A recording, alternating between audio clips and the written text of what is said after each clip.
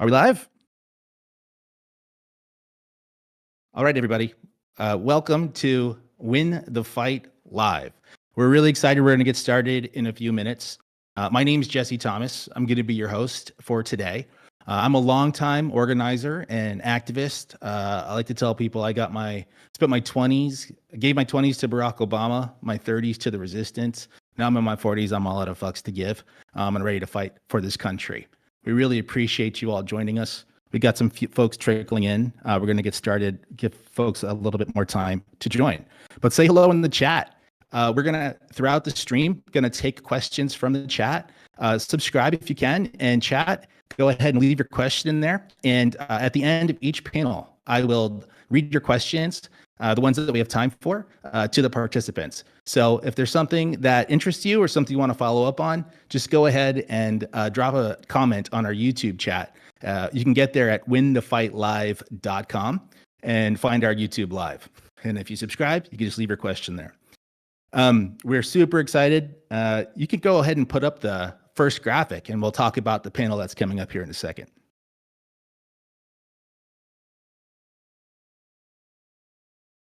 I hope everybody's doing good. It's going to take me a couple minutes before I can actually see your comments. A little delay between our stream and the YouTube, but we'll be tracking them and we will respond.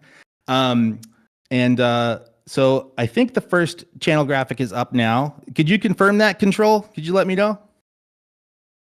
Okay, great. So opening the conversation, we've got the amazing Adam Mockler, the amazing Dean Withers, and the amazing Congressman Max Frost. We're going to talk a little bit about how crazy Trump 2.0 is compared to Trump 1.0, what's different now, what we have to do.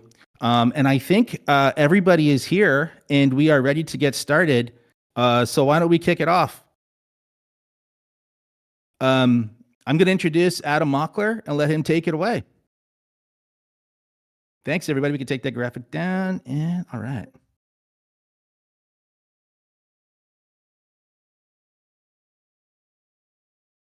Cool. Adam, are we live?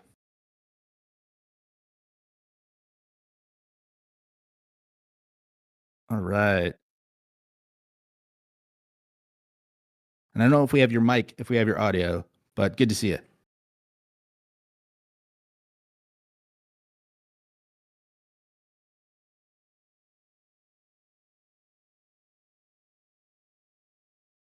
Hey, Dean, what's going on? Hey, guys.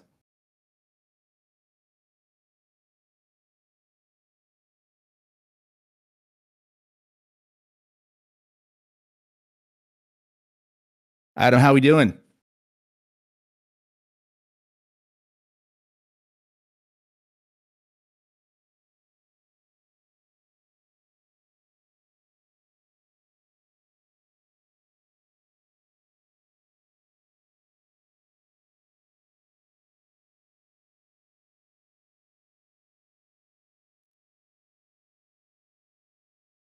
All right.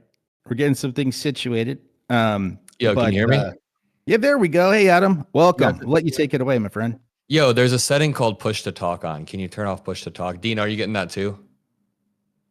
Yeah, you got to turn off push to talk. But either way, while you're figuring that out, welcome to Win the Live.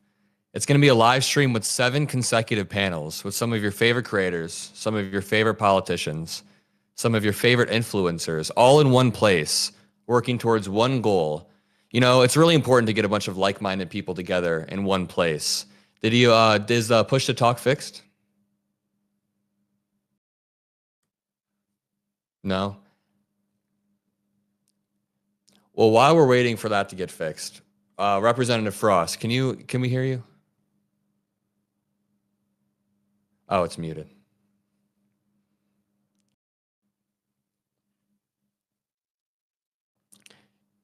Yo, well, Dean, if you click on the microphone and then you click on voice settings,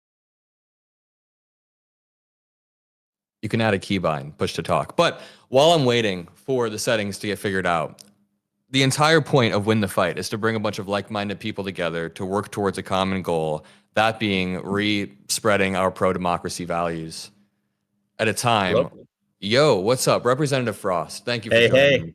Sorry. All right, I got it. Yeah, so voice settings. There you go. You should be able to hear me voice now. activity. There we go. Yeah. Sweet. All right, let's go. We are joined today by a few amazing people. First of all, Representative Maxwell Frost, how are you doing today, sir? I'm doing okay. You know, we're in a tough situation in the House, but we're gonna keep fighting. We got a 1 a.m. hearing coming up. I'm sure we'll talk more about that. But my spirits are up because we're gonna continue to fight back against this evil budget they're trying to push through. The youngest member of Congress, making all Gen Zers proud, endless energy. I love political knife fighters, people who are out there and are willing to just, punch back a little bit. You, Jasmine Crockett. We are also joined by Dean Withers, one of the most influential, largest Gen Z creators. How you doing today, man? I'm doing all right. It's so good to be here. We're speaking briefly for a moment before the stream started in the waiting room. I'm very happy to be in the presence of you both, and I think today will end up being a very beneficial event for everyone. So I just appreciate both of you guys for being here. Yeah, so I guess the reason you should care about this event, if you're watching, just to kick this off, is because we'll have 7 consecutive panels of people who are like-minded and are working to fight authoritarianism as it spreads throughout the mainstream. Every single media source you could tune into, whether, I don't know, like if you're a young dude and you're trying to watch workout videos on Instagram, you get sucked down this pipeline to RFK Jr. Or if you're looking up dating advice, you get sucked down this pipeline to Andrew Tate. So we want to provide some moral clarity at a time like this. Let's start off with Representative Frost. Can you tell me what you've been seeing on the ground, in Congress? How have people been feeling about this fight against Trump and authoritarianism? Tell me a little bit about the big ugly bill coming up. Well, I've been on this national tour with Senator Chris Murphy from Connecticut, who I actually met when I was 15 years old after the Sandy Hook shooting happened, and I met him at the vigil that was going on. And over 10 years later, now we're both in Congress. We've been traveling the country, going to Republican districts and speaking with the people in districts where the congressperson refuses to do a town hall. Because what's happening is Republicans in Congress are trying to pass this thing. They're calling it the big beautiful bill, but it's really the big ugly bill. It's a bill to rip away health care from millions of Americans, to rip away nutritional and food assistance from millions of Americans, to do all these cuts. And you think, wow, we're doing these cuts to make sure that our country is more, fiscally sound and et cetera. We can help more people. But no, they want to do all these cuts so they can give billionaires and mega corporations a massive tax cut. It's the age-old thing of these Republicans working to make the poor poor and the rich richer. And so we're fighting against it. But I'll tell you, as I've traveled the country and I've spoken with people face to face, I've spoken with people who voted for Trump. I've voted for people who are Democrats, Republicans, progressives, moderates, all across the spectrum, and everybody's pissed off because they're seeing the day-to-day impact of all these cuts. And also the fact that all these cuts are just to make the rich even richer hurts even more to people across the political spectrum. So I'll tell you, even though times are tough with all the fighting that we're doing, I do feel a sense of optimism because the people are really rising up and we're not going to take this. We're not going to take this shit from them. We're going to fight for the programs that help our people and help our families.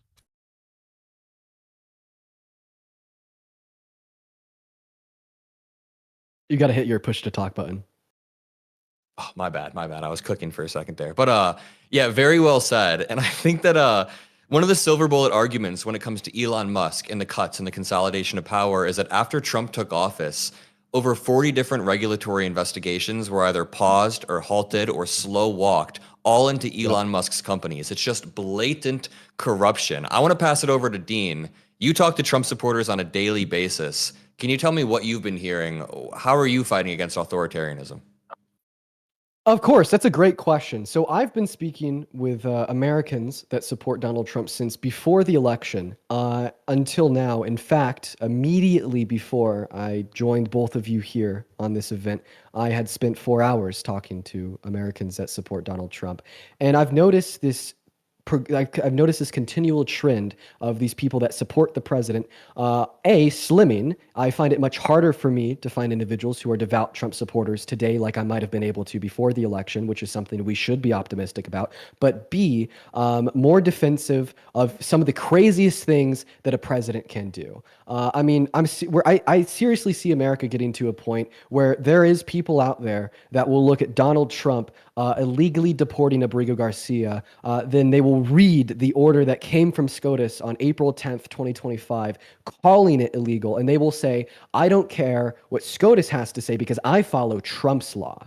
And in fact, I see the sentiment all the time, even as it relates to maybe his use of the Alien Enemies Act. They say it's the best thing we've had since sliced bread, even though SCOTUS has told Trump he can't use it as it relates to specific groups of immigrants because it's defined their due process. And they will just bend the knee and keel over for economic policy, which hurts them as it only is intended to help those making over $395,000 per year. And it's an issue. I think it's a problem of propaganda in mainstream media. I think it's a problem of mob mentality and just wanting to exist as a part of a group, to have other like-minded individuals as yourself, but not really to seek truth or to make America a greater place. And I think having these discussions, being able to point out those problems, have true, honest, and transparent conversations about how bad it's gotten, and how, yes, this is authoritarianism, how, yes, we are bleeding into fascism, and that is a claim made not because I'm a crazy liberal, but rather because I can read, acknowledge, and understand the 14 tenets of fascism as it's defined in the literature, is incredibly important for the future success of this country. And I love to see so many individuals having these conversations and being more outspoken and proud in their defiance of Trump, and saying that this administration is not for the people, but for them and themselves alone. And yeah. Yeah, when it comes to due process, I love when Republicans will inverse reality and say that 9-0 Supreme Court ruling was actually in favor of Trump. But then when you press them on it, they concede they don't even care about due process anyways. Representative Frost, you went to El Salvador, right? You went to go visit CCOT. Can you tell us a little bit about what you saw on the ground there? Well, yeah, I did go to El Salvador. I went with three other members of Congress, including Congressman Robert Garcia. The reason we went is because what we're seeing in front of us, it wasn't even just about Abrego Garcia himself, even though he's very representative of what's going on right now. But I represent many immigrants, people of different statuses. And I'll tell you that when Kilmar Abrego Garcia was sent to El Salvador, I had constituents literally coming up to me as I'm at the store, walking around the community saying, he represents me. Like, what happened to him, I'm scared it's going to happen to me. I'm scared it's going to happen to my daughter, my abuela, my grandma, my grandpa. And when we started receiving literally hundreds of letters, emails, calls, texts, DMs from constituents, people who live in my district, saying, do something about this, I'm scared.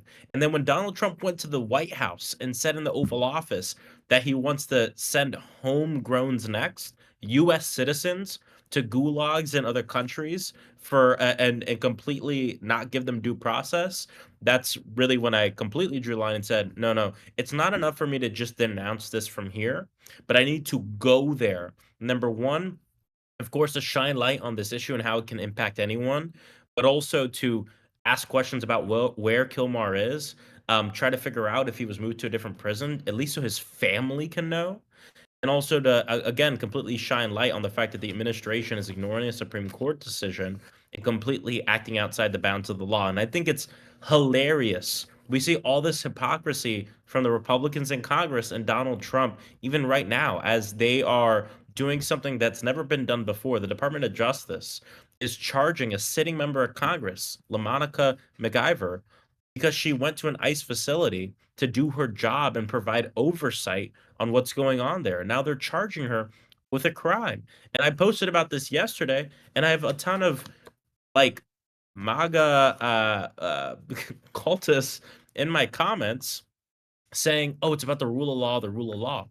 If you care so much about the rule of law, tell Donald Trump to stop deporting people with zero due process. And the thing that's really frustrating to me is this. The right talks a lot about American exceptionalism, but then they want to do nothing to protect what actually makes our country exceptional and different. And one of those things is the fact that our Constitution doesn't have a thing that says, by the way, everything you just read only applies to certain people. No.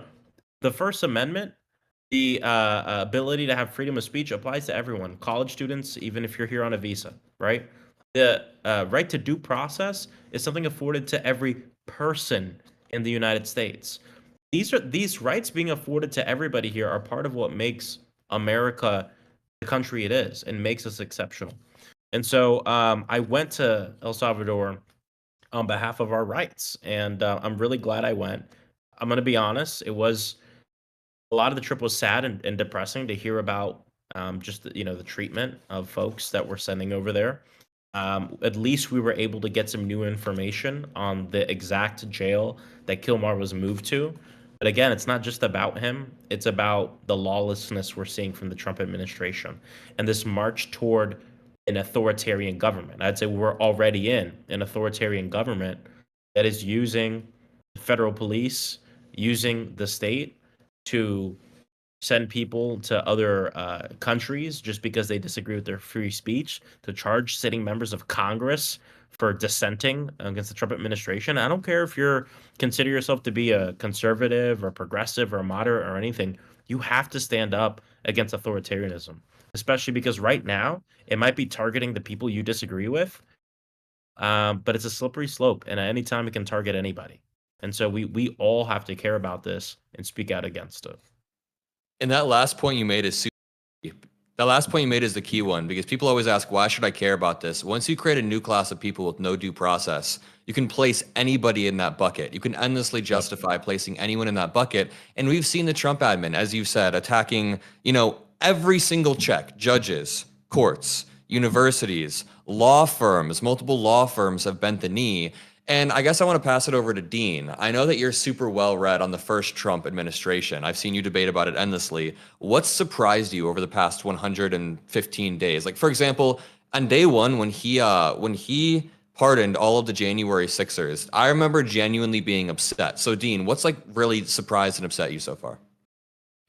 Well, the first question there, what has surprised me? I don't have a response to that because it hasn't surprised me. I think that myself, as well as every other person in America, had enough knowledge to know that something like this was bound to happen and that it will only get worse the moment Donald Trump tried to install himself for a second presidency on January 6, 2021.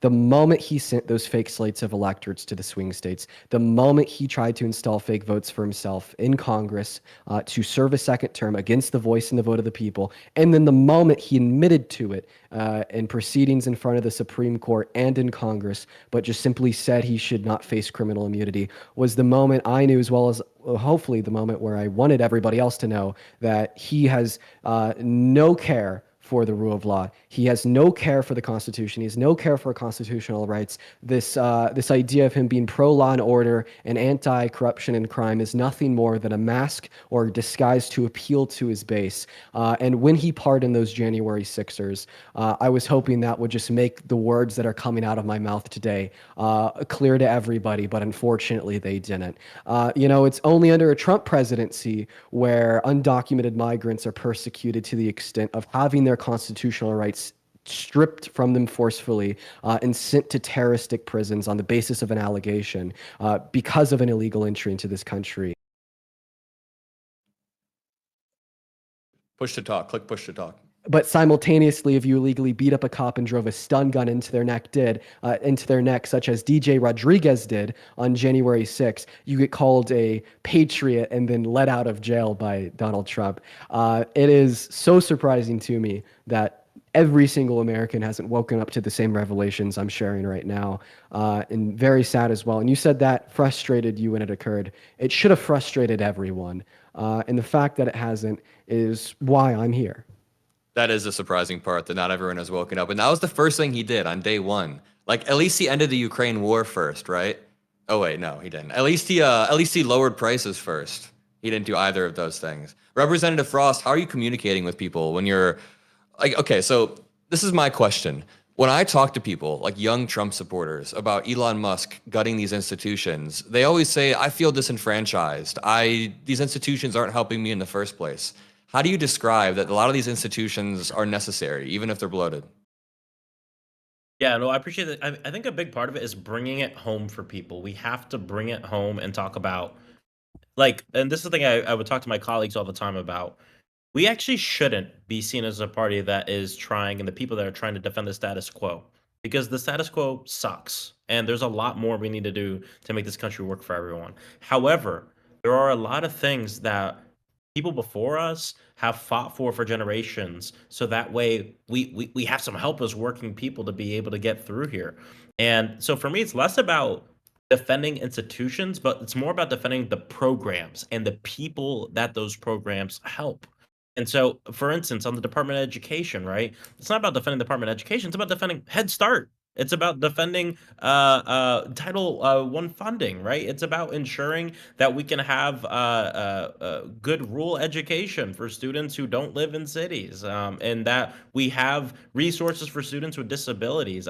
So I really talk about the programs more than the building itself, and that helps people realize, like, whoa, I've been fed a ton of BS in terms of what the Department of Education does. It's the same thing when I talk about what's going on with the VA. I mean, when we keep the conversation to a thing in DC, it is a lot easier for somebody like Donald Trump to just lie to his supporters about what's going on.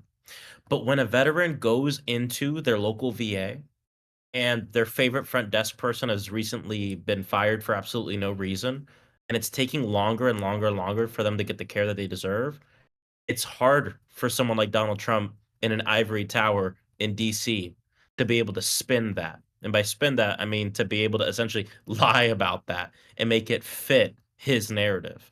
And that's really what I found in my travels is more and more. And I think part of the reason why Dean has mentioned that it's harder and harder to find kind of these people who are like ride or die Trump is because I think people are starting to feel things at home, and it is hard to lie to someone about something they're seeing in front of their very own eyes. And so for me, it's bringing it home for people. We gotta stop talking about this in the abstract. There's nothing abstract about money being taken away from the mouths of children because single mothers won't be able to get nutritional assistance anymore. We're talking about like $7 a day to help like a family feed people because we can all agree that the system right now as it is not set up for us. And Donald Trump lied when he said he was going to make it the golden age for America. He's making it the golden age for the billionaires and the dark ages for everybody else. Dude, that's what I've been saying lately as well, that Elon's making the government more efficient for himself and his own companies, Exactly. especially the one where all of these regulatory investigations are just paused or halted after Trump fired the inspectors general. Clear public intimidation. Dean, I actually want to know how you'd respond to the same question. Say you're debating a Trump supporter and like not even the illegality of it. Of course, Elon Musk subverted the power of the purse. Of course, Elon Musk subverted the Constitution. They don't care about that. How do you explain that some of these programs are actually necessary? What's your argument? Well, this is a way that I like to address it to the average Trump supporter that comes on my live. The Trump administration with the Department of Government Efficiency will still be spending more of your hard-earned money than Kamala Harris's administration without the Department of Government Efficiency. So these projections are coming from the Congressional Budget Office. All of Donald Trump's proposed policies estimated to cost somewhere in between $10 and $15 trillion. Keeping in mind, around 6 to 8 trillion of that 10 to 15 trillion is just for tax cuts, which disproportionately benefit the most wealthy of those among us, right? Meanwhile, we look over at what Kamala Harris had proposed for her presidency. We were looking at maybe 6 to 8 trillion dollars of overall new debt-related spending, with the majority of that being spent on tax cuts for you and 100 million American workers just like you. So when the Trump administration will boast about how efficiently they're cutting down these programs, even though they have no clue what those programs are or how they benefit Americans, at the end of the day, he is going to turn around and spend trillions more than he could ever cut. Elon said the most they could cut it is around $1 trillion on systems that benefit the millionaires and the billionaires. So I don't even find it efficacious to try to sit there and describe to some of these rather dense people I'll speak with about what the particular systems are that are being cut. I leave that to those that are significantly more knowledgeable than I am, and just simply point out the fact that at the end of the day, our government's going to be spending more money than it would have if he wasn't elected. And I mean, that same trend was true in his first term too.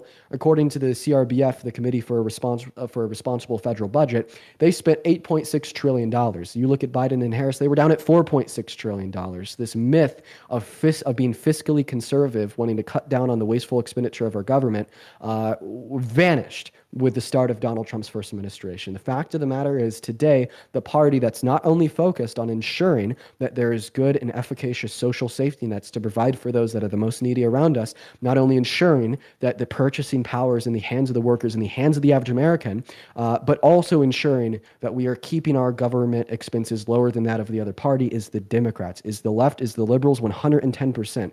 It is Trump who's bloating our federal expenditure. He's just hiding that and masking that under this guise of the DOG. Trump Hey, man, bloated. brother Dean, can I cut in here for a second, guys? You've got a lot of fans. I want to acknowledge some folks in chat, if you're good. Jillian and Ton say these dudes know their shit. We got some. I want to shout out also Terry, Evelyn in Arizona, and we got another comment here, Kayla. Happy to see so many young people fighting for our country. If you have questions, guys, please leave them in the chat. You can get to our YouTube at Win the Fight Live. But we have a question here from Robin Levinson. The GOP, most of them, are not upholding their oath to office. What can be done to get them out before elections? I'll kick it to you, maybe Rep Frost. Yeah, I appreciate the question. And look, I've been hearing a lot about this because, like I said, I'm touring these districts where there are Republican representatives who will not meet with their constituents and not host a town hall. And I got to tell y'all, as a representative, it's kind of a disrespectful thing to go to someone else's district and host a town hall. But you know what's even more disrespectful? Not even hosting a town hall for the people you're supposed to represent. And so we've seen a lot of that. I mean, the best thing we can do right now is focus our energy on making sure they feel the pressure everywhere all the time. Because I'll tell you, for instance, just a few days ago, a senator, Josh Hawley, who I agree with on, I would disagree with on 99% of stuff, came out with a pretty forceful rebuke of this big, ugly bill and said, I can't support it with these Medicaid cuts. We'll see if he holds us to the end. But I can promise you that he would not have said a peep about this in the negative direction if it wasn't for the pressure that his constituents are putting on him. So I would encourage everyone, if you're upset with your Republican representative and your representative because they're not meeting with you or they're not, speaking out against this bad bill, or they're going to vote for it, pull up to their office, protest, make sure that the press is hearing about it, make sure people hear about it in unlikely places that aren't political, and keep that pressure on all the way till the midterms, and then work to vote them out. I think we are better served if we put our energy towards pressuring these people and calling them out. You see them in the grocery store, walk up to them and say, hey, why are you voting to take away health care to millions of Americans? What the hell is wrong with you? Like, make sure people hear about this and keep the pressure up. And I'll say that I'm asked all the time by people when I travel, what can I do? What can I do? I can tell you generally what you can do, but here's the best answer. Find a local group that'll tell you what to do every day. Because I promise you, all these groups have been begging for your help for a long time. So now's the time. It's never too late. Get involved because they need you, and they need you for the fights we don't even know about yet.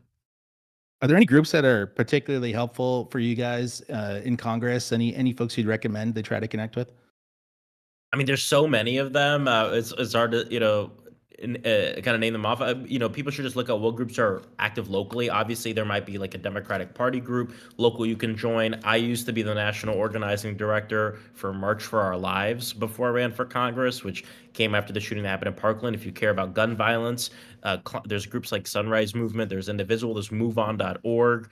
There's a lot of different groups that you can get involved in depending on what issue you care about. Working Families Party. So I suggest, really think about the issue you want to engage on and just go all in. Because another part that's important about organizing is the fact that you are with other people in person, that you generally believe the same things and want to fight together. Fascism and authoritarians thrive when the opposition works in not in solidarity, but in solitary. And so we got to work together and have more places where we can come together and fight together. So don't discount the power of just organizing in groups in person. It's really important. I have to shout out this person, Thomas Giarita, I believe, shared with us. I'm an 82-year-old veteran. I swore an oath to protect my country. I have no intention of quitting now. How do I get people to hear and listen to me? And I just want to shout out Thomas, 82-year-old veteran. We were going for young men, but we are so proud to have you watching, sir. But I'll turn that question back over to you guys. I can hop in really quickly. First of all, another good org that you can join is Vote Vets if you're a veteran. That's one that I've been working with lately. They're really, really solid.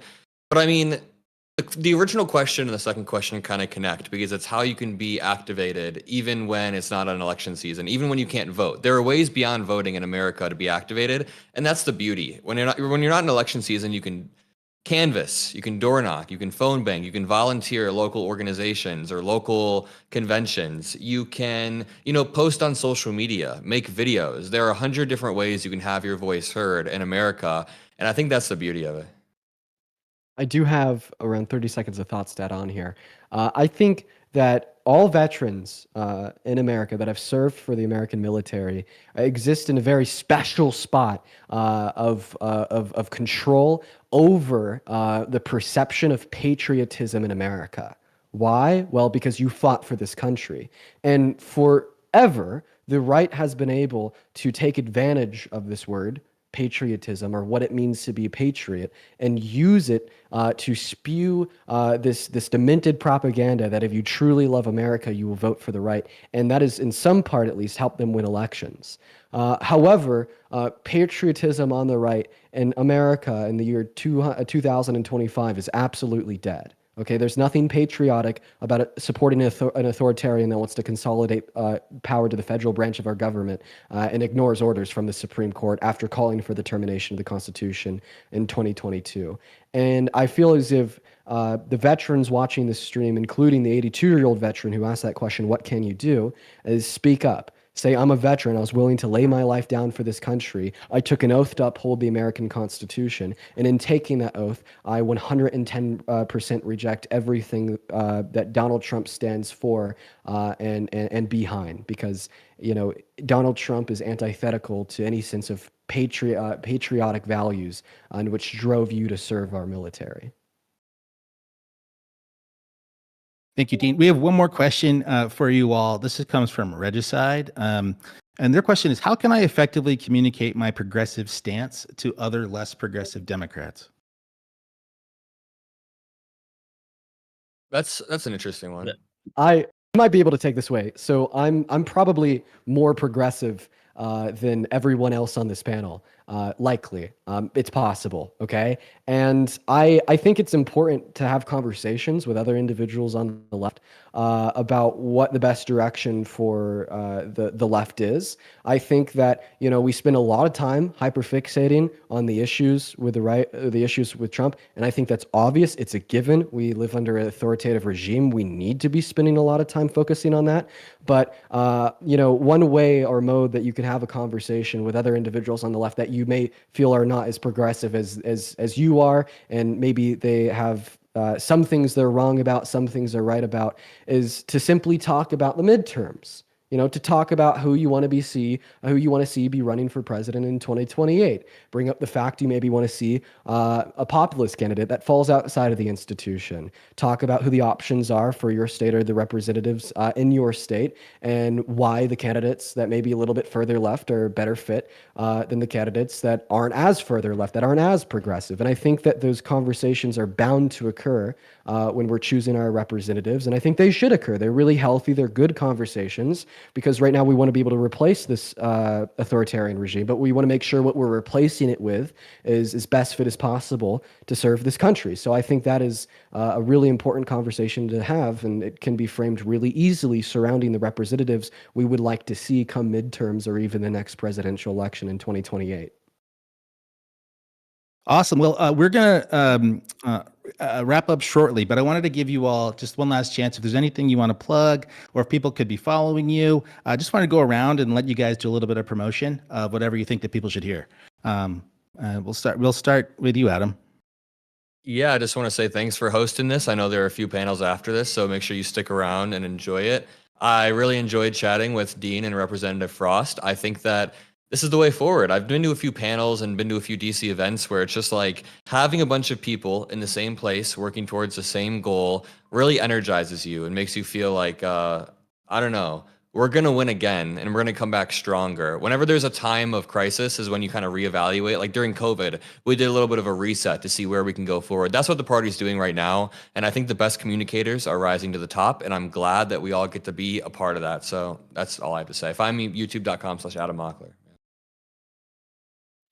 I'll hop in here real quick. Both Adam and Congressman, it was a pleasure to be able to be on this panel with both of you, very similar to what Adam said. It's awesome. It's so cool that there's people out there that are willing to use their voice to be loud and stand against the Trump administration. And more than just using your voice, you, Mr. Congressman, are using your physical exertion of labor at the Capitol, and I think that's quite admirable. But yeah, I know if you want to find me really anywhere, Dean Withers on all socials. And yeah, to the organizers of the event, thank you so much, and to Adam and Congressman, thank you so much for your time on this panel with me. Yeah, great to be on here with everybody, and I would just encourage everyone, just figure out a way that you can get involved and fight against these fascists and these authoritarians. And to something that Dean said earlier that I think is important. This can't just be about fending off what's going on now. We have to keep in mind the world we want to build. Because I'll tell you, for people who don't know my story, I ran for Congress at 24 years old and was elected at 25. And I'm in my second term. The reason I kind of gave up my 20s to run to be a congressman is not just to defend the things we have, but because I actually believe in a world in America that lives up to its promise.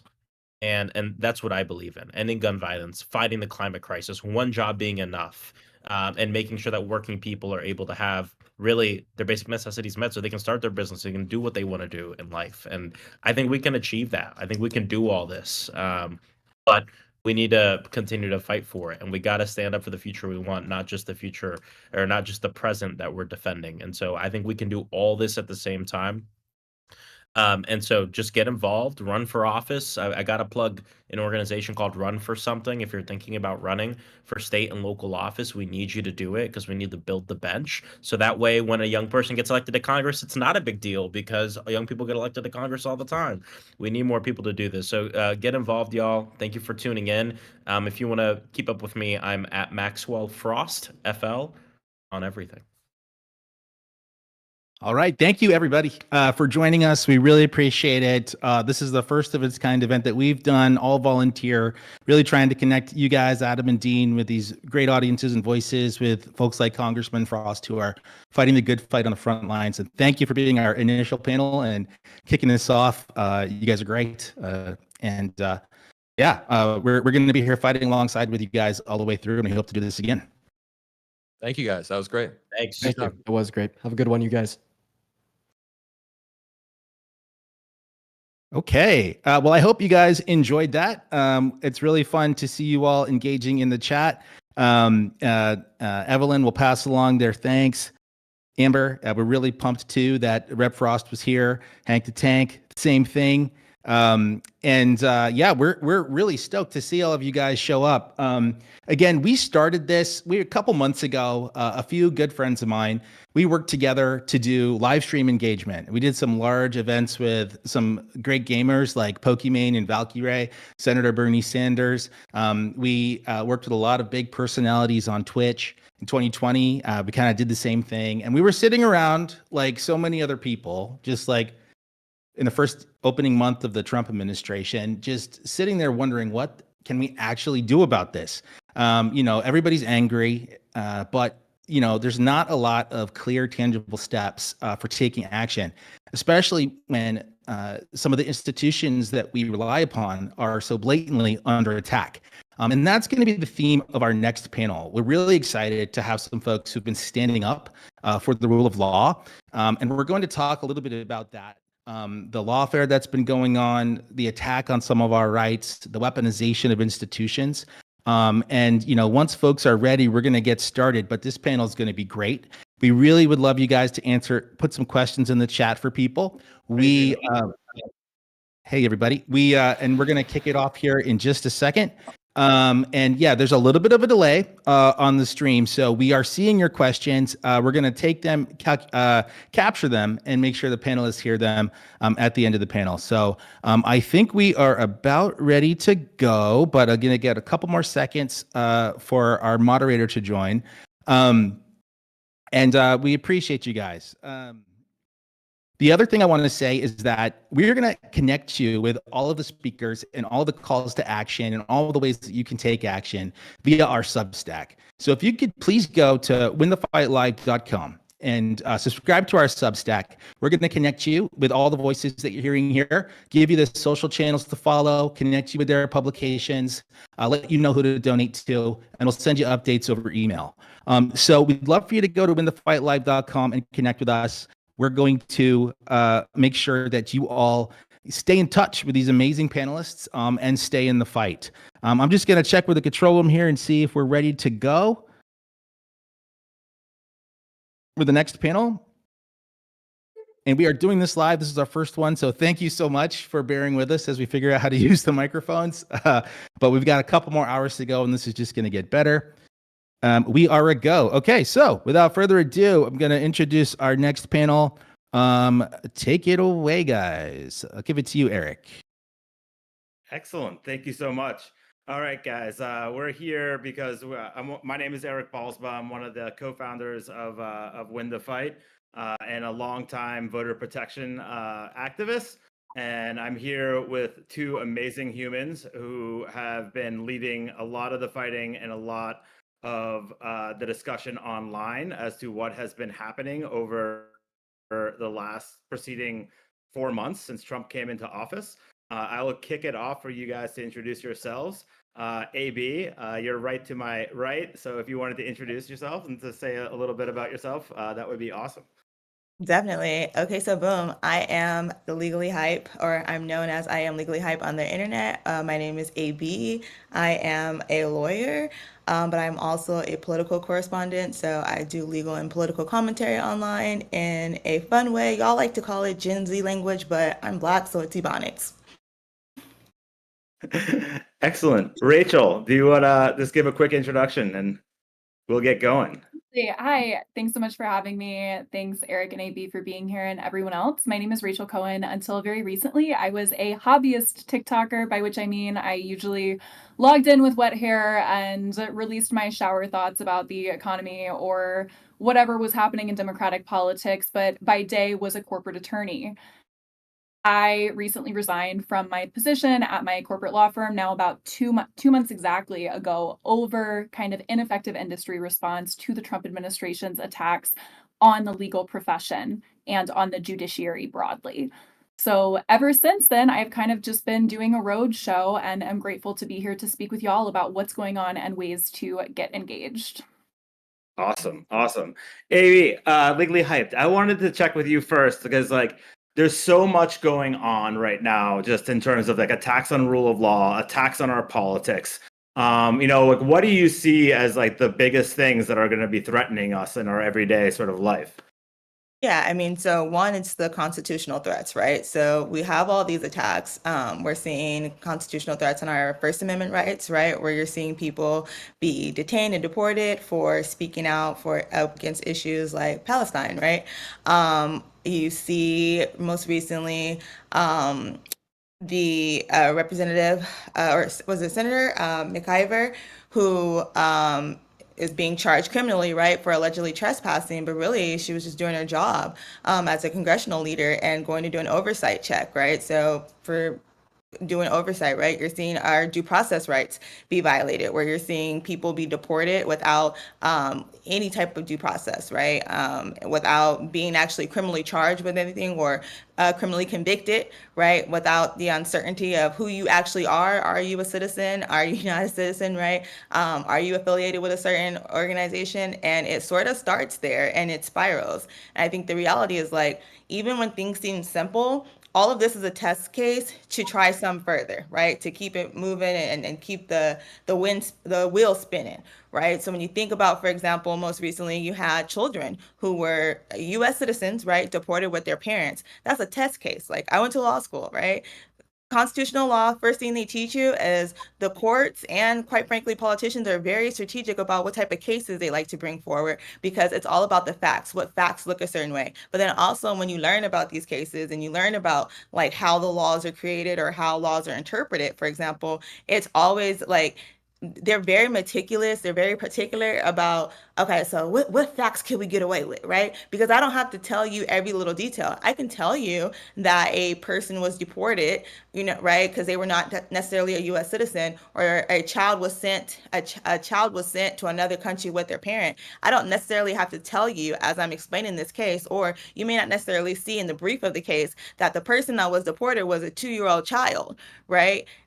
Or that the individual that was deported, was not a criminal convict, right? So it's all those little minute details, right? The nuances in that make it kind of dangerous, and you have to keep your head on the swivel and figure out like, okay, so what's really going on here? Like, why are we moving like this?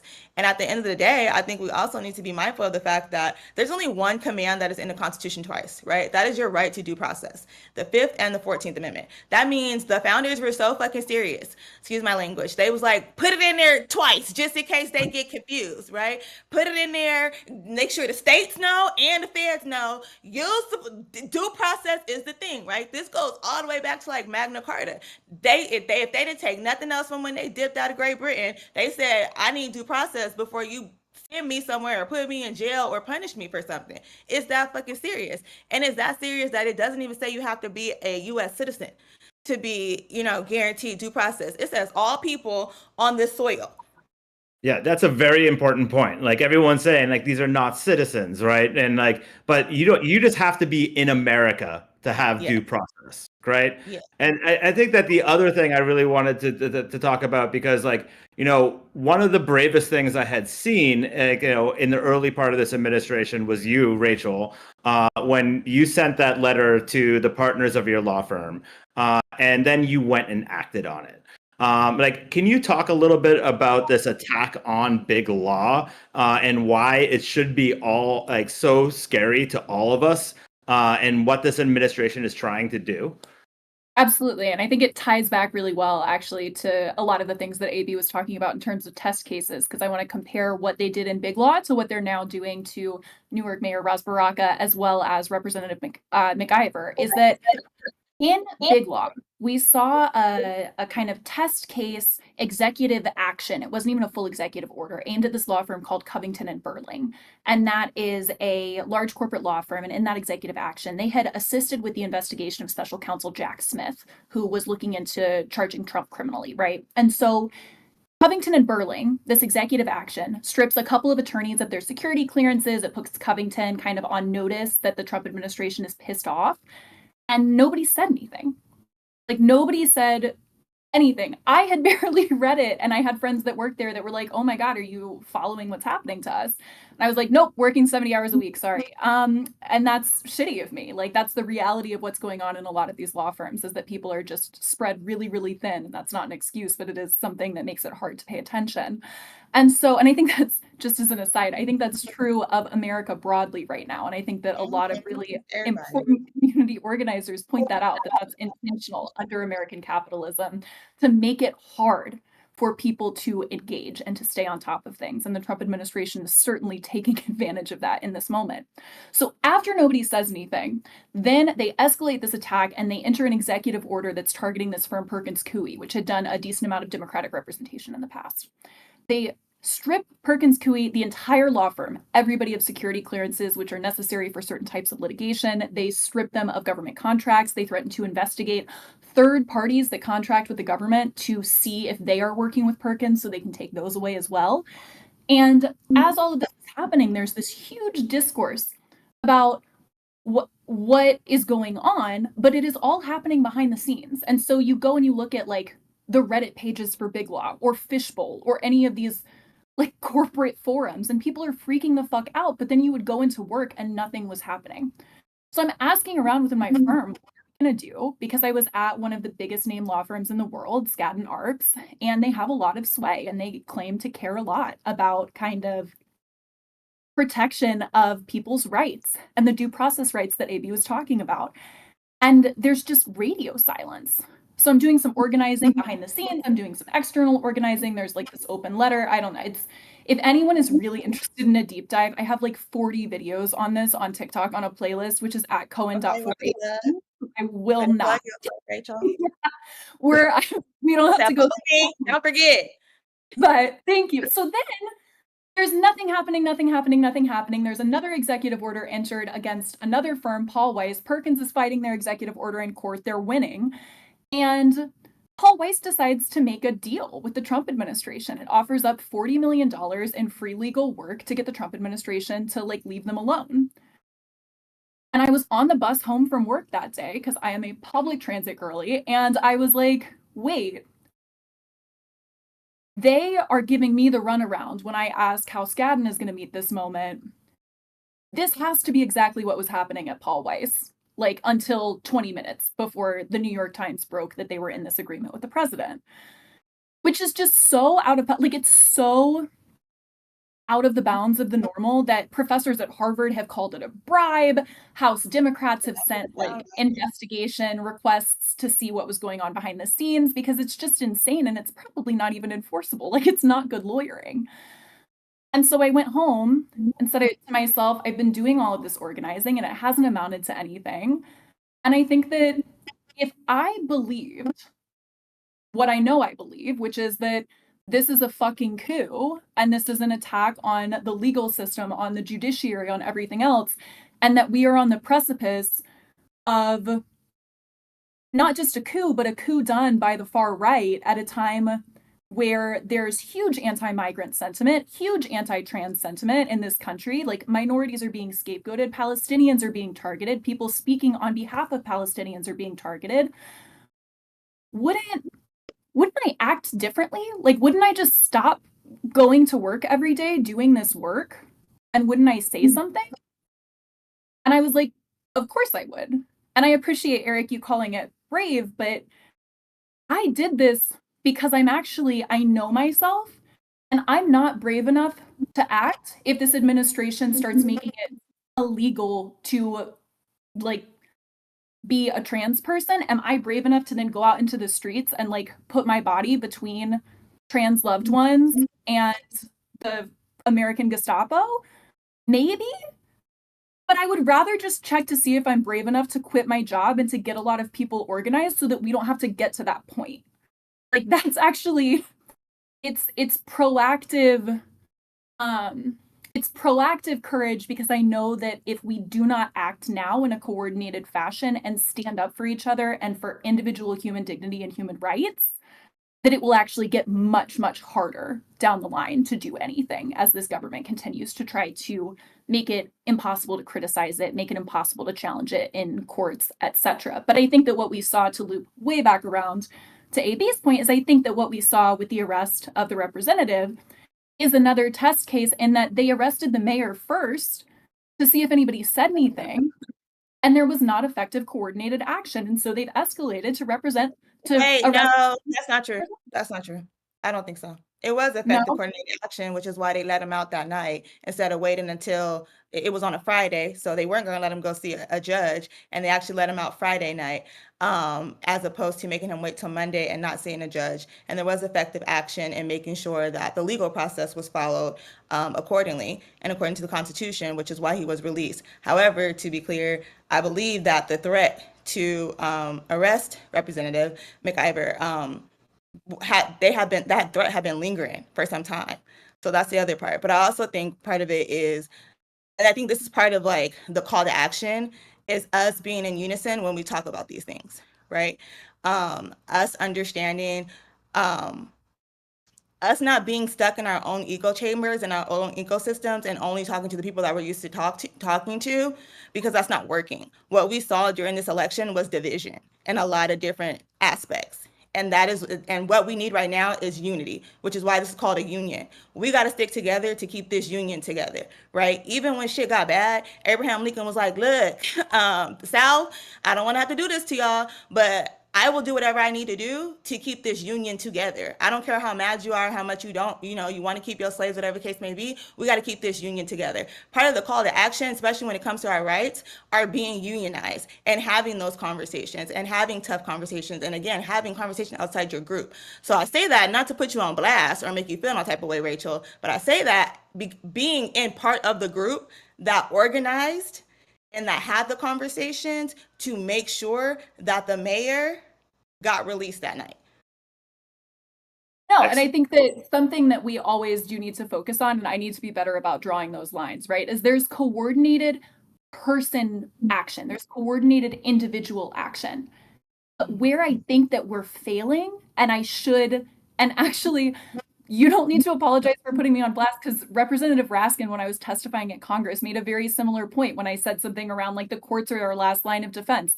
And he said, people are our last line of defense, but the courts are second. And so we should be really worried. And I think that that is a rhetoric thing that is coming from backgrounds of being very institutionalist, right? And being really rooted in notions of systems or institutions that will save us. And so that is so inaccurate. And that's very true that there was effective, coordinated grassroots action, which I think is even what we're seeing on this call and what we've seen from groups like Indivisible, from 5051, from Palestinian organizers, etc. I think the electeds are failing in coordinated action on the whole. And I think even the lack of response, I think effective and coordinated response at the elected level related to the arrest of Representative McIver is what's really sticking with me now and making me think about those things in that way. But I think you're totally right. Yeah, and like I also wanted to bring Adrian Elrod into the conversation. Sorry for tech issues. I know. I apologize. We're doing this all on Discord, which is new for some people. But she's been like one of the leading campaign operatives in the country. Was working at Commerce and is just like a great voice in the space and in this fight. So yeah, Adrian, just wanted to toss it over to you to introduce yourself and sort of say hi. Yeah, thank you so much. Adrian Elrod. I'm not an attorney, but I was supposed to moderate this panel conversation. I really apologize. I just came off the Harris campaign and before that, the Biden campaign. A senior advisor, senior spokesperson, as Eric mentioned. I also worked at Commerce under Biden, doing the CHIPS implementation. And I just, first of all, wanted to just thank all of you all for joining us today. I think it's really important that we get this group back together. When we made the candidate switch during the campaign and we went from President Biden to Vice President Harris, there was really this, of course, everybody certainly remembers this, grassroots swell of just enthusiasm across the board. And there were so many of these calls. There was a Women for Harris call that I think had, several, I think 150,000 people or something like that on it across the country. Obviously, like the White Dudes for Harris and all these different calls, these Zooms that sort of materialized and these live streams to really channel that grassroots enthusiasm. And even though we don't have a definitive candidate for 2027 going to 2028 at this point, I think we're gonna have a lot of candidates. Even though we don't have that quote unquote de facto leader of the party, I think it's so important that we channel our grassroots enthusiasm and we get these people together to have these conversations. I mean, Rachel, I picked up on a little bit of the conversation that you were having toward the end. I don't know that this is the place to necessarily figure out every solution, but I do think there is a significant lack of coordination between what's happening at the legal level versus what is happening at the legislative level. I mean, why do we not see Congress amplifying a lot of the legal work that is happening? Democracy Forward is a client that I work with, and I'd love to see, they're doing incredible work, and I'd love to see, a legislative coordinated effort coming from Capitol Hill to really help amplify some of the incredible work that all of the legal resistance organizations are doing. So I just wanted to thank all of you so much. I think we've got to get back to work. We're working, but we have to have simultaneous to a defensive strategy. We've got to have an offensive strategy too. And we've got to, most importantly, keep the faith, keep our coalition that was really, even though we came up a little short in the presidential, the coalition that we built was incredible. I'm personally very proud of it. And we've got to keep that coalition together because that's the only way we're going to win back the seats in the midterms, is the only way that we're going to pick up some governor's races. And it's the only way that we're going to be able to really effectively fight back and win the fight. So I just wanted to thank all of you so much today for joining, and I'll turn it back over to you. Excellent. Hey, Yeah, guys. I think I'm going to jump in here, Eric. We promised our chat. They've got some questions to ask, and we promised we get to them. So I want to just be the chat advocate here. But our man, Thomas Giatara, is back again with a great question. You guys talked about the assault on the rule of law, all the crazy things that are happening, the responses. But one of the things that Thomas asked is, okay, so what do we do about it? And then, Eric, I'm going to pass this one to you because you've been so involved in some of the efforts to fight back against voter suppression. One of the big attacks we're seeing right now is on elections and election administration and people's rights. So I wanted to kick it to you, Eric. You got a lot of expertise here in actually organizing people. What do they need to know? Yeah, I mean, look, they want to make it really hard to vote. They want to pass the SAVE Act, which is going to be something that requires you to have a passport and a birth certificate in order to vote. If that happens, that's going to greatly affect young people who it's $165 to get a passport and it takes 6 weeks. It's going to affect women who have gotten married and changed their names. One of the things I had saw is well, what if I change my name from what's on my birth certificate? You then have to have your certificate of marriage, right? A guy doesn't have to have that. And you see all these wingers, the right wingers posting about how, well, if women just didn't vote, we'd win everything. That's the worst possible outcome I could possibly imagine, is reducing the voice of women. So it's really, really important that we can get engaged. Now, there are a couple organizations like Vote Save America, and Shaniqua is going to be on one of our later panels. We had a scheduling conflict for right now, but they go to votesaveamerica.com. This is an organization that is fighting for every single day for voter protection, because I believe that voter protection is a full contact sport. It is year round, right? We should be going out all of the time and talking to voters about their rights. If they pass a piece of legislation that says that you need an updated ID or whatever in a state, we should be right there talking to a voter and getting them a new ID or whatever it takes, even if it is a year and a half out from the election. So follow some of those. Next Gen is also doing a lot of work on voter protection. And it's also the online communities that can do a lot of this. I built in North Carolina. I worked at running the national, building out the national voter cure program. And in North Carolina, we won a Supreme Court seat by 534 votes. And the Republicans tried to throw out the votes of anyone that was overseas. They chose counties that were a minority, especially in order to challenge these ballots and tried to overturn the election. What we did was we got a bunch of people from the online group, different online communities, different live streamer communities, and we just went ham and called all of these people, found them overseas, and made sure that they were able to cure their ballots. And that was what wound up winning. That was the vote differential. So anything, you can get involved and sign up for these organizations and do your work year round in order to protect the right of people to vote. And let me tell you, when you help someone vote, you will that's the best you will ever feel as an activist. I mean, so much of campaign work is go knock on someone's door that's had 15 people knock on their doors already in the last 3 days and tell them to go vote. But if you go to their door and they don't know that their ballot was canceled and their voice was taken away from them, and you get them an affidavit and you get their vote counted, that is absolutely amazing. I've had experiences where we had people that were in hospice care in Georgia that were members of Ebenezer Baptist Church, which is where Senator Raphael Warnock was a minister. And, they didn't know their ballots were canceled because they were sick in hospice care. And we were able to help them vote. And there's no better feeling in the world than helping an old woman who had never voted before and voted for the first time because she wanted to vote for her minister and have a black senator from the state of Georgia to represent her, get her vote counted. So there's all these different ways to get involved, and voter protection is a year-round thing. And I think too, Tom, because I 100% agree with that, but we also have some one-off action items related to holding law firm partners who entered into deals accountable, teaching people how to file ethics complaints with state bars, etc. And those are, again, available on my social media links, and they're more one-off. So I think that we all need to be involved in long-term organizing for proactive stuff, just like Adrian was saying earlier.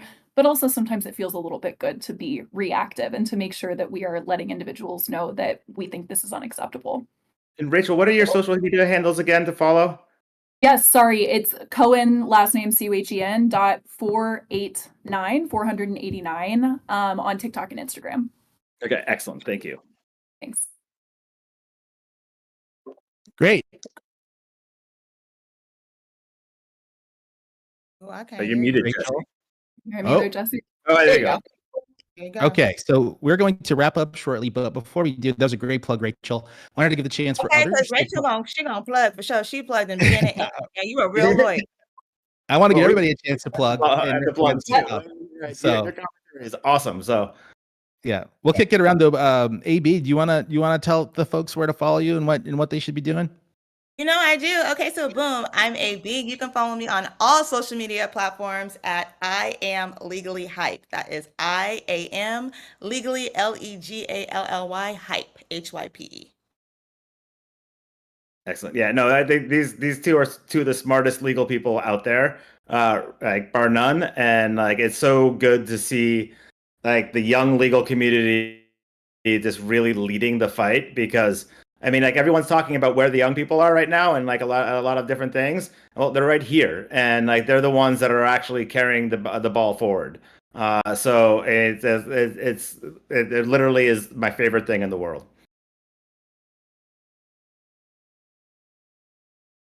Awesome. Well, thank you so much, everybody, for joining and for that great conversation. We're going to stay in touch with you all.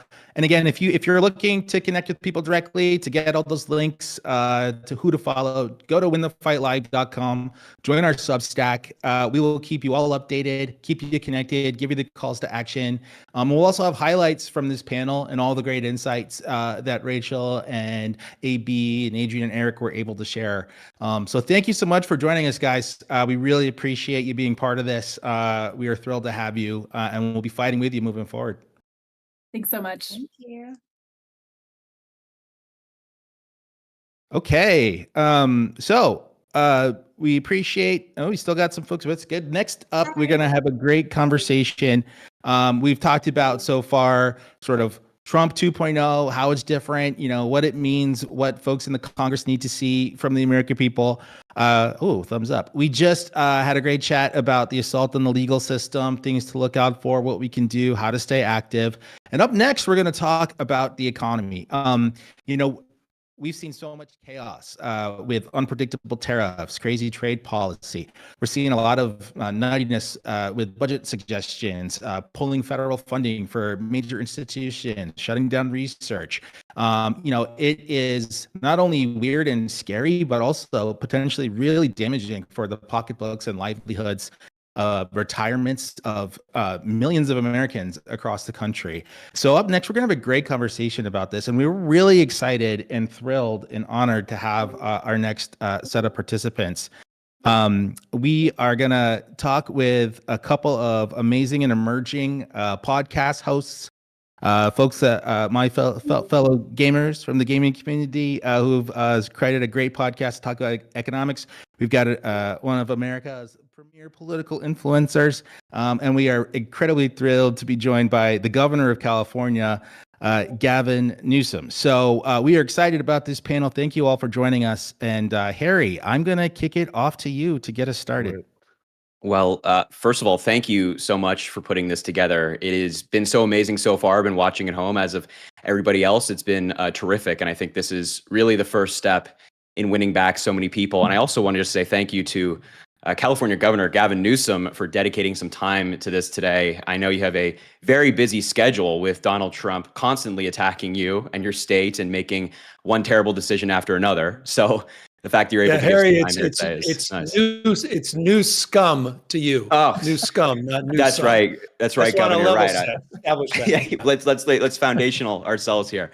But Governor, again, thank you so much for being here. I just want to start by talking about the economic decisions that Donald Trump has been making and the impact on your state.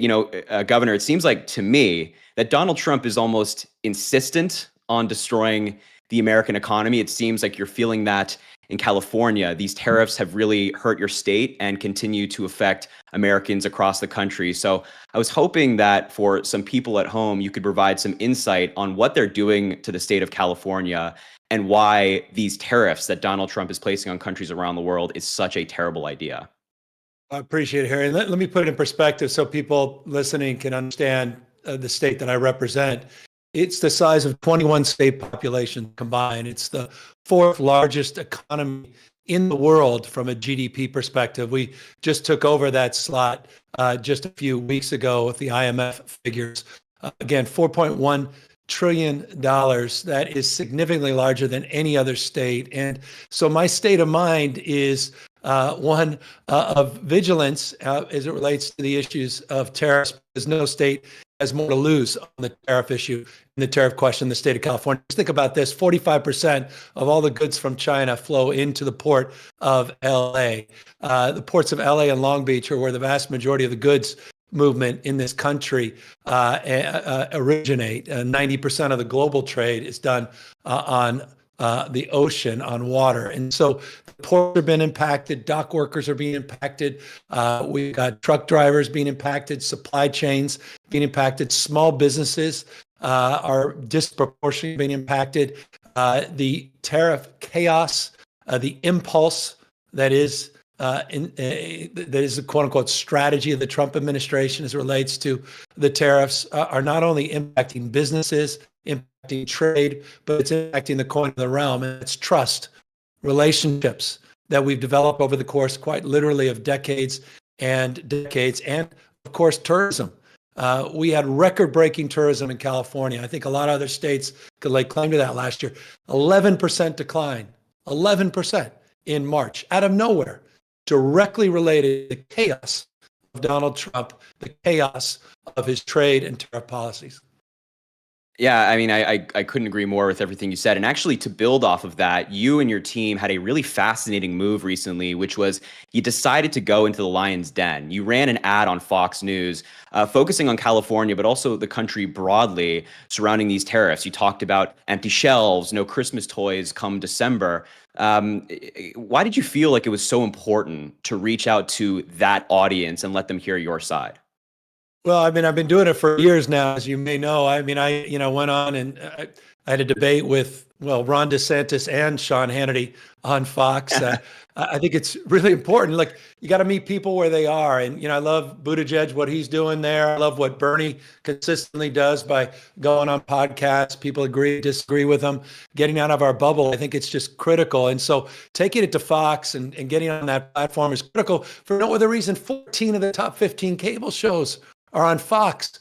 Democrats are watching Fox. Independents are watching Fox, not just conservatives. And I think it goes to explain more things in more ways and more days about the nature of our country. And look, these guys weaponize grievance.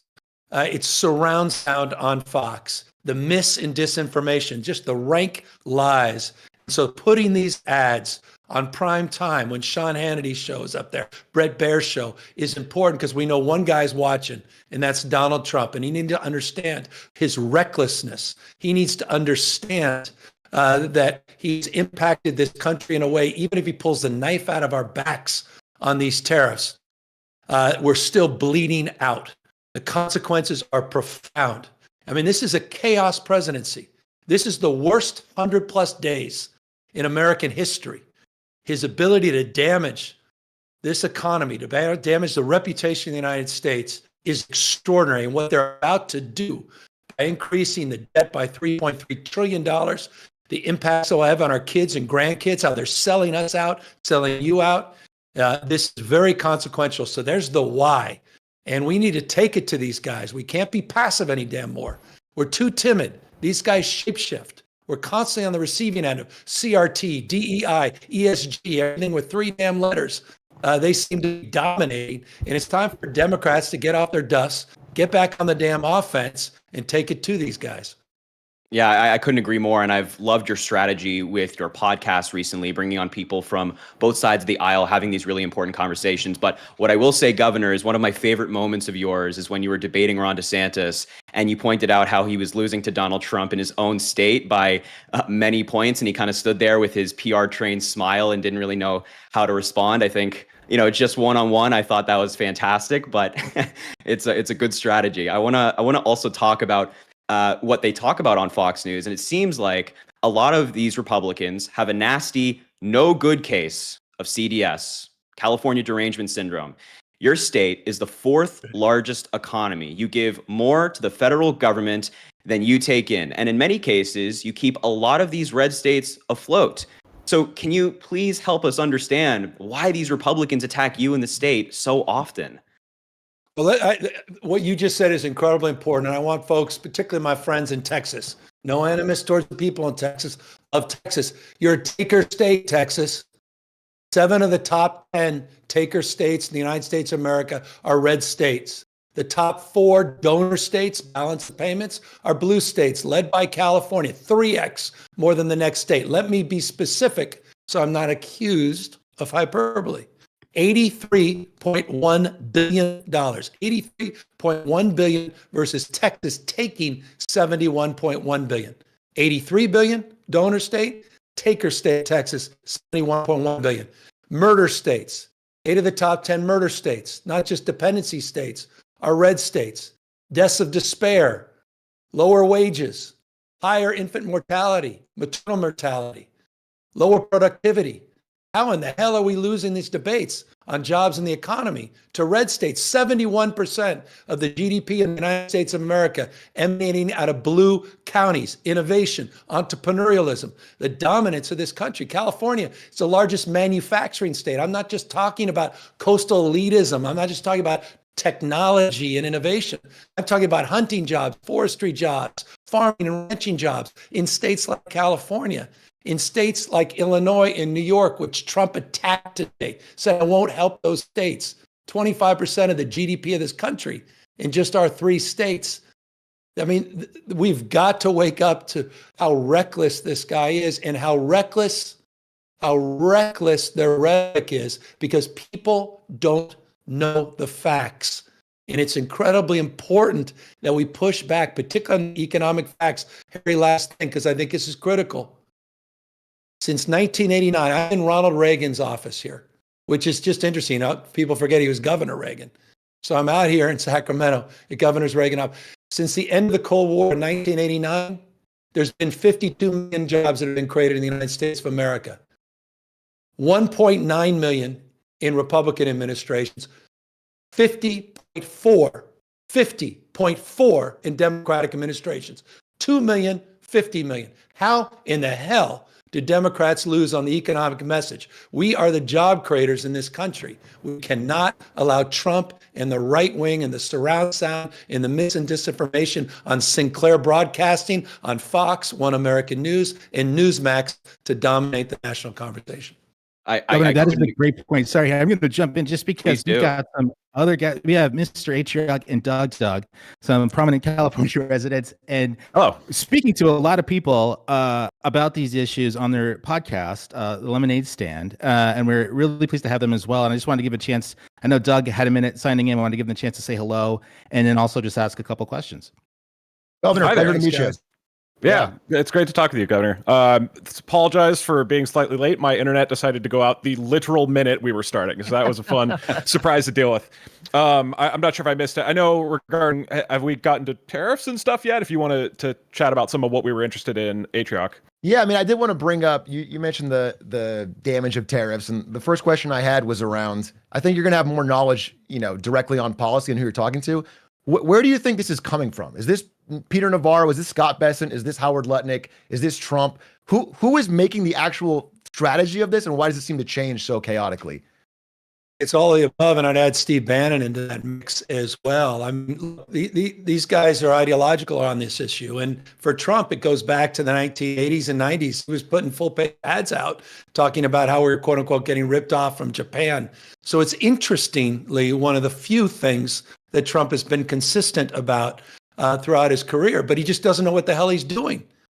Quite literally, the chaotic nature of these tariffs, by definition, preclude it from being successful. If the whole idea is to get people to onshore and bring supply chain back, they have to be consistent, not chaotic.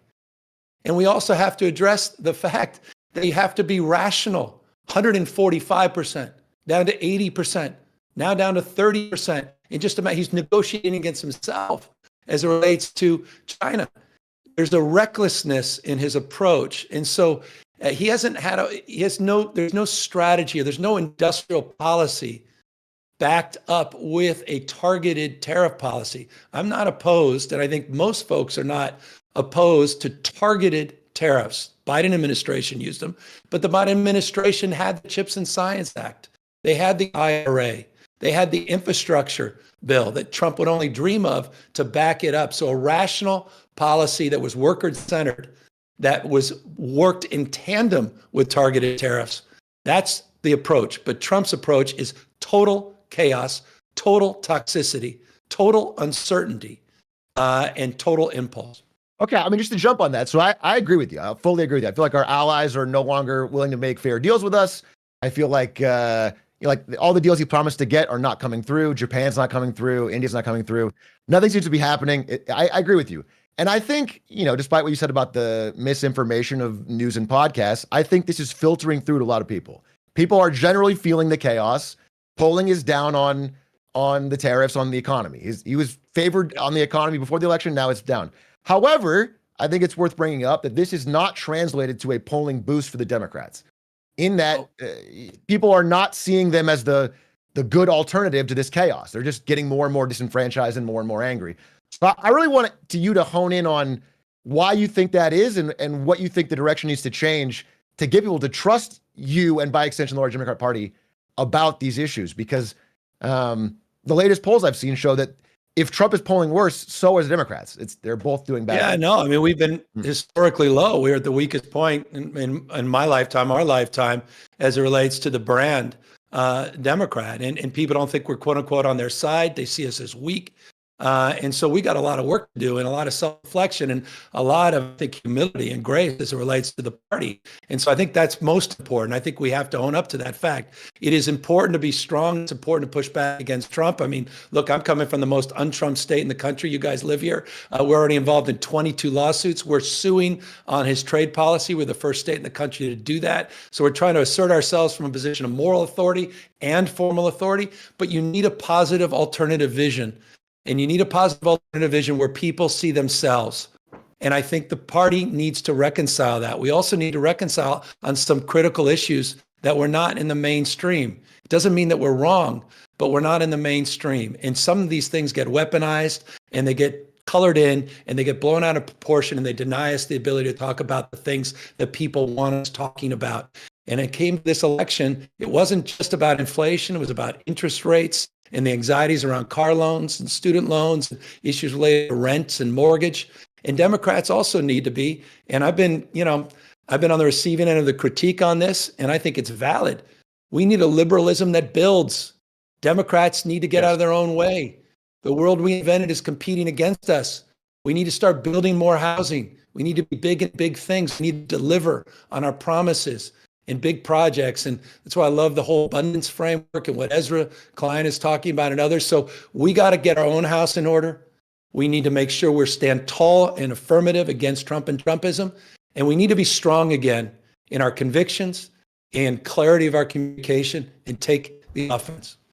So I'd love to ask you more about the housing policy specifically in regards to that. So Atriarch and I both read Abundance. I also watched the interview that you did with Ezra. I'm a big fan of Abundance and feel very similarly of a lot of chaos going on the right, but I would love to see so much more happening within the Democratic Party. And that book really resonated with me. Lived in California my whole life.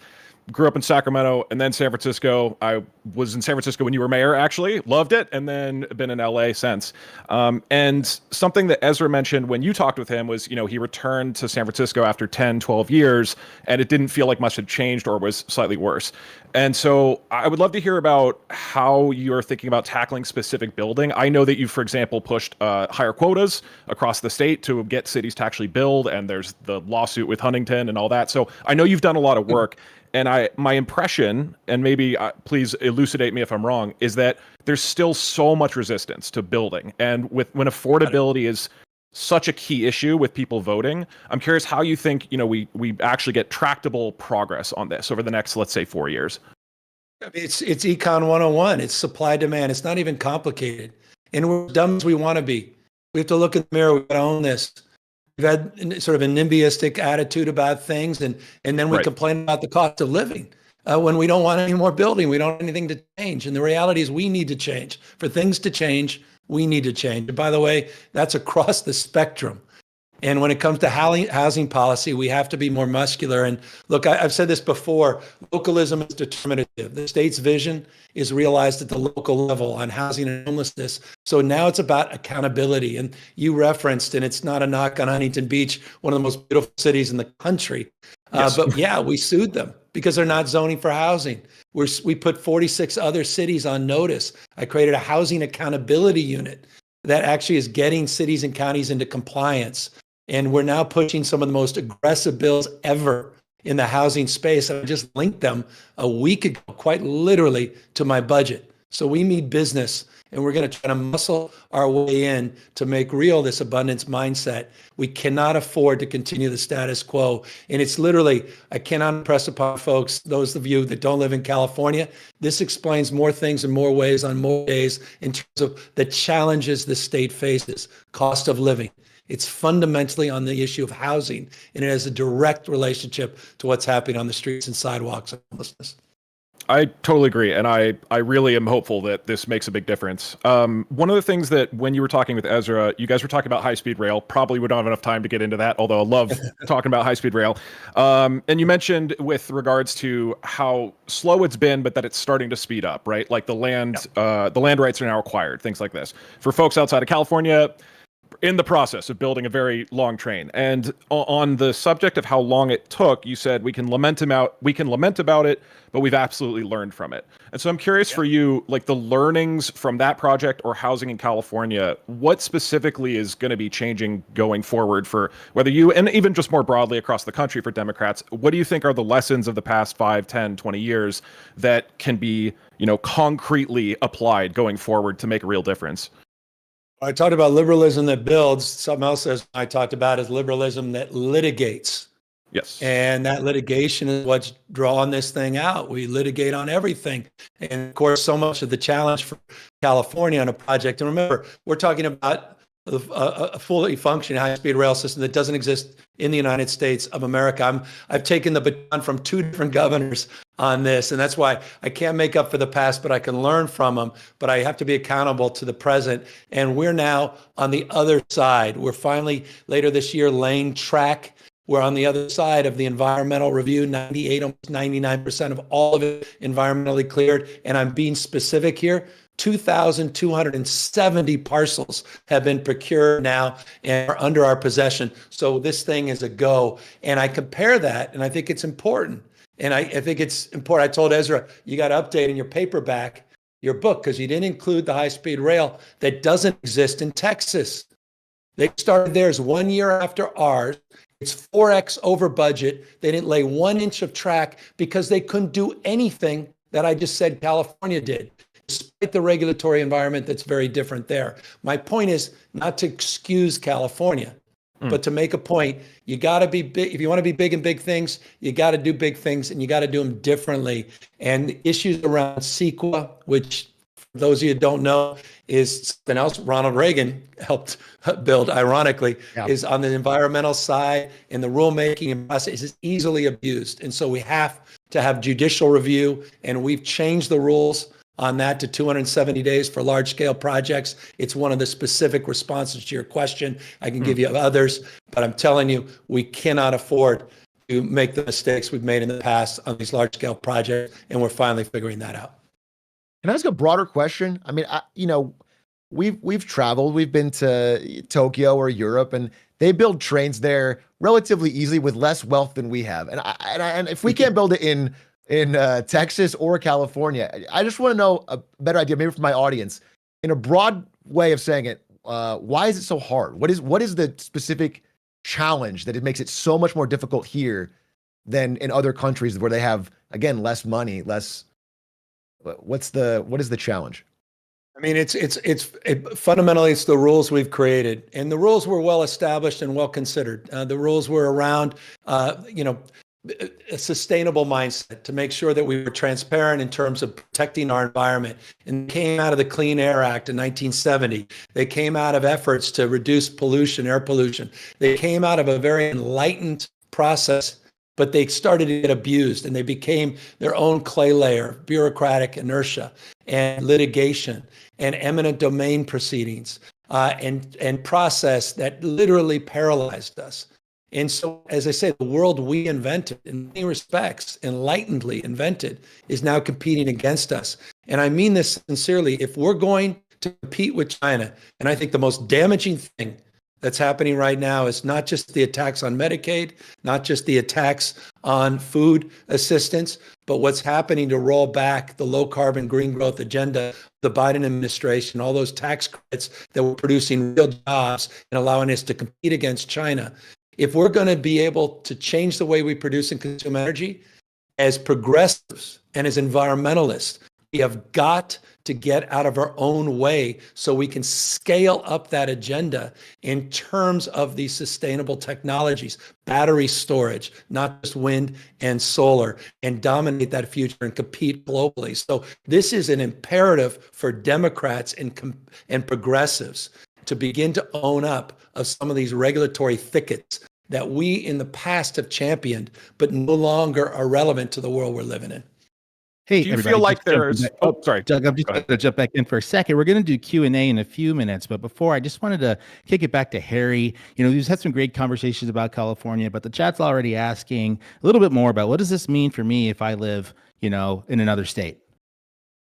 Yeah, and I think you actually bring up a really valid point there and Governor, you're talking about this earlier of getting out of our own bubbles and being willing to combat Republicans and meet them where they're at. And this is something that you are actually going through right now.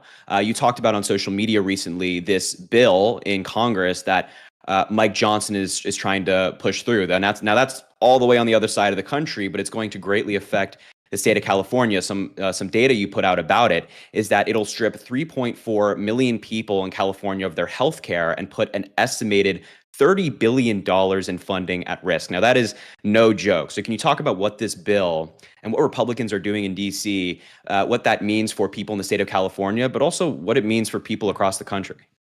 Look, I mean, I think everybody across the country, particularly, I think the vast majority of this audience could appreciate these. I was wrong. I said these guys want to roll us back to pre-1960s world. In some ways, I feel like it's pre-1860s and 1960s on women's rights, LGBTQ rights, on issues of civil rights and voting rights, environmental stewardship. But what they're trying to do to truly vandalize and to wreck the Medicaid system and the impact that's going to have in all across the United States, but particularly in these red states. The great irony of these cuts cannot be understated. And it's all to give this tax cuts to billionaires. People are not even asking for it. I mean, I don't see tons of billionaires are not saying, boy, we've really struggled in the last few years. I mean, it's not even all these corporations. They don't even pay the minimum damn corporate tax. Say, boy, we really need this corporate tax extended. I mean, I don't even know who their damn audience is. To saddle us up with another $3.3 trillion minimum of debt on top of debt, where we're paying more interest now than we do even investing in our national defense. The recklessness is out of scale, but the impacts, these food cuts, food assistance cuts to states, your state, everybody listening, it's not a 10% cut. The way they've actually organized it's almost every state, not every, almost every state, it's a 25% impact on the food stamp assistance. It's next level. It's insanity. And these guys are serious about it. And by the way, I don't even know if you saw it.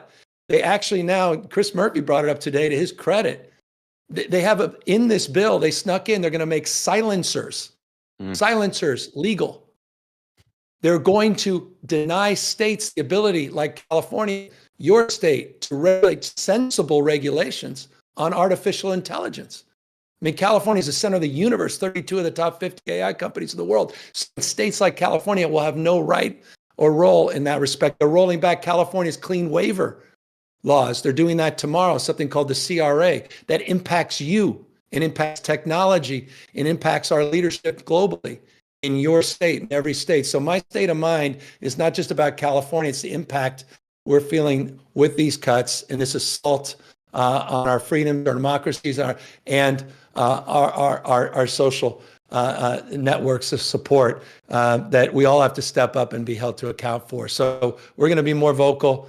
We're going to have people's backs all across this country. Look, I just want to remind everybody, Democrats have a lot to be proud of. We should not be on the defense when it comes to the success of our policies and our values. Quite the contrary.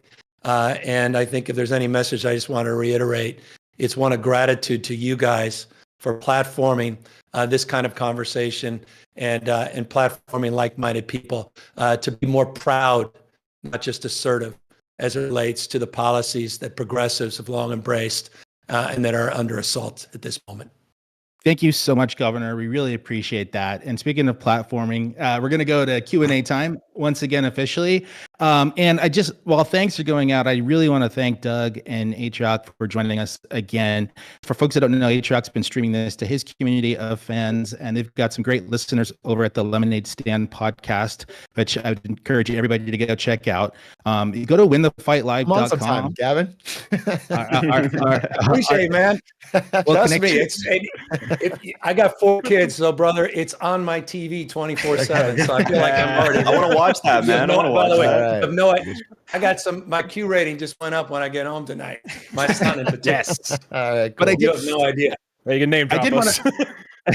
I did want to kick off the Q&A section though with you guys, Atrock and Doug. Just, you've got so many folks streaming right now. Just curious, like what kind of questions you're hearing from them that sure. the governor might be able to answer. Yeah, I'd be happy to pull some from chat. They might not be the smartest questions in the world. That's okay. They may be the best ones though. Listen, I can pull a theme here that I see over and over in my stream content, and this is a lot of younger people, right? And the thing they are most worried about, not just in California, most of them aren't in California, it's housing prices. I feel like that's the most radicalizing thing for all young people is they feel like they don't have a real ladder to the normal American experience. They can't see any possible future for it. And it's leading to all sorts of financial nihilism and crypto scams and everything they got to do to try and find a way onto the ladder. And so none of this stuff Trump is doing is helping, but this stuff was a problem in the 2020s. It was a problem before that. And so I guess I want to hear your thought on that and what they should expect from a different leadership. Well, yeah. I thought it was interesting. I mean, it was everybody's talking about what Kamala Harris should or should not have done. And could she separate herself a little bit from Joe Biden, and was that a tactical mistake, The View, et cetera. But one of the things she did do is she talked a lot more about this issue than the Biden administration candidly had been on the issue of housing. It was one of the things she came out when she started to frame her own economic vision. And it was so interesting, to your point, and to, I think, the theme of people that are watching. It's so resonant because it impacts all of us as renters and those that aspire to be owners in the future. And we have a generation right now, there's so many people writing about this, Richard Reeves and Scott Galloway talking about this, particularly for young men, which is a deeper issue that we do need to be talking about as Democrats. We cannot cede that to the Republican Party and to watch that get weaponized in the way that they do it. The Josh Hawleys of the world, and obviously, I won't even get into the other cohort of folks. But the issue of housing is something we can control, and we have to own that. I passed, and I don't even want to get into defending my record because it's not good enough. 42 housing CEQA reform bills. I'm proud of the work we've done to put more attention to this. But reason I just said, I'm literally connecting my budget this year in California, which is the largest budget in this country, to dramatically more significant housing reform to build more housing, is because I deeply appreciate the anxiety that your viewers and those that are chiming in feel. And we have to address this issue, particularly in blue states. We have failed on the issue of affordability. We own this, and we need to own the response. Can I ask one follow-up really quickly? Just on that, it'll be really quick. This is my worry. This is my worry on America in general, is that, okay, if you do these things and they work, let's say we do get high-speed rail you can actually get in. Let's say we get housing that actually is coming down in price. will people recognize that, give credit, and give a vote? Is our media environment so cooked that people will not? Listen, you have to do it first. I'm not giving you credit for it till it's done, right? But if it happens, will people? But okay, I'll just give you I'll just remind you what I said. 52 damn million jobs have been created since '89. Yeah. 2 under Republican. The last 3 Republican presidents have one thing in common: recessions. Joe Biden, 16.6 million jobs, blew past the COVID. So don't give me the COVID number bullshit. He blew past it in 18 goddamn months. Excuse my language, folks. Literally 8 times more jobs, 8 times more jobs in the last 3 Republican administrations combined in just 4 years. And he got no credit for it. So what you just said is spot on.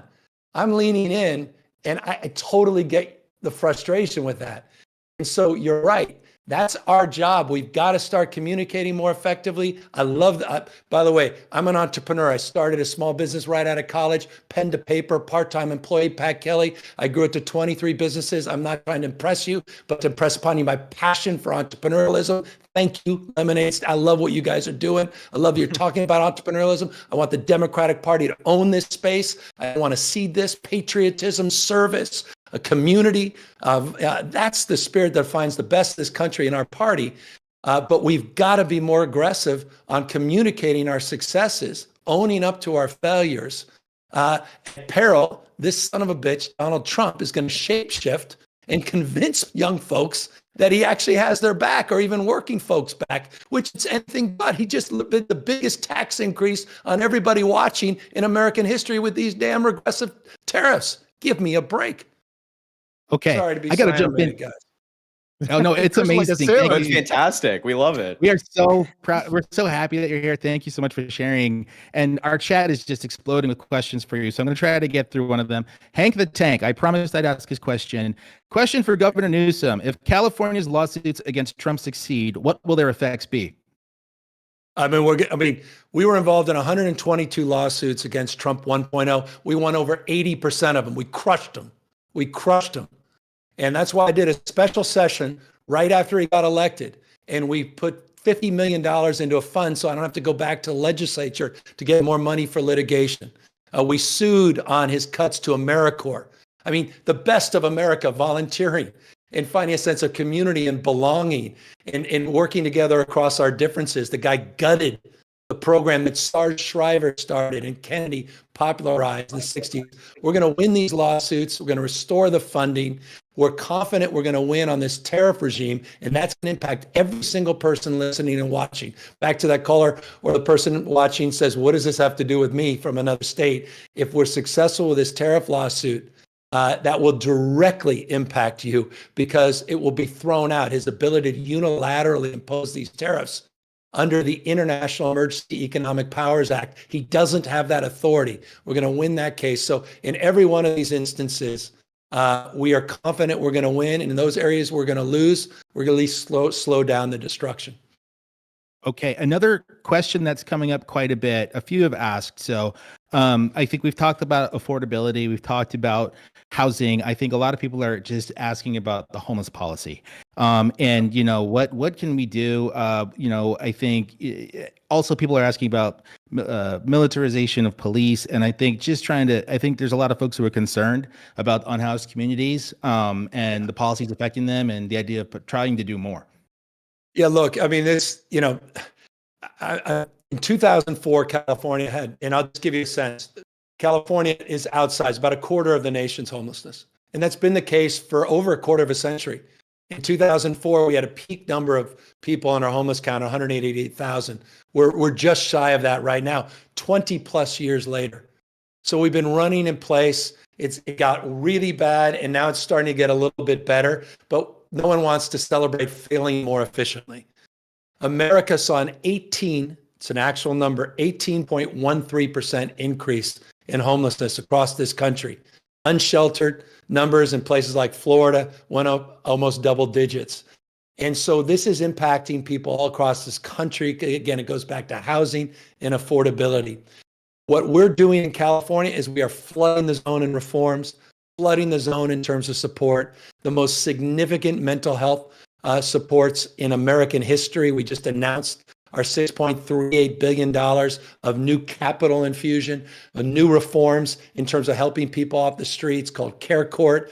We did some conservatorship reforms that we think are thoughtful. We are doing more to address encampments, $750 million to do resolutions to help people and the underlying issues related to encampments.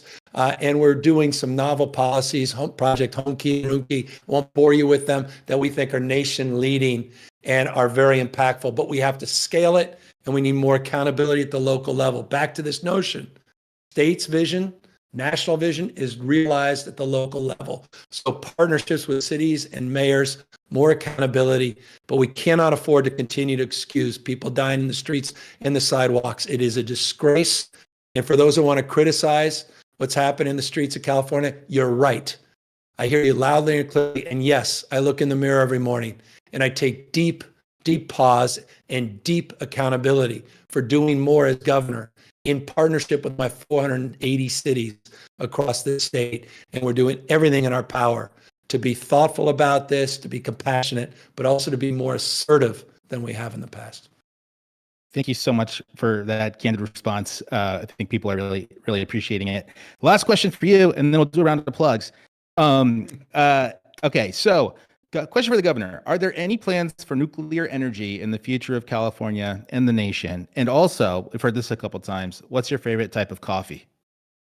By the way, if you give me some fancy coffee, keep it. I can't take it. If it's some slow drip nonsense, I can't take it. Give me a 7-Eleven coffee any day of the week. I'm at Chevron, even though I got an electric car, I admit that. Don't call me an elitist. But if last time I was at Chevron, I'm like, love that coffee in the little quickie mart. That's my kind of coffee. That's number one. What was the nuclear, more substantive issue. So, A lot of them. hey, guys, folks kind of went nuclear on me. Full disclosure, I kept open just a couple of years ago the last remaining nuclear plant, Diablo in California. And I did it because it's 100% green. I did it because it helps us with the duck curve that allows our battery storage. By the way, 15,700 megawatts, just announced that today, which is unbelievable. More installed battery than any jurisdiction in the world outside of China. Don't tell me that we can't transition to low carbon green growth. We ran the fourth largest economy in the world with 239 days last year, with at peak during the day, 100% renewable green energy. But that included 9% base load on the nuclear.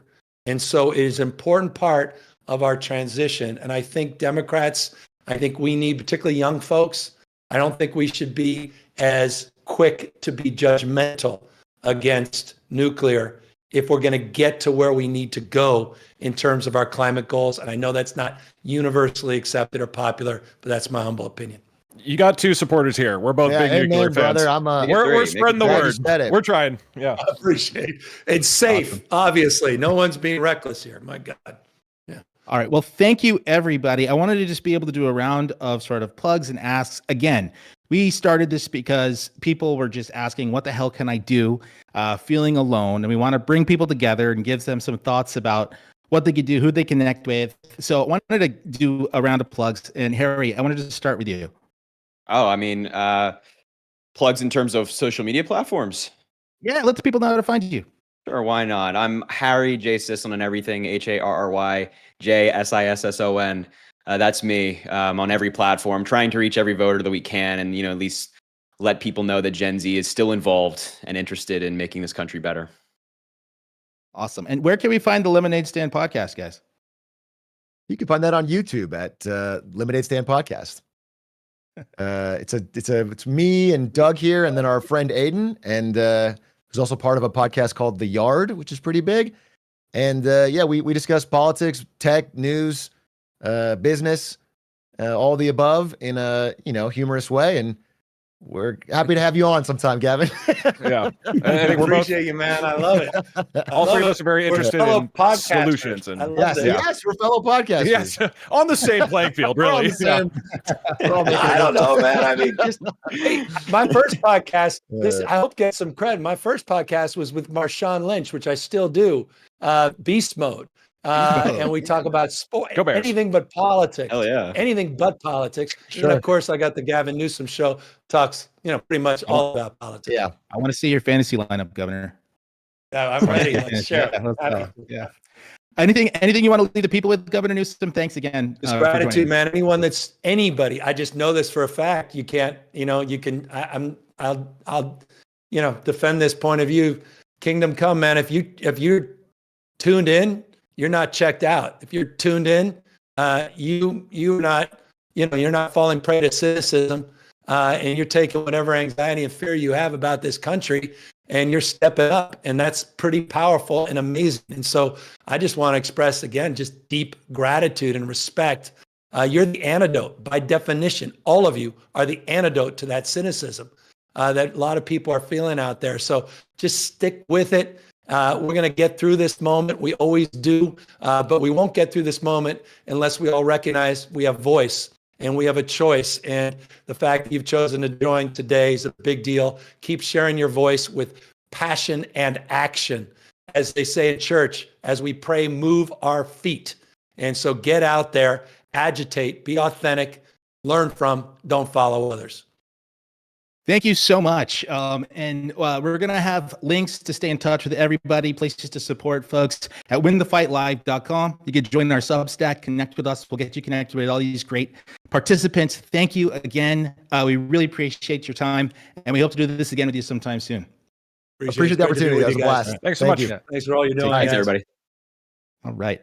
Okay. So, thank you everyone. That was awesome. What'd you think, chat?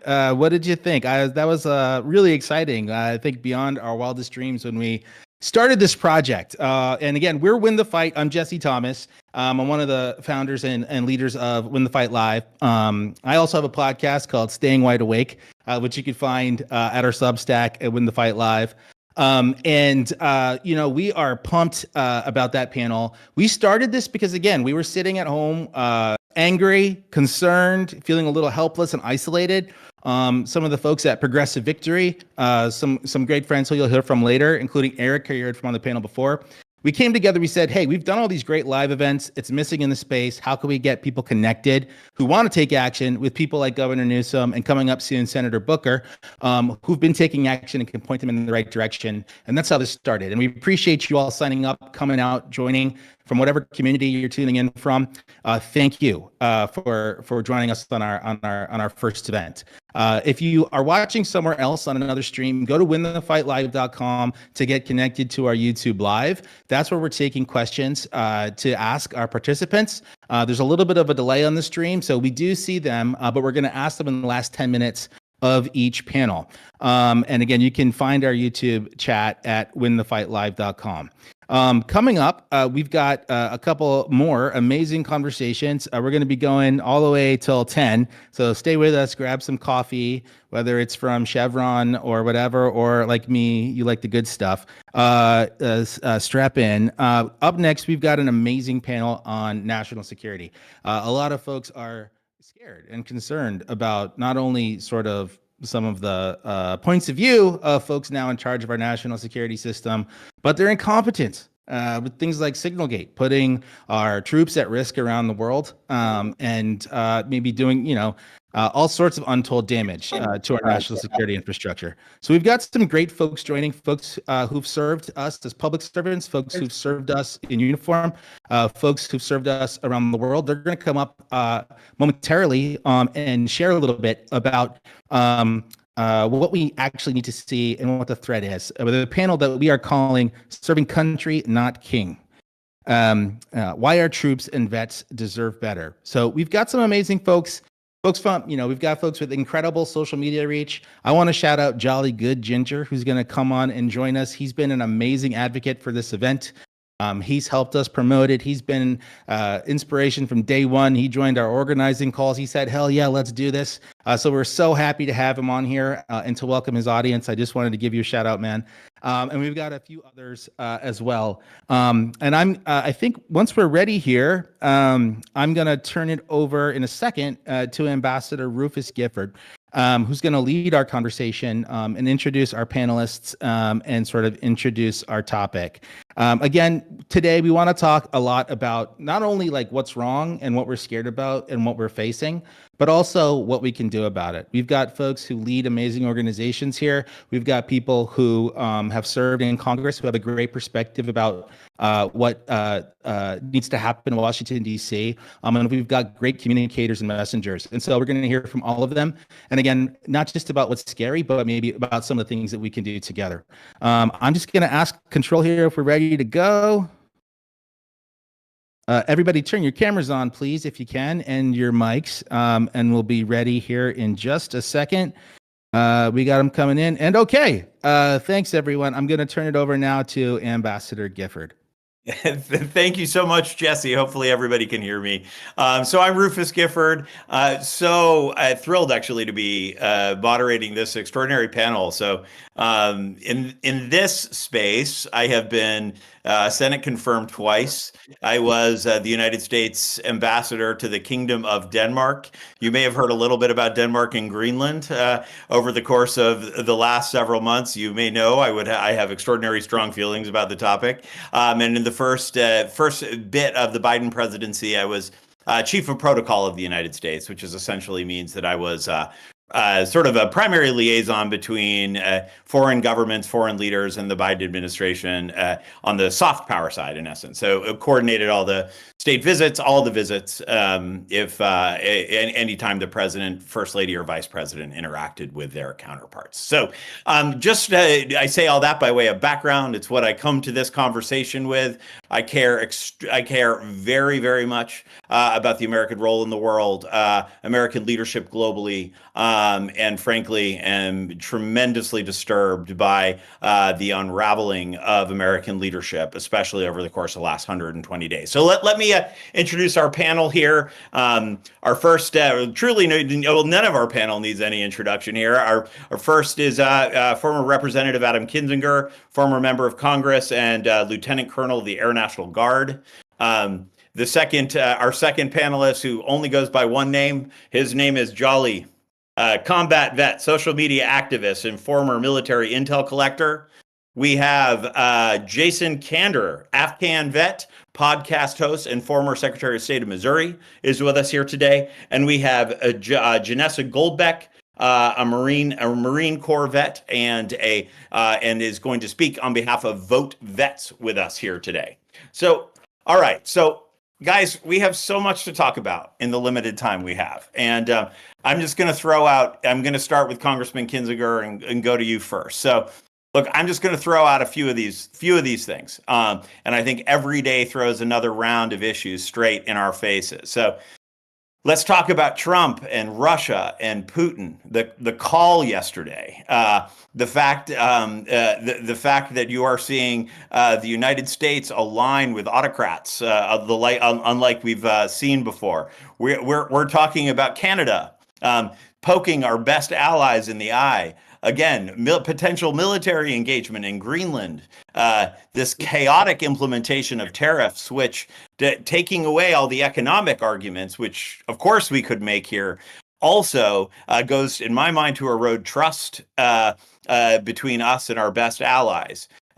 Sending folks to or being willing at least to potentially send American citizens to a prison in El Salvador, receiving being willing to receive a $400 million 747 from the government of Qatar, profiting for foreign investors investing in Trump's crypto scheme, and the first family clearly profiting from foreign investments in crypto.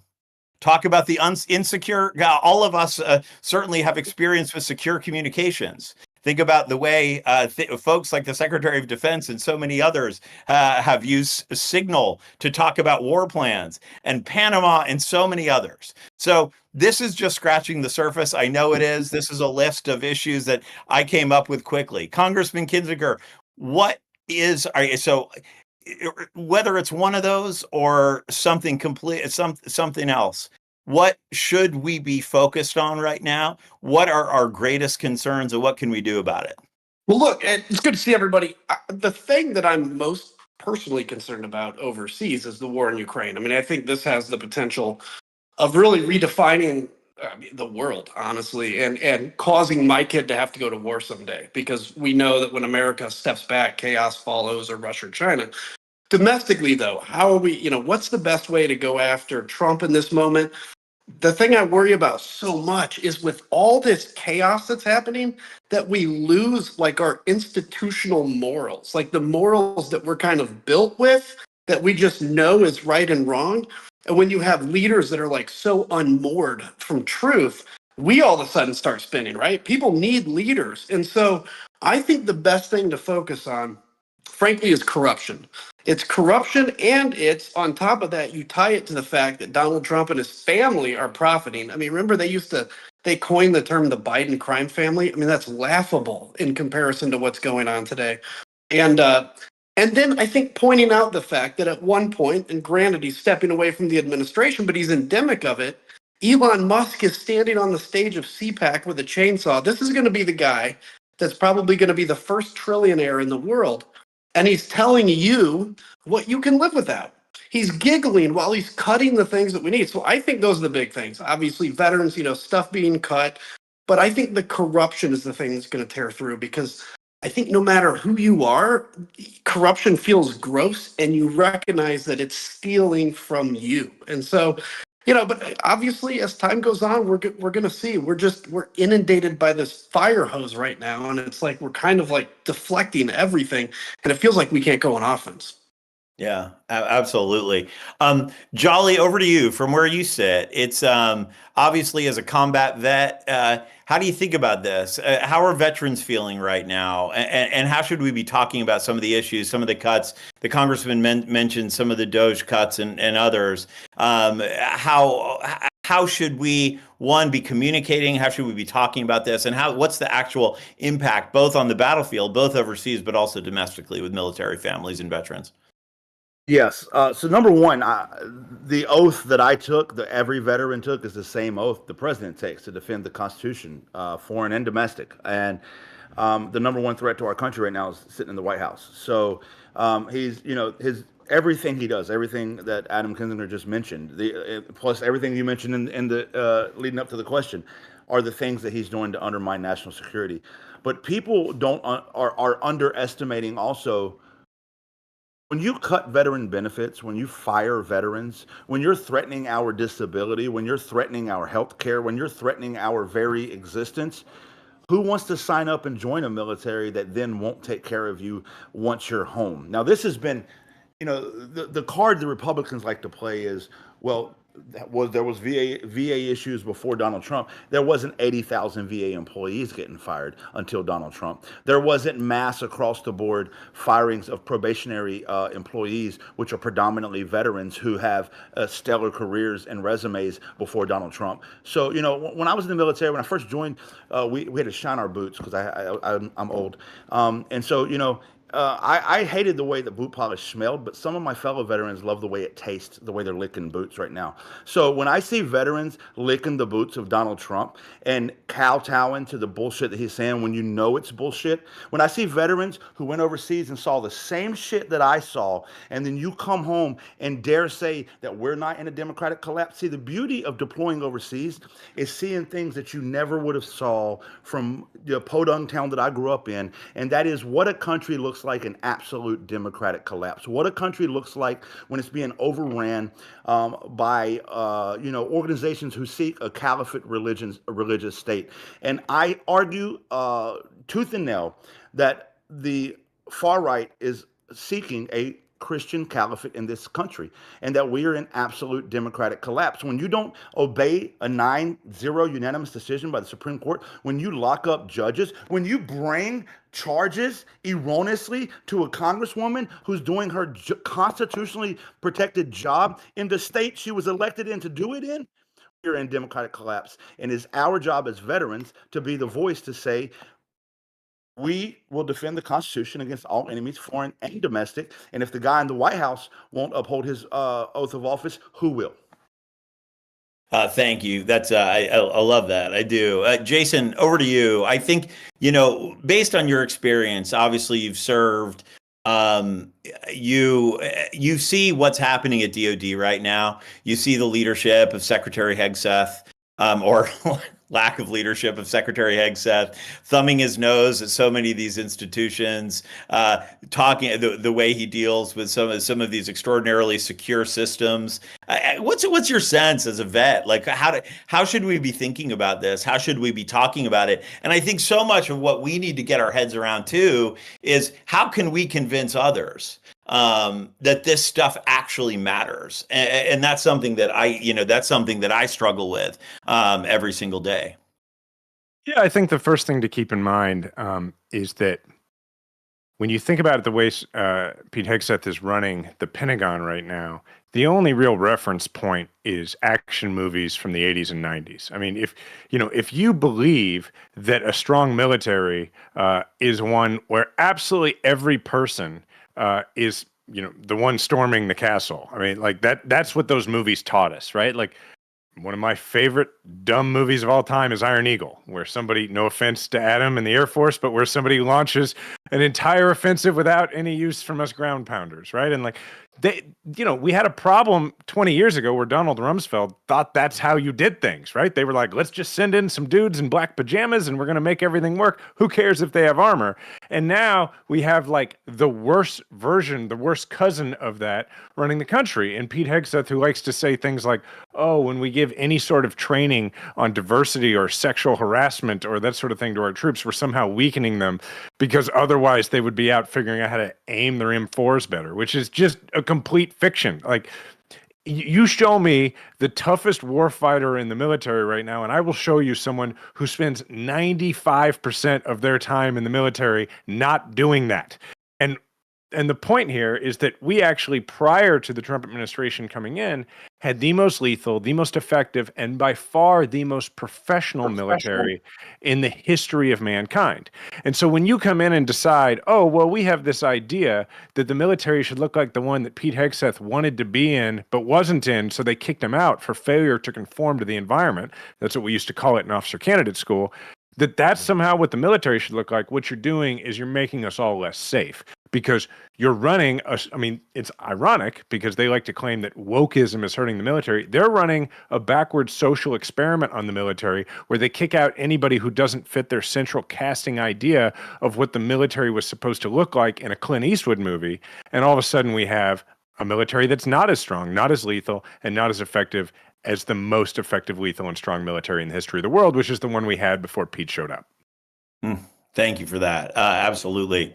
Janessa, over to you. So obviously you work for Vote Vets, and so the work that you do every day is talking about this issue, talking to vets. And so tell us how we should be, I think building on what the congressman, what Jolly, what Jason said, how should we be thinking about this? How should we be talking about it? How should we be amplifying these issues in a more effective way? I think, starting with the frame that Congressman Kinzinger put out in terms of corruption is so important. Like when you serve in the military, I served in the Marine Corps with people of all backgrounds, all stripes, all ideas and ideology, but you all know you're being held to the same standard. You're all sort of fighting towards the same common cause, whether or not you agree with each other on the politics of the day. And that sense that it is a meritocracy, which Pete Hegseth has come in and sort of made up is a new idea that he just invented, means that everyone is competing on an equal playing field. And this administration is not. They are robbing us. They are taking money out of our pockets, whether you're a veteran, a military family member, anybody, a senior on Medicaid. They are coming for our hard-earned dollars so that the richest people in the world can get richer. And I don't know, I read Alexander Navalny's autobiography after the election, and it doesn't have a happy ending, but the way he built political power in a time when people in Russia were feeling extraordinarily demoralized because of the situation they were in under an authoritarian regime was about highlighting corruption, highlighting how this administration, how the Russian oligarchy was not just enriching themselves, but doing so at the expense of everyone else. So when I think about the idea of, slashing 80,000 workers from the VA, when I think about the cuts to Medicaid that are on the table right now, when I think about how these tariffs are harming veteran small business owners and small business owners around the country, which we are hearing from veterans and their families all the time, every day, that this is real. These are the things that Democrats need to be talking about to highlight the differences between, these aren't just differences of ideas and policy. This is difference of how you govern and whether or not governance is about enriching the very rich already or actually helping people. And that isn't a right or left issue. I was just in Cedar Rapids, Iowa last week with Pete Buttigieg. We did an event out there, intentionally went to a part of the country where Democrats haven't necessarily performed well to talk with vets and military families about the issues that we're facing them. And we heard from a veteran who owns a chocolate shop in Cedar Rapids, and he's like, the price increase of cocoa has rapidly bandied about in the last couple of months. How can I run a business without any sort of certainty? And we're seeing that not just, at a chocolate shop in Cedar Rapids, but all across the economy. So these are the things that we need to be highlighting. We need to make sure that we're going to places and having conversations in places outside of our traditional bubbles. That means being uncomfortable, being willing to be challenged.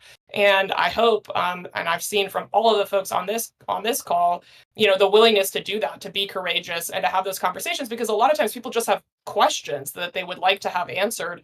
And if we are ceding the ground in those spaces, then those questions are never getting aired and appropriately addressed. No, I love that. It's so much of what we need to do is bring the issues that we understand as having served our country back home and to figure out how to translate that effectively. I love it. I do.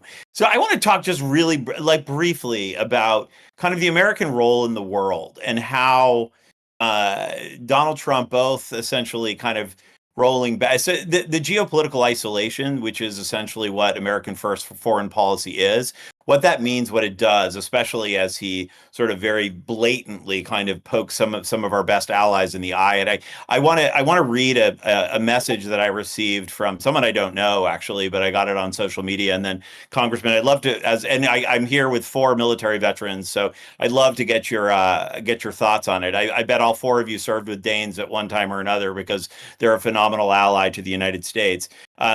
Rufus Gifford, Danish Army officer here. When I served with American troops in Afghanistan in 2015, as a token of appreciation from a U.S. Army officer, I received the flag of the U.S. at the end of my deployment. This particular Stars and Stripes was given on behalf of Marco Rubio. The U.S. officer was from Florida and had flown in D.C. September 12, 2015. Do you know where I can return the American flag to? I don't want to keep it anymore, and I feel bad throwing it in the trash. So as the former ambassador to Denmark, when I received this message, I'm not kidding, I got emotional. Because this shit is actually, it is fucking, sorry, excuse me, I assume I can curse on here, is fucking heartbreaking. Because you're good, say it, preach. Thank you. Because for the last 80 years, this has been what the American partnership, American leadership globally has been actually what made America great. And I'm curious, Congressman, starting with you, hearing stories like that, knowing that we've lost the hearts and minds of the men and women who have fought and died alongside all of you. How do we deal with that? Yeah, we basically shot ourselves in the nutsack for no reason, right? Literally. And so it's the greatest self-inflicted wound. Here's 2 points. The first up, I always said in Congress, because that's why I went into Congress, was the whole idea of America's role in the world. And I said, look, my view of our mission statement is simple. It's to be an example of self-governance to billions of people that don't have what we have that are desperate for it. And I use that as the example, like the thing that actually took down the Soviet Union and destroyed the Iron Curtain. Yes, to an extent, it was our military and it was, bankrupting the Soviet Union. But in reality, it was our ideas, because we were bombarding our ideas over the Iron Curtain, and it was the third generation that came along and said, screw this, we don't want to live in this tyranny. That's what America's example is. And so the other thing is this. There's this idea, and you saw this in Pete Hegseth's kind of dripping with contempt, signal chat, this idea that the world is freeloading off of us and we're doing a kind service to the world. Now, look, I think America as the world leader is the best option out there. But I want to be very clear. We didn't build the post-World War II order to be nice to everybody else. We built the post-World War II order to benefit us. There's a reason that we had a massive explosion of manufacturing in the United States in the 1950s, because manufacturing was destroyed all over the world. We were in a position to inherit a lot of that manufacturing, which is why we then became a chief exporter. There's a reason that we are in charge of freedom of navigation of the seas, because we've chosen to do that, because that allows us to write a lot of the rules that benefit us. And so when Pete Hegseth says, yeah, screw the Europeans, they're not doing enough. By the way, there were British and French ships there at that time, I want to point out. But the other thing is, we've told the Europeans that's a job we're going to do. We're going to be in charge of freedom of navigation of the seas. You guys can do what you can to help us. And so all this was built for our benefit. And so what we're doing right now is cutting our arms off so that we can say that we lost weight. And it's insane. And ultimately, the problem is we're going to realize this. The average American is going to realize this, and it's going to be almost impossible to correct it. And that's what my biggest fear is, and it's why it's so important. Can we sustain this for 3.5 years? Maybe. There'll be some real damage done, but we have to make sure that, obviously we're keeping this torch alive so that when the next president comes, we can kind of relight it, I guess, is the best way to put it. Yeah. Oh, thank you for that. Thank you. Jesse, you reemerged, because that means that we have questions from the audience. Question time. You got it. You're starting to get the hang of it here. Thank you so much, everybody. This has been an amazingly powerful conversation. I got some folks here in the room with me that are like, hell yeah. So thank you. But Wowman542 asks, and I think Jolly, it'd be great to hear from you on this one, given your comments earlier. What can be done to reach and change the minds of veterans who unironically support the collapse of democracy in favor of a Christian theocracy? Oof. We have another 30 or 40-minute panel. We can start over for this question. I mean, yeah, in a month or next week, maybe. Yeah. The problem is, I think myself, I've watched family members who have fallen down the cult rabbit hole. People who I know are good people who, I've loved my whole life, and I don't know that I can get through to my family members to drag them out of the cult of personality, which is MAGA. So how do we get veterans? I don't know, but this might not be the answer that the commenter wanted, but I'm going to be blunt and honest in my answer. I don't actually give a fuck anymore. I think that the 50-meter target is saving America. I think that if, there's an old story, you might have heard it, that Harriet Tubman, everybody knows Harriet Tubman, I hope you know Harriet Tubman, General Harriet Tubman, who led the Underground Railroad, and there was people who would delay her progress when they were moving people across the Underground Railroad, and the story goes that she would shoot them. And I'm not saying shoot anybody. I'm just saying that when we're trying to save America, when democracy is literally in the fire pit and the flames are high, I'm not here to convince the assholes who should already know better. In my opinion, if you serve this country, if you've been overseas, if you've seen how these allyships work, the congressman just got finished talking about our relationship with other countries. Dude, one of the most all striking things that I experienced by being in the military was watching how strong our bonds and allyships were with some of these other countries and how important that was. Some of the coolest things I went through was ceremonies where, as a soldier, I hated standing in fucking formation for 30 minutes, but it was cool to watch how my country and another country were so bonded through shit that happened before I was even born. And so to have this guy show up, this bag of mashed potatoes, Donald Trump, who just shows up and just shits all over everything that we've had for 50, 60, 80, 100 years. I don't think we recover from this anytime soon. I don't think we get these relationships back very easy. So for veterans who should already know better to be licking the boots, fuck them. Jesse, do you mind if I speak to that for just a second? No, please. I'm just going to ask Jason Janessa if he had something to say. Go ahead. I think it's really important when we think about how to persuade vets ideologically to remember that the fact that a slight majority of veterans lean conservative, or in this case toward Trump, it shouldn't be an indictment of them as veterans. Like, I don't want people to be too discouraged about it. I want people to remember that if you show me any American workplace where the vast majority of the people who work there are men, and it is disproportionately drawn from the South and the Midwest and from rural areas, I'm going to say to you, that's probably a pretty Republican-leaning workplace. And so it's important to remember that, yes, these folks we're talking about are veterans, but they probably went into the military with parents who were conservative and parents who have been voting Republican, and they probably went home to a community of people who were voting Republican in a lot of these cases. So while I think it is important to appeal to them as veterans and to talk about America's leadership in the world and to talk about the fact that when we were in the military, we had socialized medicine, housing, and food. And so, this rough, rugged individualism, this fiction that we've come up with, maybe a little further from the truth than we might remember it. I think it's also important to, as Jolly was saying, to remember that at the end of the day, it's math, and what we need is 50% plus one. And so if you identify somebody who doesn't seem persuadable, whether they're a veteran or not, focus on the person next to them. Perhaps their spouse is persuadable. That's been my approach, is to remember that they're drawn from a more conservative base. And just sort of in the defense of veterans, it's not like the military made us conservative. A lot of people went in that way. Yeah, I'll double tap on that, which is just to say that, in the 2020 election cycle, veterans were the second largest demographic to shift to Democrats. So that was obviously they shifted back, as did many other demographics in 2024. But veterans we were talking about this a little bit earlier, we are multifaceted individuals. I am more than just a Marine Corps veteran. I'm a woman, I'm a Californian, I'm a skateboarder, a lot of other things, as is everyone else on this call. And so there is a persuadable slice of folks in every demographic, and it's important to speak to folks through those frames, but also not just write off entire populations because of jobs that we've had in the past.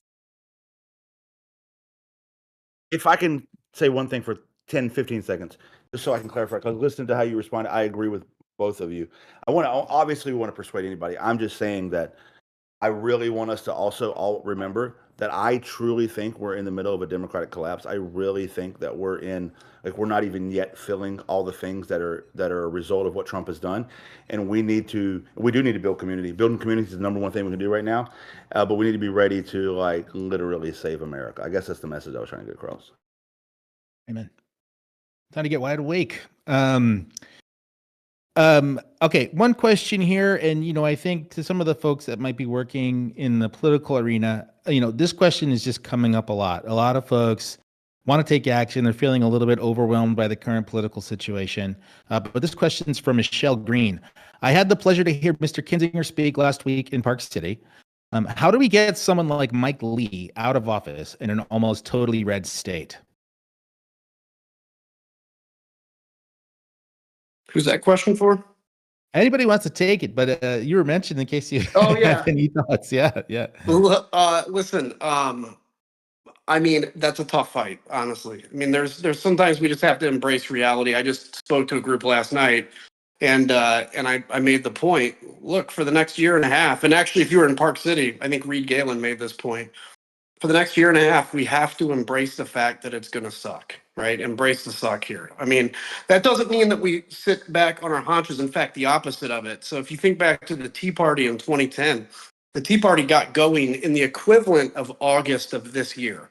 And that's when you saw this massive rise of protests and everything else. That's already started. That's important because what you do by that, what you do by compelling members of Congress to have town halls or making it uncomfortable when they don't, is you remind them, you're going through the process of reminding them that they don't work for Donald Trump.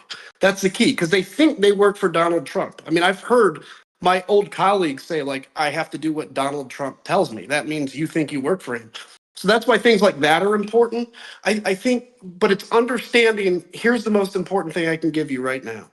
That burden you all have on your shoulder that I carry too, to save the whole country right now, drop that burden.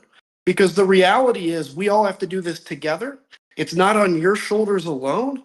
And the enemy we're battling, the chaos energizes them. They love the chaos. So they're doing Adderall and cocaine every day on the chaos. For us, we get exhausted by it. So that's why it's so important for us to take time for our mental health, to use that word, to say, if I need to check out for 5 days, I'm going to check out for 5 days. Because the one thing that's going to guarantee we lose is if you lose hope. And so I think that's the most important thing I can say. Put the pressure on them, but don't lose hope. Because when you lose hope, then I think it really does make it really tough to win at that point. And just to put a finer point on it, we need to embrace the suck. We need to be ready, for I think you said next year and a half. What are we trying to get to in the long term from your point of view? From my point of view, we're trying to get to 2028. Look, 2026 is the time where we can put a roadblock out there. Now, so far, the good news is the courts have seemed to hold. That's a good thing. I think we should celebrate that. Now, there's always going to be the question, because they kind of have already ignored the courts, but it's like kind of iffy because they said you have to try to facilitate. So that the big question is going to be what happens when they do a full-blown ignoring of the Supreme Court. But our key here is to get to 2026. My recommendation to Democrats is this: pay attention to men. Start actually talking to men, because that's the demographic, as Jason was talking about. I think it was Jason that mentioned that you're losing. And get back the middle class voter. And this may be a 5 to 10 year project, but that Bill Clinton voter, the ones who, voted Democrat when I got elected, that ended up all being Republicans, those are the people we have to go back and win. So win the House, give a shot at the Senate. That's a tough battle. And then the big key is 2028. And I'll just say, to finish that up, whoever's president in 2028 needs to spend the first year clawing back the damage that's been done, and the next 3 to 7 years putting guardrails in place to make sure this shit never happens again. That's what I think. Jesse, if I could add one other thing to that, which is, if we're going to talk about corruption in this administration, we need to be able to look pretty hard at the whole political ecosystem. There is a reason that more people didn't vote for either candidate than voted in the last election. People feel like the system is rigged. And I think that Democrats have a substantially different message and intent than the MAGA right. But when we don't pass legislation to allow members of Congress to trade stocks, when we're not willing to point out some of that corruption and rot in our own institutions, we lose credibility. So I think we can't just be against Trump and the MAGA right. We also need to be for things that matter to people in their day-to-day lives. We need to be communicating about that, not just reacting to Donald Trump and the chaos that, as the congressman said, is just the thing that's feeding their movement. And we need to put that vision out there equally as aggressively as we are fighting in the courts and in the realm of public opinion. If I could also add real quick. So if you want something different that you've never had before, you have to do things you've never done before. And this desire by Democrats to stick to the old way and do the old things is not working.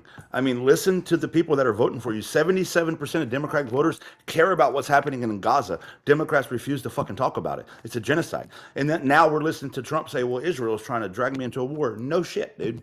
And so like we're not listening to the base. We're catering to this moderate idea. Maybe I can catch the Republican voters who don't want Trump no more. What about the voters that want to vote for you? Listen to what they're saying. Fix the healthcare. Yeah, and we're talking about veterans, and I think that veteran healthcare is so important. But might I just add that healthcare for everyone is important. Housing for everyone is important. Veterans are more privileged of a demographic. We selflessly served our country so that everybody would have housing and healthcare and the things that we care about, not just us when we get out. So I think that the Democrats need to dramatically change how they're doing things. Jasmine Crockett's up to be the ranking member of the Oversight Committee. Make her. It doesn't need to be this seniority thing. The next 76-year-old guy in line is not the guy. So Democrats need to shake up how they're doing things, listen to the people that will vote for them, listen to their base, and stop sticking to the old way that's not working anymore. Amen. Thank you so much for that, Jolly. I mean, I think we're going to have a couple more panels, I think, on some of the topics you all brought up. After the next one, there's a panel all about men and how we tried to work them back into the party and back into the movement without sacrificing our values. That's going to be an important one. I really appreciate you all coming here.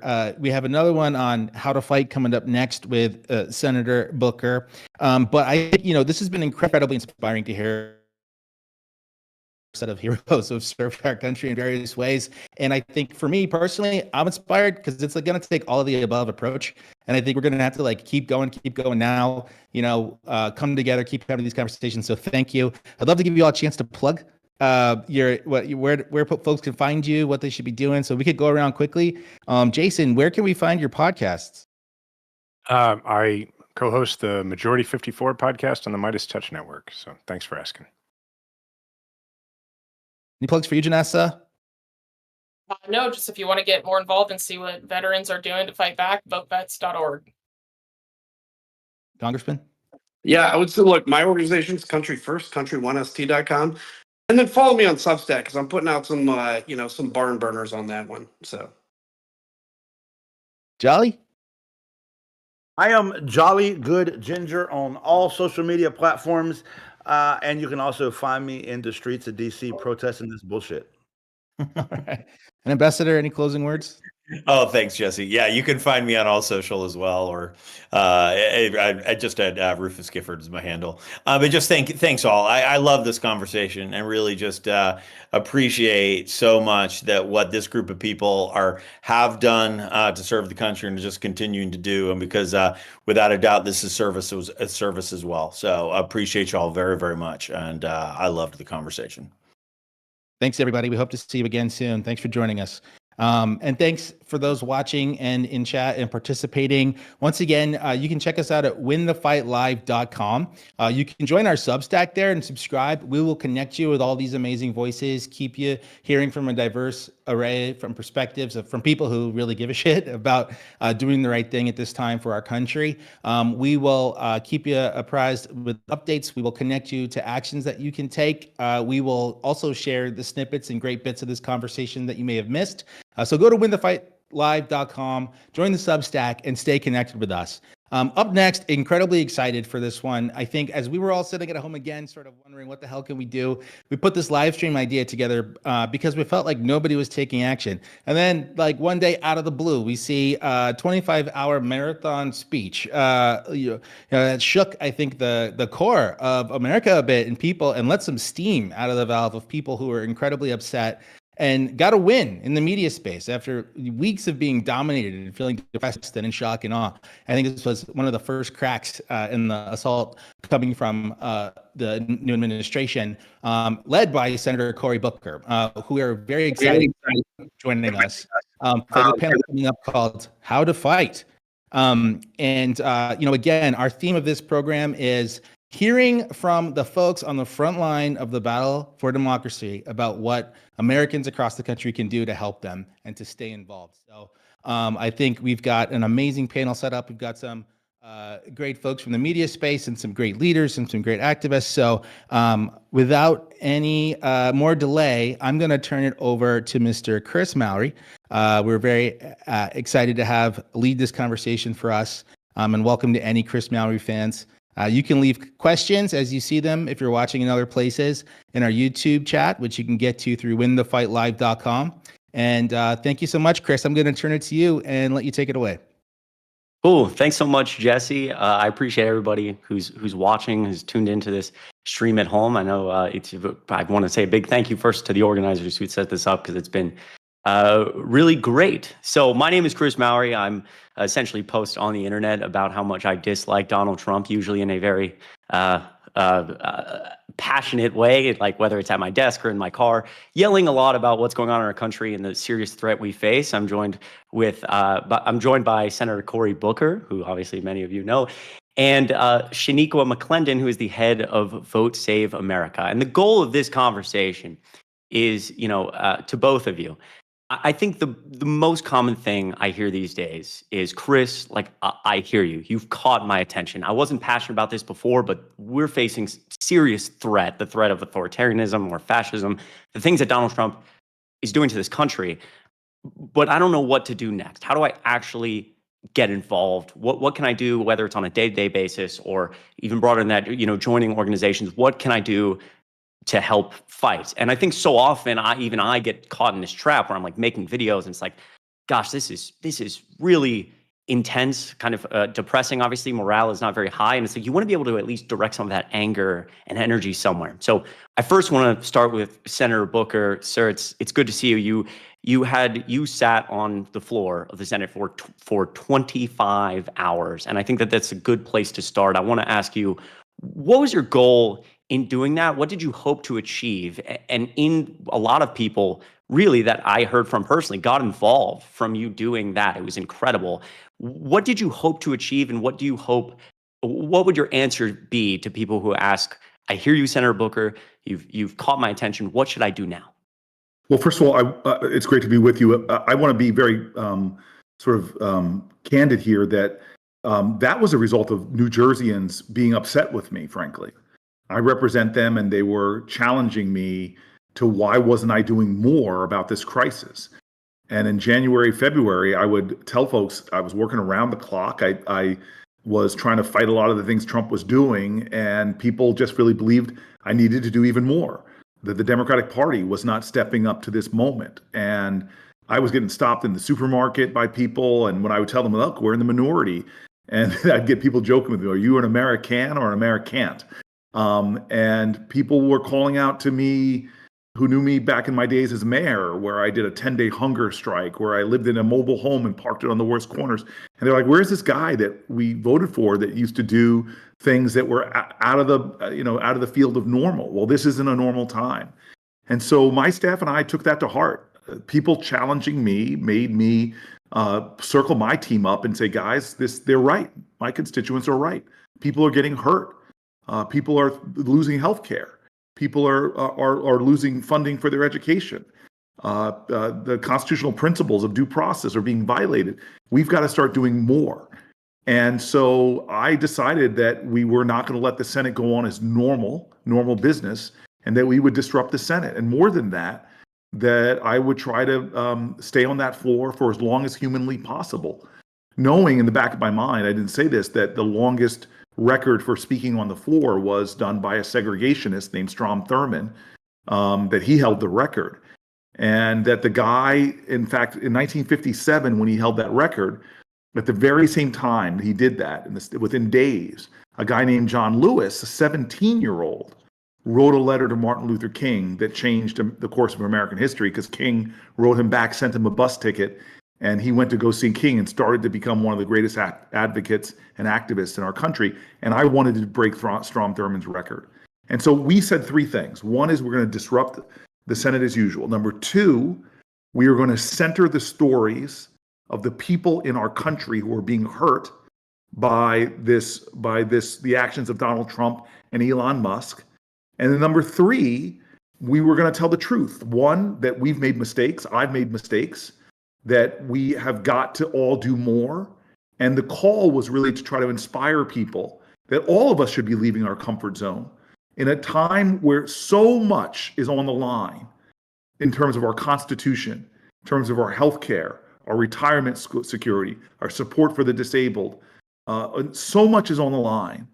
People's free speech rights being abridged, people being disappeared from our streets, when so much is on the line, cutting for cancer research, cutting for scientific innovation, when so much is on the line, private businesses, law firms being attacked unless they come heel before the president and pay him off.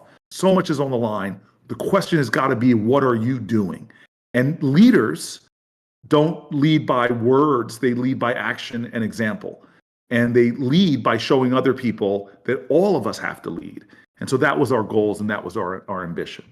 That was incredibly, incredibly powerful, Senator Booker. I think that relates partly to a lot of the work. I know, Shaniqua, we were talking briefly before this call, and you do some really, really, really impressive work at Vote Save America. Can you talk a little bit about that and how almost you can, Senator Booker has heard the American people and a lot of people who feel like they're screaming into this darkness, and how you may be able to, the work you do to maybe engage some of those folks or what they can do to take on the fight. Tell us about what you do. All of that to concise. Tell us about what you do. Absolutely. And I think I'm going to frame some of this really to kind of build on what Senator Booker just said. And thank you to everyone who organized this and having me here today. I will start with something my therapist always told me. She said, you can be uncomfortable for a really long time by not addressing a problem, or you can be uncomfortable addressing it, and then you can get past the discomfort. And so I think what Senator Booker said about us like sacrificing getting out of our comfort zone is absolutely necessary right now if we don't want to live the rest of our lives this way. And so as to actually getting involved, again, Senator Booker just said his constituents confronted him with not doing enough. And that's why one of the things we're telling a lot of people to do right now is call your member of Congress. I know sometimes people feel like that does not matter. I used to answer phones in the Senate, and lots of people called us. This was right after the Affordable Care Act was passed. So people had a lot of feelings, but we tallied up all of those calls and letters that we got, and we reported those to Senator Hagan, who I worked for at the time. And those things actually did have an impact. And when she was up for re-election in 2014, we looked at all of that. We looked at how people felt. But when she had to take those votes, it was really important to know how her constituents felt. But oftentimes, it's the loudest voices who are calling in. So anyone who is like hearing me right now, it is not weird to call your member of Congress. And it's actually really important because Fox News mobilizes their audience all the time to be angry and call members of Congress. So we have to have our voices recorded. And then, I work at a company called Crooked Media, and Vote Save America is our political action companion, if you will. And again, Senator Booker went to the Senate floor. We spend a lot of time with our show Pod Save America getting people's attention. And then they get so activated by what they're hearing that they want to take action. And that's when they come over to Vote Save America. So that is where you can go to votesaveamerica.com. You just sign up. We get your zip code so we can direct you to the member of Congress to call. But especially you all who have platforms, model that behavior for your audience. Tell them why you're doing it. And it does have impact. You all have a lot of credibility with the people that you are in your audience. And I know it works to get people to do that because that's what we've been doing at Crooked for 8 years now. Our hosts of Pod Save America, John, Tommy, and Dan, they have so much trust and credibility with our audience that when they say you should call your member of Congress, they call their member of Congress. And so you all have that same amount of credibility and trust. And so don't feel like no one's listening to you. People already like you and listen to you. And so that's the second thing I say you can do. So you call, but then get your audience to do the same thing.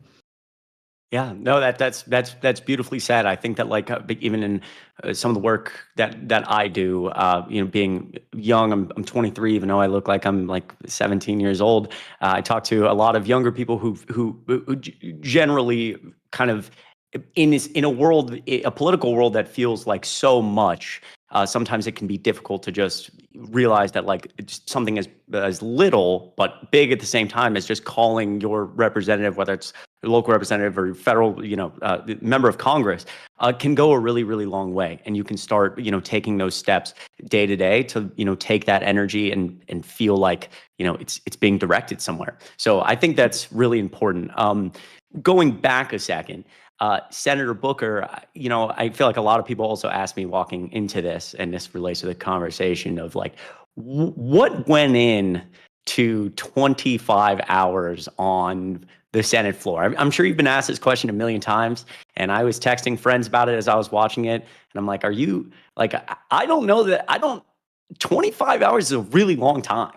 Like, how are you feeling at like 23, 24? Like, where were you at mentally? And how long did you sleep afterwards? Well, I didn't know that I could make it the full 25 hours and break the record. That's why we didn't create the expectation. And I did a lot to prepare for it, from dehydrating myself so I didn't have to go to the bathroom, to, literally having Motrin in my desk. I was slipping the Motrin in for a lot of the soreness that I was feeling going through it. But you asked about the 23rd hour. I'll be honest with you. You learn in life that the body has limits, but the spirit has none. And I was really buoyed by the end there, by a gallery full of people on both sides of the political aisle that were in that room. A Republican senator passed me a note to cheer me on. And I say that tonight to let folks know that we need 4 Republicans and 4 Republicans on the House side, 4 Republicans on the Senate side. In the same way Susan Collins, Murkowski, and John McCain helped us save the Affordable Care Act with John McCain's famous vote no. We need to appeal to everybody. But I also want you to know something that you already do know, and I know for a fact that Shaniqua knows this.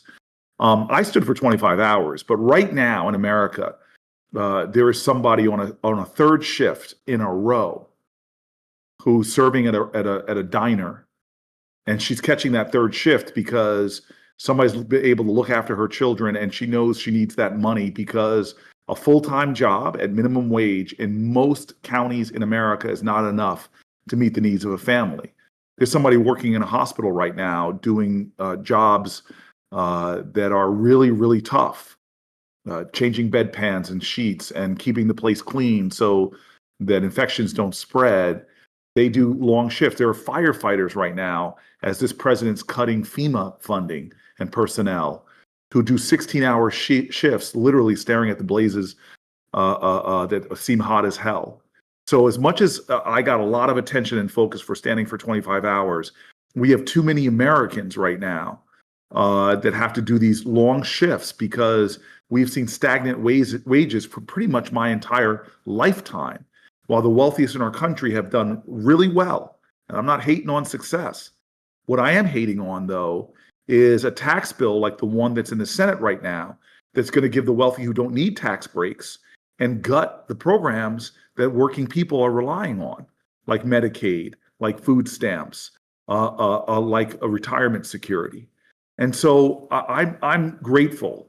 It meant a lot to me personally to take a avowed segregationist, to take his record where he was trying to block civil rights. But my hope really wasn't for me to stand, but for me to inspire other people to work, to protest, to demonstrate, to do things that they don't normally do, so that we can not only save our democracy, but help to bring about the time when our democracy is going to be more just and more fair, and that we truly will be a nation that serves the dreams of everyone.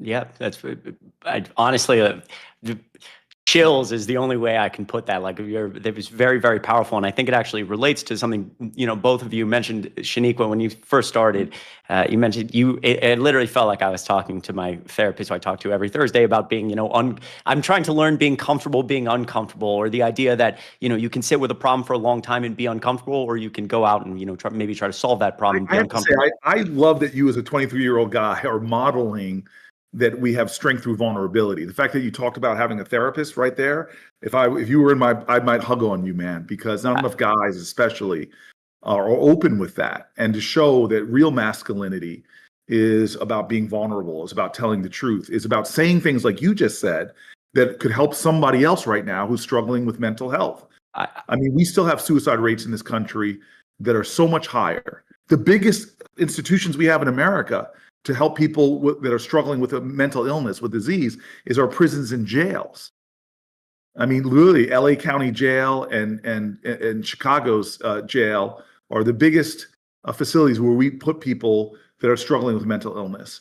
And so many people don't ask for help. Now, I don't mean to keep bringing things back to what the Republicans are threatening to do and what Donald Trump already has done, which is cutting mental health services for our veterans, cutting mental health services for Americans writ large, putting people in more horrific circumstances where they are more having their mental health under assault, like whole-scale firing of people who were doing jobs like the one I was talking about in a hearing with the Secretary of State today, in Darfur, which is the greatest humanitarian crisis on the planet Earth right now.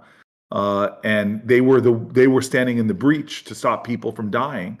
And we now know that children, thousands of them, have died because America has pulled back, thousands of people, I should say, because we've pulled back on our support. So I just have to. You said we gave you chills, brother.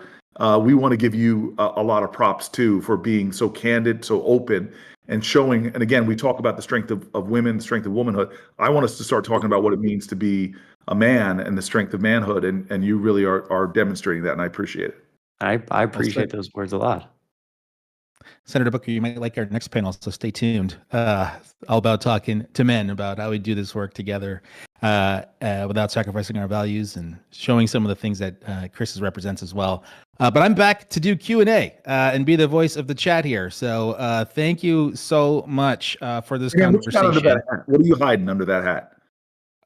We look the same. I'm just a little less clean. It's been stressful putting this together. You guys' schedules are hard. My beard's a lot grayer now. Especially with Chris, it's got he's just putting it in my face with all that hair. People are trying to cancel us for a minute. So they didn't work. And thank you everyone for joining. But the question we had for the chat was from Robin Levinson. Senator Booker, you need to round up all the Democrats that are willing to fight in the open and take action. Words are nice, action is better. What else can you guys do? Well, I love people like that, because we should be demanding more of our officials. I finished my 5 hours, and one of my constituents said, "All right, that was amazing. That was great. What are you going to do next?" And I'm like, "Whoa, let me recover for a second." But they challenged me. So what did I do next? We went out to the Senate steps, me and Hakeem Jeffries, and did a sit-in for an entire day from sun up to virtually sundown. And we've got to all keep pushing ourselves to be creative in this cause. Because again, I would like to tell you that it was my eloquence as a senator that convinced John McCain to vote no, but it wasn't. It was thousands of Americans demanding from Republicans. It was these amazing, beautiful children with disabilities that called themselves the little lobbyists, who were literally in their wheelchairs rolling up on senators and calling to their conscience about what the impact of the bill they were pushing was going to do to them. And so I'm telling you right now, everybody who hears my voice is more powerful than you realize. And the most common way people give up their power is thinking that they don't have any in the first place. And what we need right now is people to understand that the power of the people is greater than the people in power if they use it. And so what I want from folks, and I'm going to continue to try to lead by example and think of creative ways to break through, to engage, to activate, to inspire. But I lean on the people in New Jersey that are doing that are showing up in the rain to marches, that are finding creative ways to put pressure on Republican congresspeople in purple districts.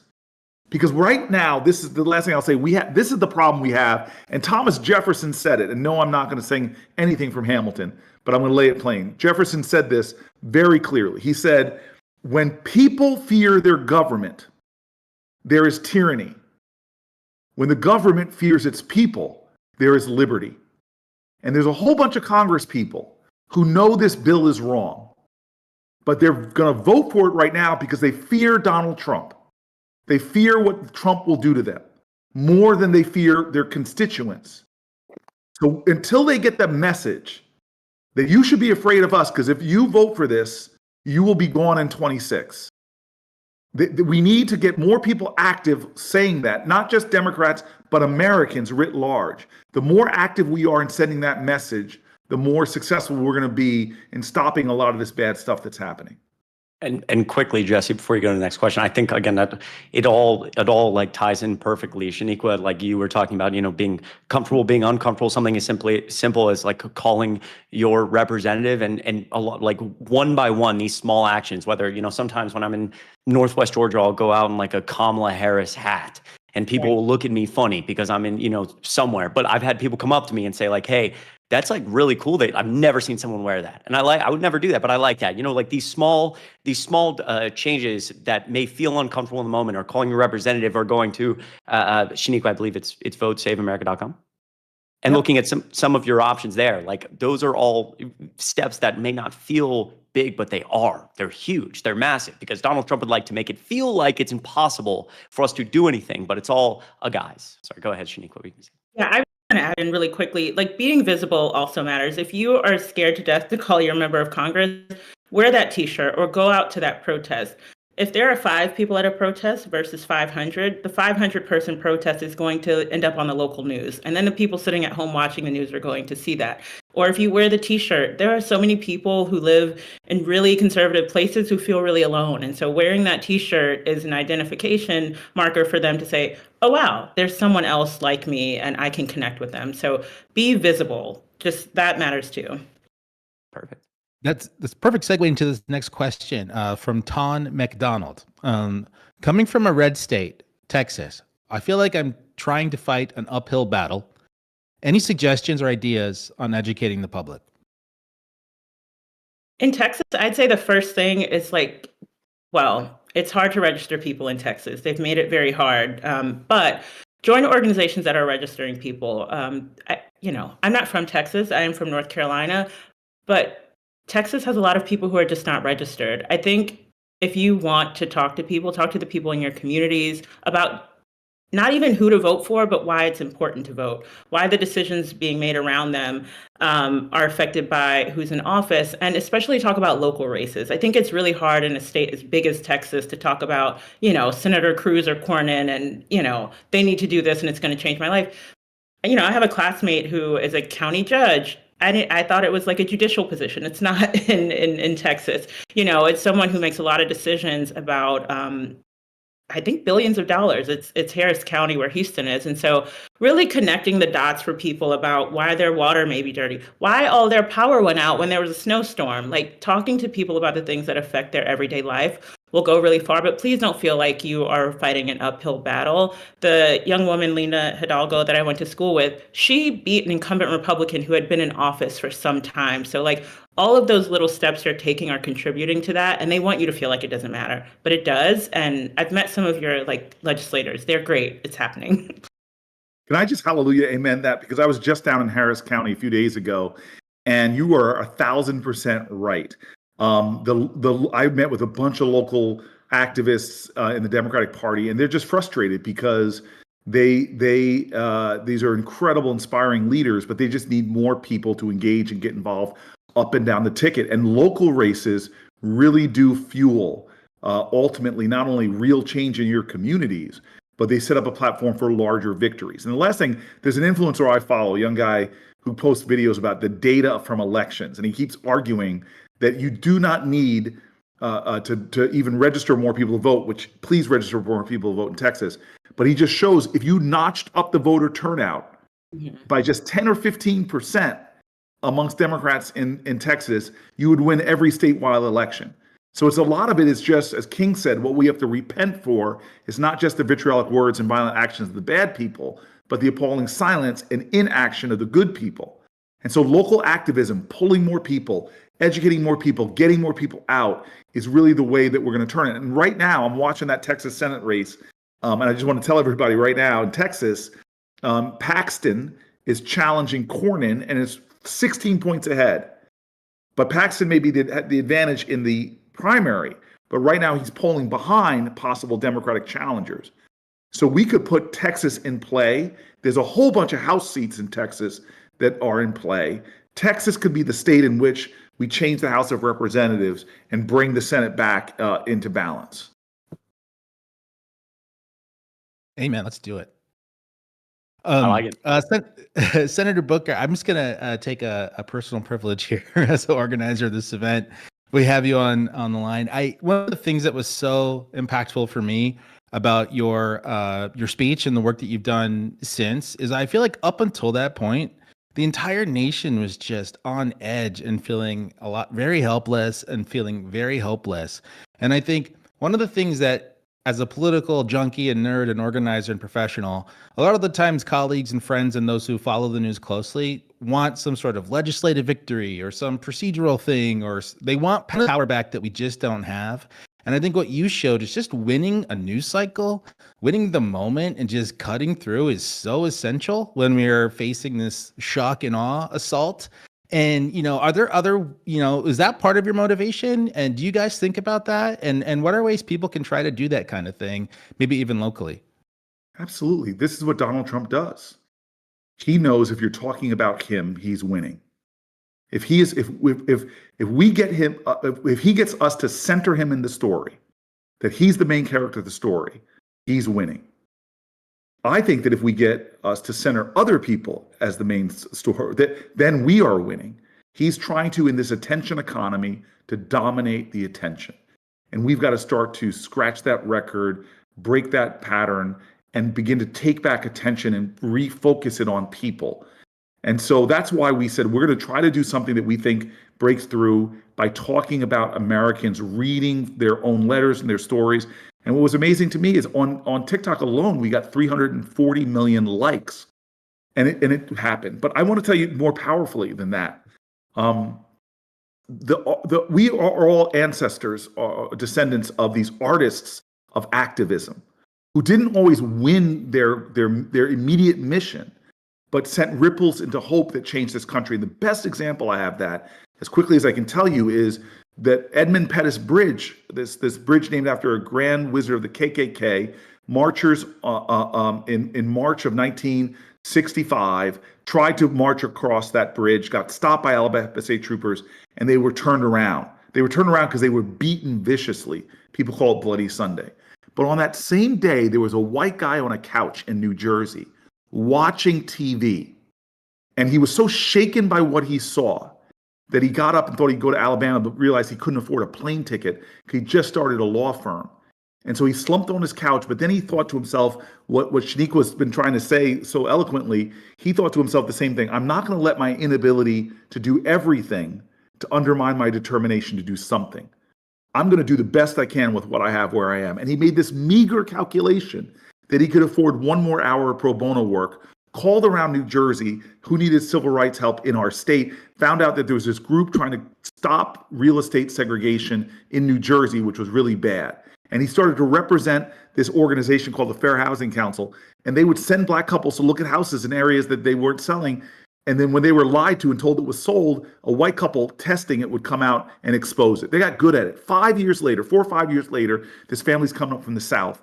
They look at a home, they fall in love with it, but they're lied to. They're told it's sold. They send the white couple out. They find out it's still for sale. The white couple puts a bid on the house. The bid is accepted. Papers were drawn up. And on the day of the closing, the white couple didn't show up. The black man and the lawyer did from the family confront the real estate agent, who's so upset that he's caught and exposed that he stands up and punches the lawyer in the face, sings a Doberman Pinscher on the guy, the black guy. Those guys get out of there, thankfully, not too badly hurt. They write legal letters.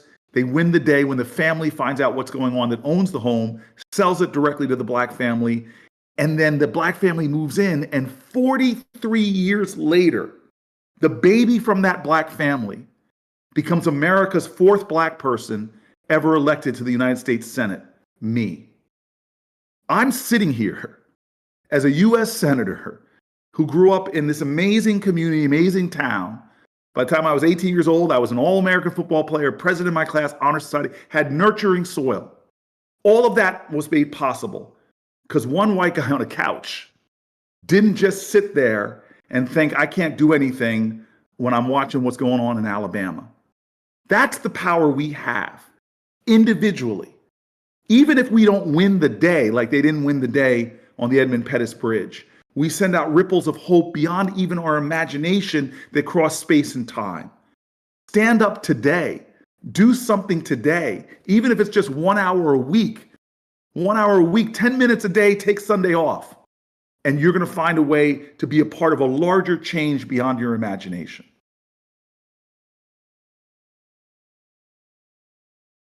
Woo, speechless. Wow. Incredibly inspiring.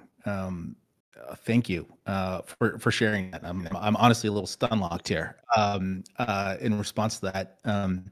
And the chat is appreciating it as well.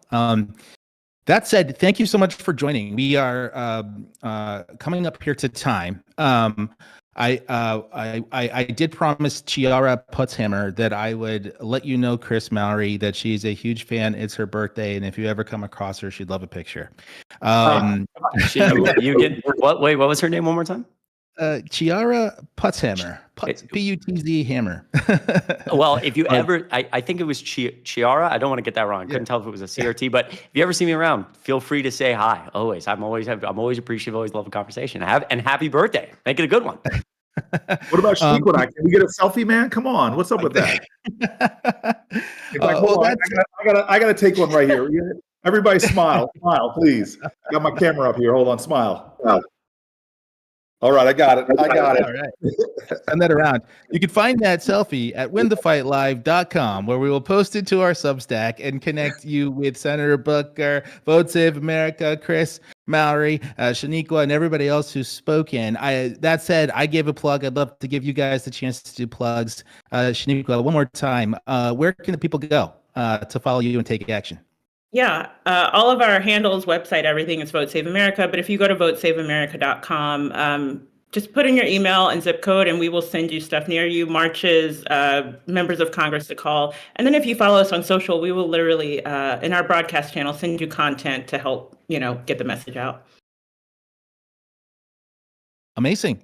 Chris, where can the people find you? Yeah. I'm Chris D. Mallory, literally everywhere. TikTok, Twitter, Instagram, whatever you use. So yeah, you can check it out. Sometimes I scream in my car about how much I hate Donald Trump because that guy is really bad. But I'd also recommend that instead of checking me up, you should check out a lot of the work Shaniqua does because it's really important and it's a good way to take that first step to get involved. And I'm sure you'll see me screaming about something later on after you've called your local or your member of Congress.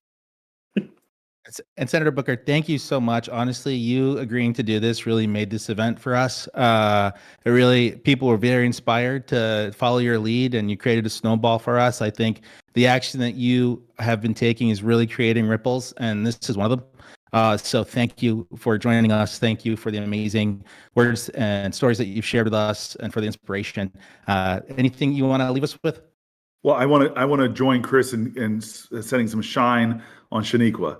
What I love about her is that you can really get tactical things that you could be doing. If you're at a loss, plug in with her, what she's doing, and she will give you tactics to take. I want to thank Chris. I watch his content and I laugh, to be honest with you. You do something that's powerful in our traditions. I'm here in DC. My parents used to listen to Black radio, and they said it inspired us and entertained us. It activated us and informed us. So I think that you are carrying on the best traditions of influencers of past and what you do today. And Jesse, just want to thank you for giving me this chance tonight. This was a long day, man. It's a long day. All of us have long, hard days. For you to create some community tonight for us, it's something that sources me at the end of a long day. So that's what we've got to be. The one other thing I would tell you to do is don't be alone. Don't feel isolated. Don't feel disconnected. That's what they want you to feel: overwhelmed, discouraged. Create community and connection with people that source your spirit, strengthen your soul, and encourage you in the fight. This is going to be a long fight. And so do things that actually help to strengthen your spirit and nurture you. And thank you for doing that for me tonight, everybody. You're welcome. And speaking of community and connection, one last question. Mr. Jolly Good Ginger said, ask Senator Booker if he fasted today. We are accountability partners. That is 100% true. And I want you to know I've literally had my worst eating week I have had in a long time. So tell him I'm way off the wagon. This is one of those times I need an intervention. I went to bed last night. I'm a vegan, but the empty bag is actually right near my hand. So I tell him I'm his accountability buddy. I have to confess to him I am way off the wagon, and my suit's getting a little tighter. Well, good. He'll keep you accountable. Thanks for joining us. We hope to do this again sometime soon. Community is important, and thanks for enriching it and being a part of it tonight. Thank you. Thank you, everybody. Thank you. Thank you, guys. I appreciate it. Bye-bye now.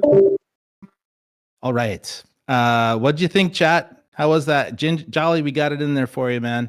And thanks again for being such a champ for this event, Jolly, since day one.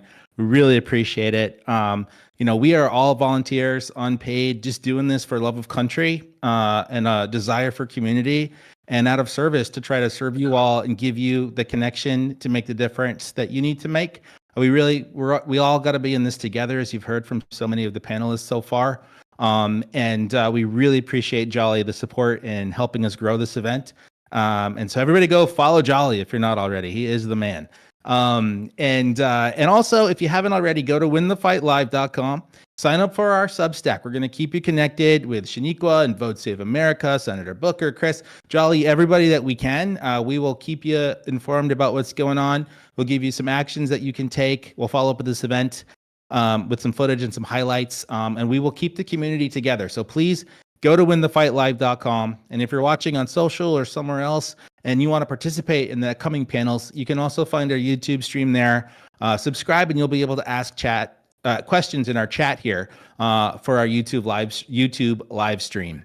But we are really excited about the next panel. Listen, we are mostly at Win the Fight Live a group of men. We're almost all men, and we've been doing this live stream work for a couple of presidential cycles now. We did it in 2020 for Biden-Harris and some other groups. Myself personally, I have some colleagues and friends who helped organize this with Progressive Victory, who are amazing. Together, we did some work with Senator Sanders last year and some major video game streamers. But we do this work in the streaming space largely because it's a great way to reach young men of color. I'm a gamer. I organize gamers.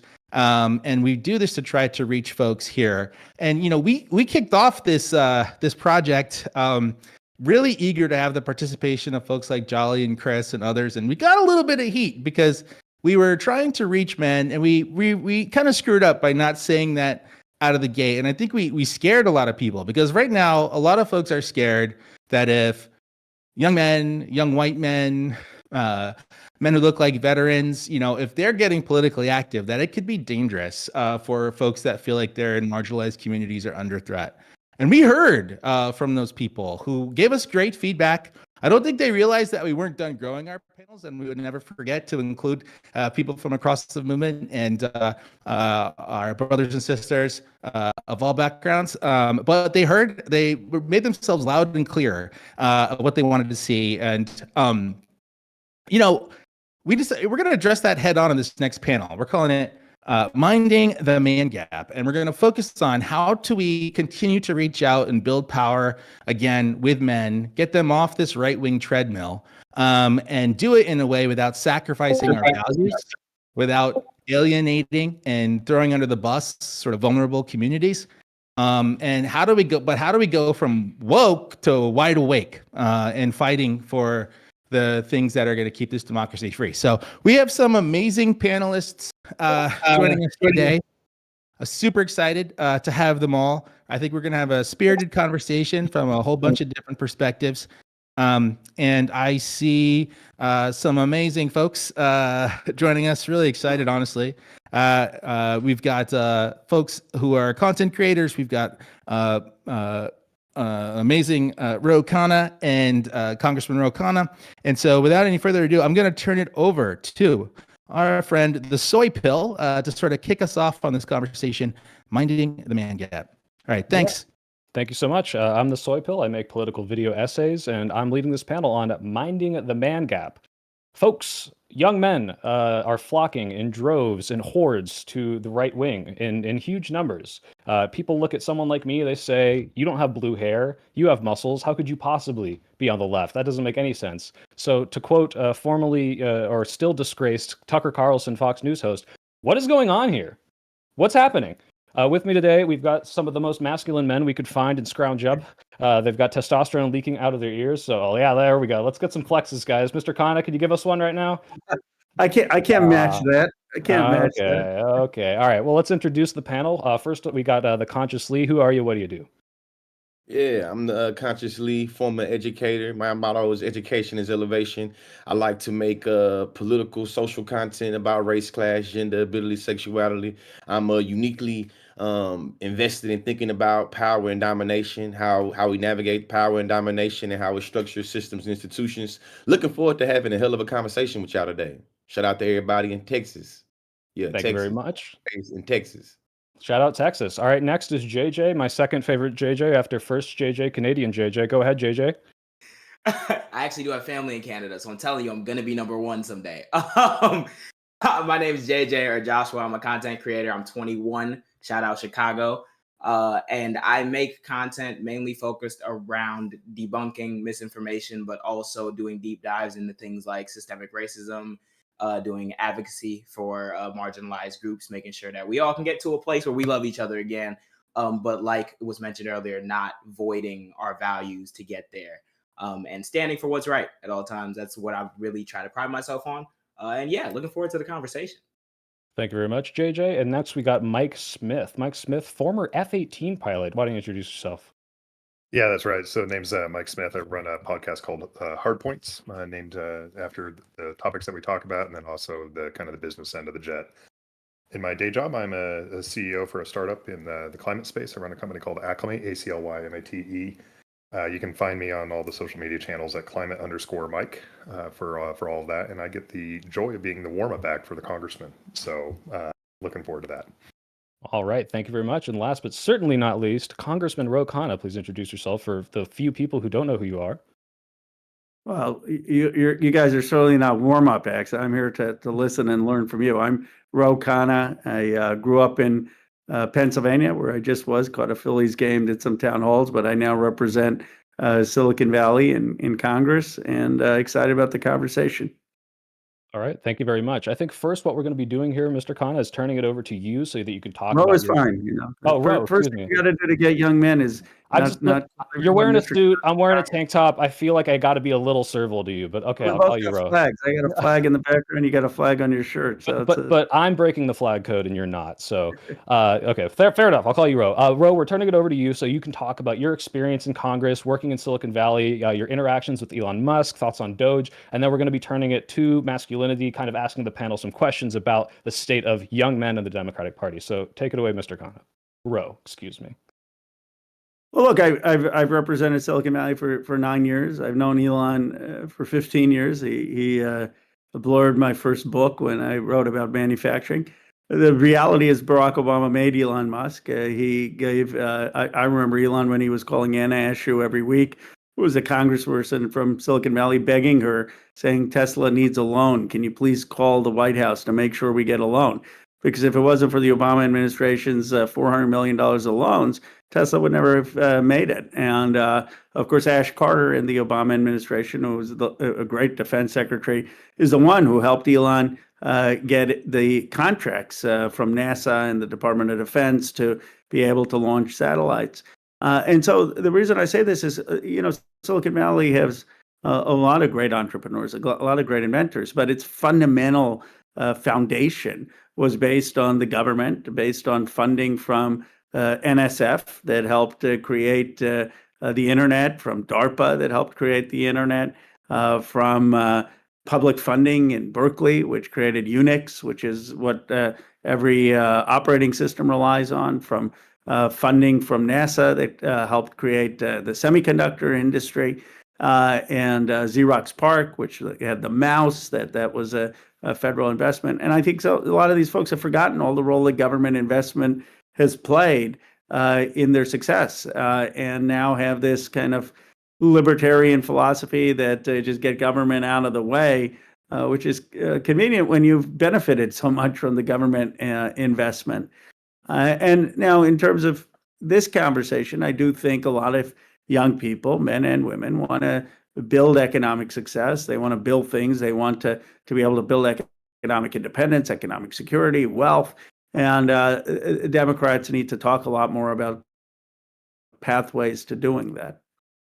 All right. Thank you very much. But you're right. You are here to listen because so far we're doing something wrong. Something needs to change. So this is going to be to you and the whole panel. We're going to ask some questions. What the heck is going on? So my first question is a little leading. I'll say that. In my estimation, part of the reason that the left is seen as less masculine is because we are the party that's more open to more variations, so the things that men can embody. So the right has a much more strict and traditional view of what a man can be, but we say, hey, be what you want. So my question is, how can we continue to remain the party that allows that diversity of expression while also appealing to the many young men that do want to be traditionally masculine? They do want to have that, kind of right-wing aesthetic, if you will, but I resent the fact that it's called a MAGA body. That's just not the case. So open up to the panel. What's going on there? How can we be both open and accepting, but also appeal to these men who want that hyper-focused traditional masculinity? I can go ahead if that's cool. I think there's something that I forgot to do my little plug in the intro. I'm also a co-host on a podcast called The Jam, and it was started by me and three other of my friends, and we're all guys, obviously.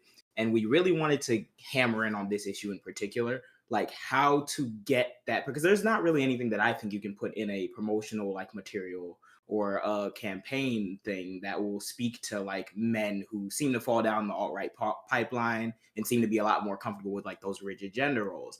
And I think one of the things that we need to start doing is making that conversation kind of more open and accessible in a sense of questioning where we get some of these very basic assumptions from. Like, I think that we need to provide an avenue for people who are men who want to be on the left or who care but don't want to seem like they fit any sort of stereotype, to understand that it's okay to be whatever type of man you want it to be. And in fact, the only way you can be okay being whatever man you want to be is if you allow other men that same grace. And the only way you can allow other men that same grace is if you don't waste time telling them that you're less of a man, if you don't make XYZ money per year, if you don't lift weights, if you don't do all the traditional stuff that Red Pill shoves down what is a man. The only way you can find out whether or not those things fit you is if you give men the grace to explore and be representative of what they want to be. And I think that's something that, like you said, we do focus a lot more on the left, but just allowing that, reframing the conversation in that way, I think can take a really good step. All right, awesome. Any thoughts, guys? What do you think about that? I think that I agree with what he said, definitely.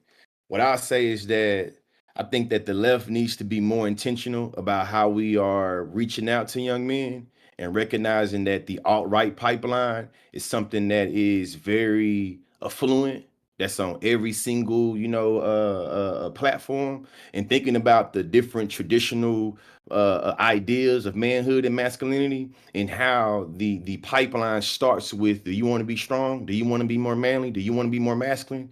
Do you want to, you know what I'm saying? That appeals to 15 and 16-year-olds. On the left, we have much more of a way of alienating young men because we talk more about patriarchy and sexism and think about the various ways that men and manhood destabilizes, a lot of other identities. So for me, I think it's about being real, that the right got better, like regardless of how unethical and immoral we think they doing, they've mastered being able to give messaging. They've mastered being able to, even if it's individuals that may be poor, you feel me, that may be, a man of color, that may, may be a poor man of color that disabled, is something that resonates with them from the message of the right that make it where we got to come to grips with it. And right now, I think that on the left, we having a hard time coming to grips and giving credit for where Republicans do well. And I live in Texas. That's the reason why I live in Texas. I'm born and raised around traditional ideas of what it means to be a man. And hey, that appeals to young 15-year-olds, 16-year-olds. The last thing I'll say is that domination and power, that is what these young men are seduced by. We don't package power and domination in a way that allows for little boys to see themselves as being ethical, moral actors while also seeing themselves as being manly. You see what I'm saying? That's the reason why they able to win and get these little kids to buy in things like, misandry, men's rights. These women is the reason why we don't feel manly. It's easy to eat it up. Yeah, that's great. Yeah. Mike, go ahead. You see him? Yeah. Yeah, I think I'd follow up to exactly with what Lee was talking about there, which is to say that the solution for this is not to be more restrictive, it's to be more open. Sometimes it can feel a little bit that the left, and I am a member of it, is not as open to hearing what men's opinions have to say on some things. And we have to be part of that conversation. In a lot of ways, we also have to recognize men are falling behind in a couple of spaces without like buying into the men's rights activist bullshit. Which is to say, we're falling behind when it comes to education. We're falling behind when it comes to suicide rates. We're falling behind when it comes to just broad achievement. If the left wants to speak to those issues, I think that they would find a very willing audience. The other thing I would say about what Willie was going on about there was men. I think we actually have to. I think we have to stomp down this idea that like selfishness is a virtue. And the idea that that you need to be able to it's all about yourself. Unfortunately, sometimes that becomes corrupt libertarianism in kind of its broader sense here now, not actually the ideological underpinnings of libertarianism, but actually just selfishness repackaged as an ideology. And so I would say that what we need to be doing is claiming a kind of a historical male masculine attribute as well, and allowing that for all men, which is to say, in the past, if you look back to even the movies in the 40s and 50s, a lot of white guys, but so you need to recognize kind of the racial component of that. But there were a lot of guys that weren't like big muscle bound jocks that were seen as very masculine characters in historical depictions. And what we saw as masculinity, as being a man, is the fact that you gave more to your community than you took. You were a leader in your community. You were the person that fixed a problem, and that could be relied upon when the going got tough. And so I think that's like what we need to be aspiring to is not this boy's vision of a man, but a man's vision of man. Let people actually see what men really do. Yeah. So many of these red pillars talk about this protectionism. You got to protect your wife, protect your kids, and that's great. Obviously these are good virtues, but I think you're right. If you can extend that to, hey, protect your community, protect your, people by paying taxes and getting welfare to the people that need it. I want to turn it over to Ro. You had a very interesting interview semi-recently with Dave Rubin, where you were talking about this sort of idea of policing language instead of kind of promoting the diversity, and how you if we say, oh, well, we spent so much time policing pronouns and not uplifting trans voices, I believe you talked about, and you did such a good job. I don't know if you remember what I'm talking about, but you did such a good job that you got Dave Rubin to say, you know what, that is right. I actually do think we shouldn't have a federal ban on trans women in sports. And I'm curious how your overall message with this, how can we promote diversity, keep being uplift these marginalized voices, but not be also policing, the young men who feel like, oh, I'm under attack because no one's talking about me, or they don't want me to speak. How do we get that done? Well, I think we can't cancel people or make people feel like if they express themselves, they're going to be judged or harassed, or if they have a sense of humor, that they're going to be embarrassed. And there's a fine line. I mean, look, the reason we don't want just anyone having any kind of sense of humor is if it's mean and offensive, that's not treating other people with respect. But I think that the pendulum swung so far that people were walking on eggshells, and they felt they couldn't express their ideas. And sometimes, someone said to me, and I didn't vote for Harris, I voted for Trump. I'm a 27-year-old kid in my district. I said, why is that? He said, well, because all I heard is that the future is female, the future is female. I said, they're saying the future is female because we haven't had a single woman president. It's not like we've had 30 women presidents or something. I mean, it's just they want to have one or something. But the way this person heard it, he said, well, I wasn't feeling seen, and I wasn't feeling like I had a place. And he should be free to say that and not be judged for it. And sort of, we should be able to have a conversation and ideas, and not lead with, well, if you say that, you're not with it, and you have something wrong with you. And so I think a lot of this was a sense that people felt judged, and the other thing was that they felt a lack of respect. I mean, there was a sense at one point in this country that the people who built the country weren't Silicon Valley. They weren't the folks behind the keyboard. They were the folks building the steel, and the steel in Western Pennsylvania that won us our freedom more than Japan and Germany. And we had a valorized sense of the working and middle class in this country, and we've lost some of that. And that doesn't mean that we don't have respect for people who do programming, but we have to figure out how do we treat communities who feel a lack of respect for the work they've done, for things they do, How do we respect that again and give them a sense of what they want and that we're listening to them? All right. No, I think that's good. Yeah, just this idea of balancing that we can't reject them and they're part of our coalition as well. Which kind of leads me into my next question. And again, this is for everyone. What can we do that maybe is a top-down policy that's not Ask that, though. oh, sorry, Before go you ahead. ask that, though, I think we can get and kind of just unpackage a little bit of what Congressman Rowe said, because I think that's the tension. You know what I'm saying? When I introduced myself, I was very, very, very intentional about talking about how I'm focused on power and domination. The issue becomes that there has been a status quo, a legacy of young boys and men being able to dictate who gets to be judged and who gets to be the judger, who gets to be sensitive and whose emotions matter. So for me, being a young black man from Bryan, Texas, you feel me? I'm thinking about who in the past and who within my lifetime has had the ability to judge. Now, in having a conversation about masculinity and manhood, hey, the soy boys, the people that's seen as being zesty, that's being non-manly, you feel me? The people that's seen as being, in cahoots with drag queens and trans people. Hey, those men that feel like that the left them behind ain't got no issue with judging that. You feel me? It's not the left that be coming at me about my progressive politics about women. It be people on the right. So for me, it's thinking about how can I acknowledge that they have been swooned in with the great messaging, but also acknowledging the contradiction. Because that would be my only pushback to what Congressman Rowe was saying, but also just the perception of they were tired of being judged. They feel like nobody speaking to them. Hey, name an institution or name a system in America that's not dominated by men. You can't name one. You feel me? Girl So for Scouts. me, it's like, what does it mean to be like on one instance? I feel like I'm not being seen, I'm not being heard. But on the other instance, you politically, socially, economically, men, we make up the dominant. What we talking about? For me, it's like, hey, you say folks be being victims on the right. Those men have no issue being like, you're a victim, you're a snowflake, you're sensitive. And then for me, it's thinking like, so hold on. Y'all be the main ones shit flinging the idea of being sensitive at the same time saying people don't play into your sensitivities. Which one is it? Sensitivity, good or bad? So you get to judge them and you get to say, we can't have drag queens, we can't have critical race theory, we can't.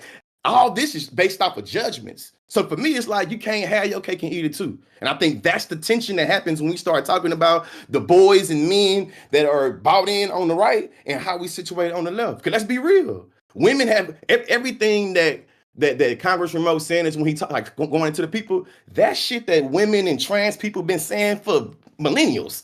You feel me? So now that some boys and men experiencing it for 5 years, 10 years, and all of a sudden we gonna ignore.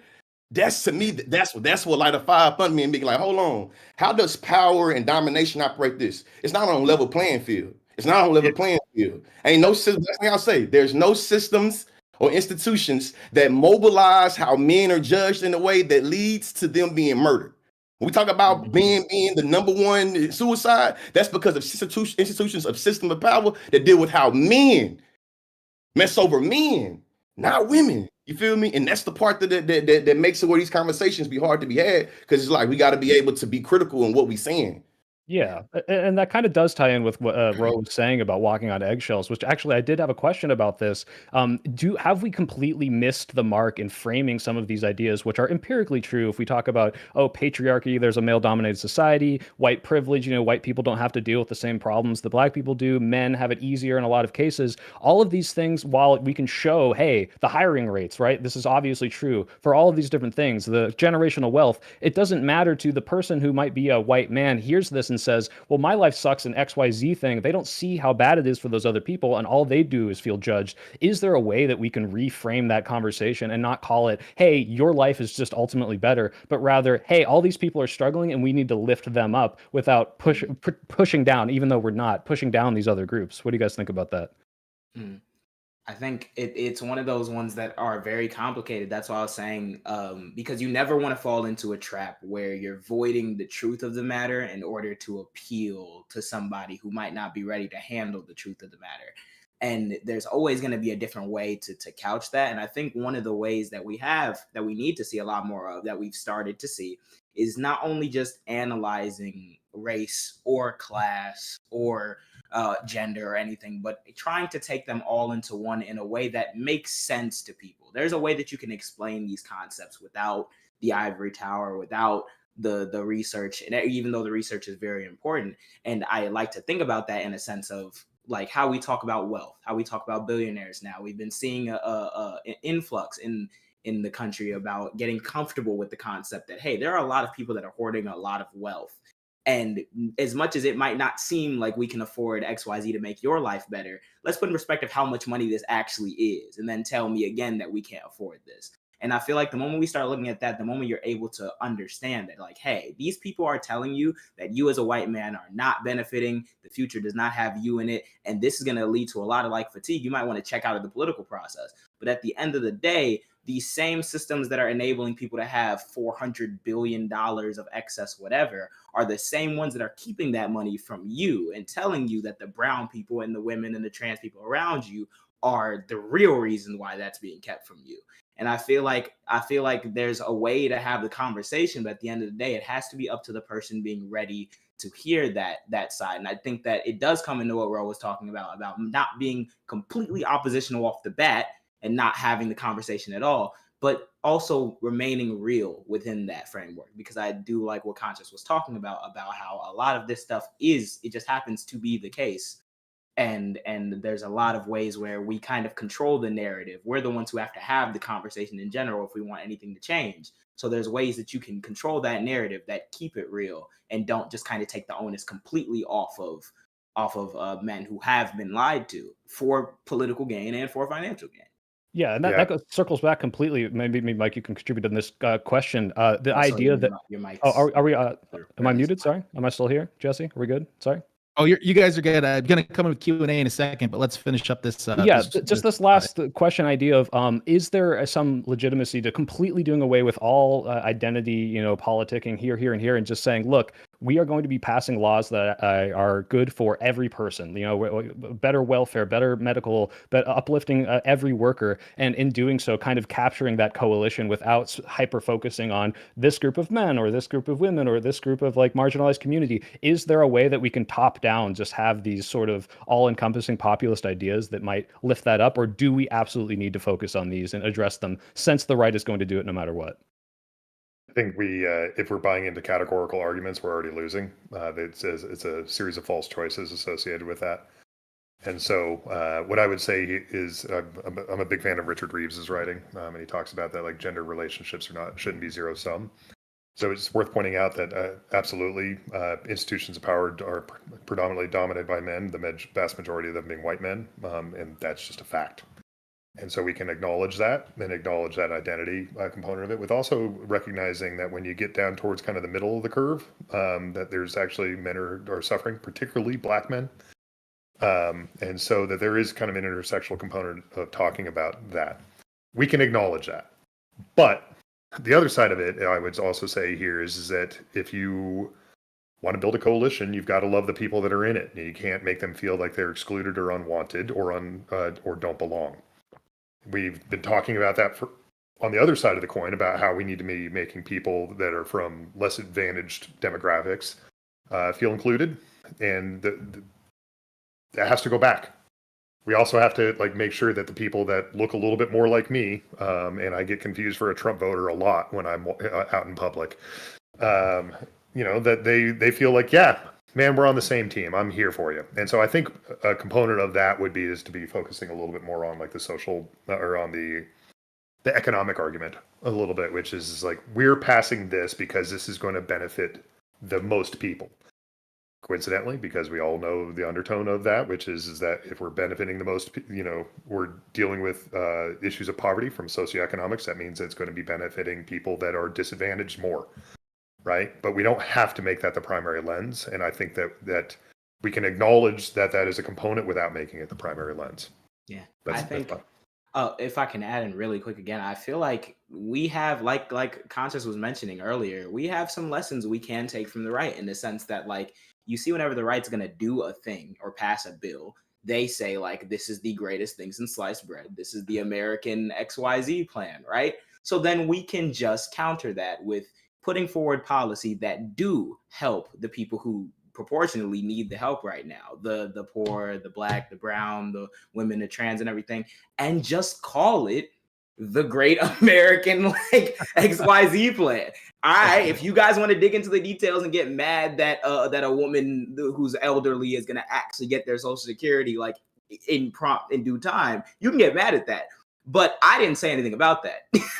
I just said that this is the great bill that's going to do all it needs to. Maybe we do have some things that we can pull out of their book and bring about the change we want to see. Well, that's some great advice, Pharrell. I'm sure you've got a point of view on that. But I wanted to go to the Q&A a little bit because the chat is really resonating with this conversation. But seeing a common theme pop up. The theme is a lot of concern about sort of the Democrats walking away from a blue collar appeal. We have folks mentioning their loved ones and others really falling into a MAGA wormhole, largely because they feel like if they don't, they won't fit in their blue collar job. I have a personal color to add this. I have some friends and folks that I've talked to about this who used to work in the trade unions, and they worked at political organizing in the trade unions, and they saw a lot of their folks leave. And I asked them about it, and they told me that it's one of the big reasons is that whenever someone comes in from the national political office or from DC or from somewhere else, they are always telling them what to do, talking down to them, telling them like the right way to be speaking and what their opinions should be. So they're feeling very condescended to. And I'm just wondering, like, what do you make of that? Is that affecting sort of the culture we're seeing where people are feeling like they have to sort of walk away from that to fit in their blue collar communities for their jobs? I'm just curious about that perspective. And I thought I'd ask you first, Ro. Well, let me start by saying, Mike, I wonder if you're getting confused from a Trump voter because of your beard. I will say I don't get this thing of like everyone growing beards. I don't think that's the answer to winning voters, nor do I think we all need to go hunting and play like Madden football. It'd be like someone trying to win the Indian American vote saying, let's go drink masala chai and play cricket. Like, people are smarter than that. And I think it actually comes off as really pandering, and it comes off as insincere.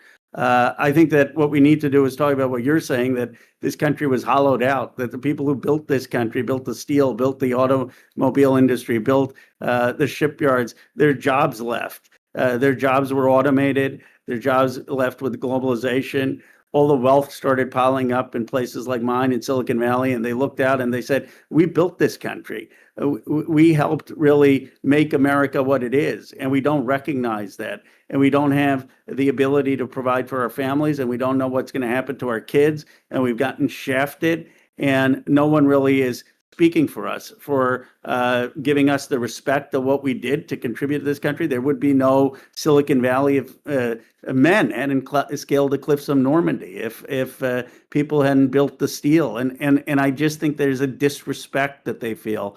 And then they want to know, well, what are you going to do about it? And what are you going to, and you can speak about race in the context. I don't think you have to be hide that we've had 250 years of slavery and 100 years of Jim Crow, and we've got a 10-to-1 wealth gap. But men want to know whether they're white working class men in Youngstown or whether they're in Milwaukee, Black men who haven't had economic opportunity. What are you going to do to help build this country for the people who haven't had a chance? And, I'm all for, I was one of the other things I was thinking is, I don't know if the Republicans would sit around with a panel discussion of like, how do we get the male vote or something? It's a very democratic thing to do. It reminds me of like David Brooks, who's a columnist. He said, Josh Hawley was going and giving a speech that the Democratic Party or Republicans need to be more manly. And he's like, Trump doesn't have to give the speech. He just acts the way he acts. Hawley's already lost by giving a speech on the topic. I'm not sure that this is about, figuring out politicians. I don't think have to like speak to necessarily people's the soul of our society. I mean, to some extent, we just have to be pragmatic, like give people respect, understand what they need to build self-respect, economic security, economic wealth. Be the party that's going to say your kids are going to have more economic prosperity, your communities are going to have more economic success, you're going to have more economic success. We're not going to destroy 20% of this country's wealth like Donald Trump. And I think that's a pretty good start. As a white man, I feel heard. I feel heard right now. That's great. Can Well, I just ask you, go ahead. sorry, there's a lot of activists and folks in the party. Listen, our party, for a long time, women have been carrying the more than their fair share of the burden in elections and supporting our party, the overwhelming amount of the base. I've been doing organizing for a long time in every best volunteer office. It's dominated by Black women who are leaders in the community. We got some pushback when we put this event with a manly tone, without including and acknowledging women in the initial outreach. So how do you act manly in the Democratic Party? To your point, Ro, what are some of the things we have to do to make sure that people don't pose a threat to many of the other supporters in the party that might be a little bit scared or intimidated by that? Question for me or for I don't want to. Yeah, for you. Yeah, I was just pushing because you were saying that Trump doesn't have to pretend to be manly, he just is. So I was just curious, like if you thought about that tension a little bit. I think we have to realize. I think if we're being honest, and you look at the Democratic convention over the 4 days we did it, and I was telling some of you were at the convention, and if I'm a white or Black or Latino steel worker or auto worker in Johnstown or in Milwaukee or in Youngstown, and I'm watching those 4 days of a convention, I don't know if I come away thinking that party is going to go think morning, afternoon, and evening about my life, my struggles, what I need to do. And I think that's a real problem in the Democratic Party. I think that we have to understand that we have to speak to the entire country. And there are people who have had a really rough time who aren't being heard in our party. By definition, we're losing a lot of these places, and so we can either keep losing, or we can go into these communities and hear what they have to say and try to have them up there more than the celebrities. This is probably going to get me in trouble, but I'll say it anyway. Like this whole thing about George Clooney, he didn't recognize me on backstage. I was like, okay, we can go into whether Biden's should recognize. Who the hell cares if he recognizes a movie star? That's not the person who should be determining our politics. No one really cares what George Clooney thinks in Youngstown, Ohio, or Johnstown, or wants George Clooney to have any go do movies. Who the hell cares about anything else? And I think our party is obsessed with a bunch of these celebrities and rock stars. The whole thing is Beyonce coming or Taylor Swift coming? Who the hell cares? Who the hell cares? What are you going to do for people in this country? And that's, I think, the problem. Amen to that. Well, thank you guys. We have to wrap it here. Thank you so much. This was a great conversation. Can I ask one last question, just real quick to Mr. I'm Thomas? so sorry. We don't have 10 any more seconds. time. I promise. Okay, I just need to know if you're running in 2028, and if you are you prepared for Donald Trump to call you rotarded? I've been wondering. And there you go, giving him ideas. We're getting ahead of it. He's not that creative. Not bad. It's not bad. I don't know, but usually he identifies a weakness, and I have a lot of weaknesses. I'm not sure if that one will stick. The Indian guy being retired, maybe. I don't know. It's gotta fit. They'll say anything nowadays. All right. Well, on that note, we got to wrap there. Thank you so much for the great conversation. We could have this for hours. I hope you guys will join us again, and we can continue this. The chat's really into it. People are really into this. And thank you for all the great perspectives. Thank you so much. We do have to run, but please go to winthefightlive.com. We will connect you with all these great folks, all the places you could follow them, so you can stay in touch. And thank you once again for joining us. Thanks so much. Thank you. All right. Thank you. Thanks all. And Control, we are good to go. And thank you. I hope folks enjoyed that. Let us know. We got a lot of positive feedback and support so far. We hope to do more of this. And thank you again. This has been an amazing experience so far from us, folks who've just been trying to volunteer and have a new type of conversation going incredibly well. And we're so grateful to all the panelists and to everybody who's joined us. We hope you enjoyed that conversation a little. We're trying to do some different stuff here. And I think it sounds like a lot of the points people have been making have resonated. We're going to bring on another guest here quickly as we transition to our next panel. We're going to close out here, but the thing that we're going to end here is ways that you can stay in the fight, and people you can follow, actions you can take. Just some more great leaders have joined us and some more great creators. But I do want to bring on for a quick conversation our next guest. So could you let us up, Control? Are we good?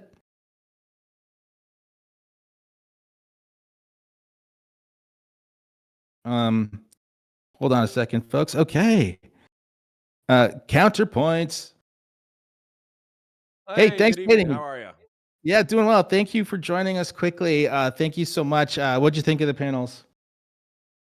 Well, I definitely caught the most recent one, and the truth is, I think that I'm a never Trump Republican, so I think that we need to get some guns, some barbecue, we need to go shooting, and then we need to have like a series of political debates in order to hash some of these issues out. That's what I think. I think 30 minutes on a panel wasn't enough.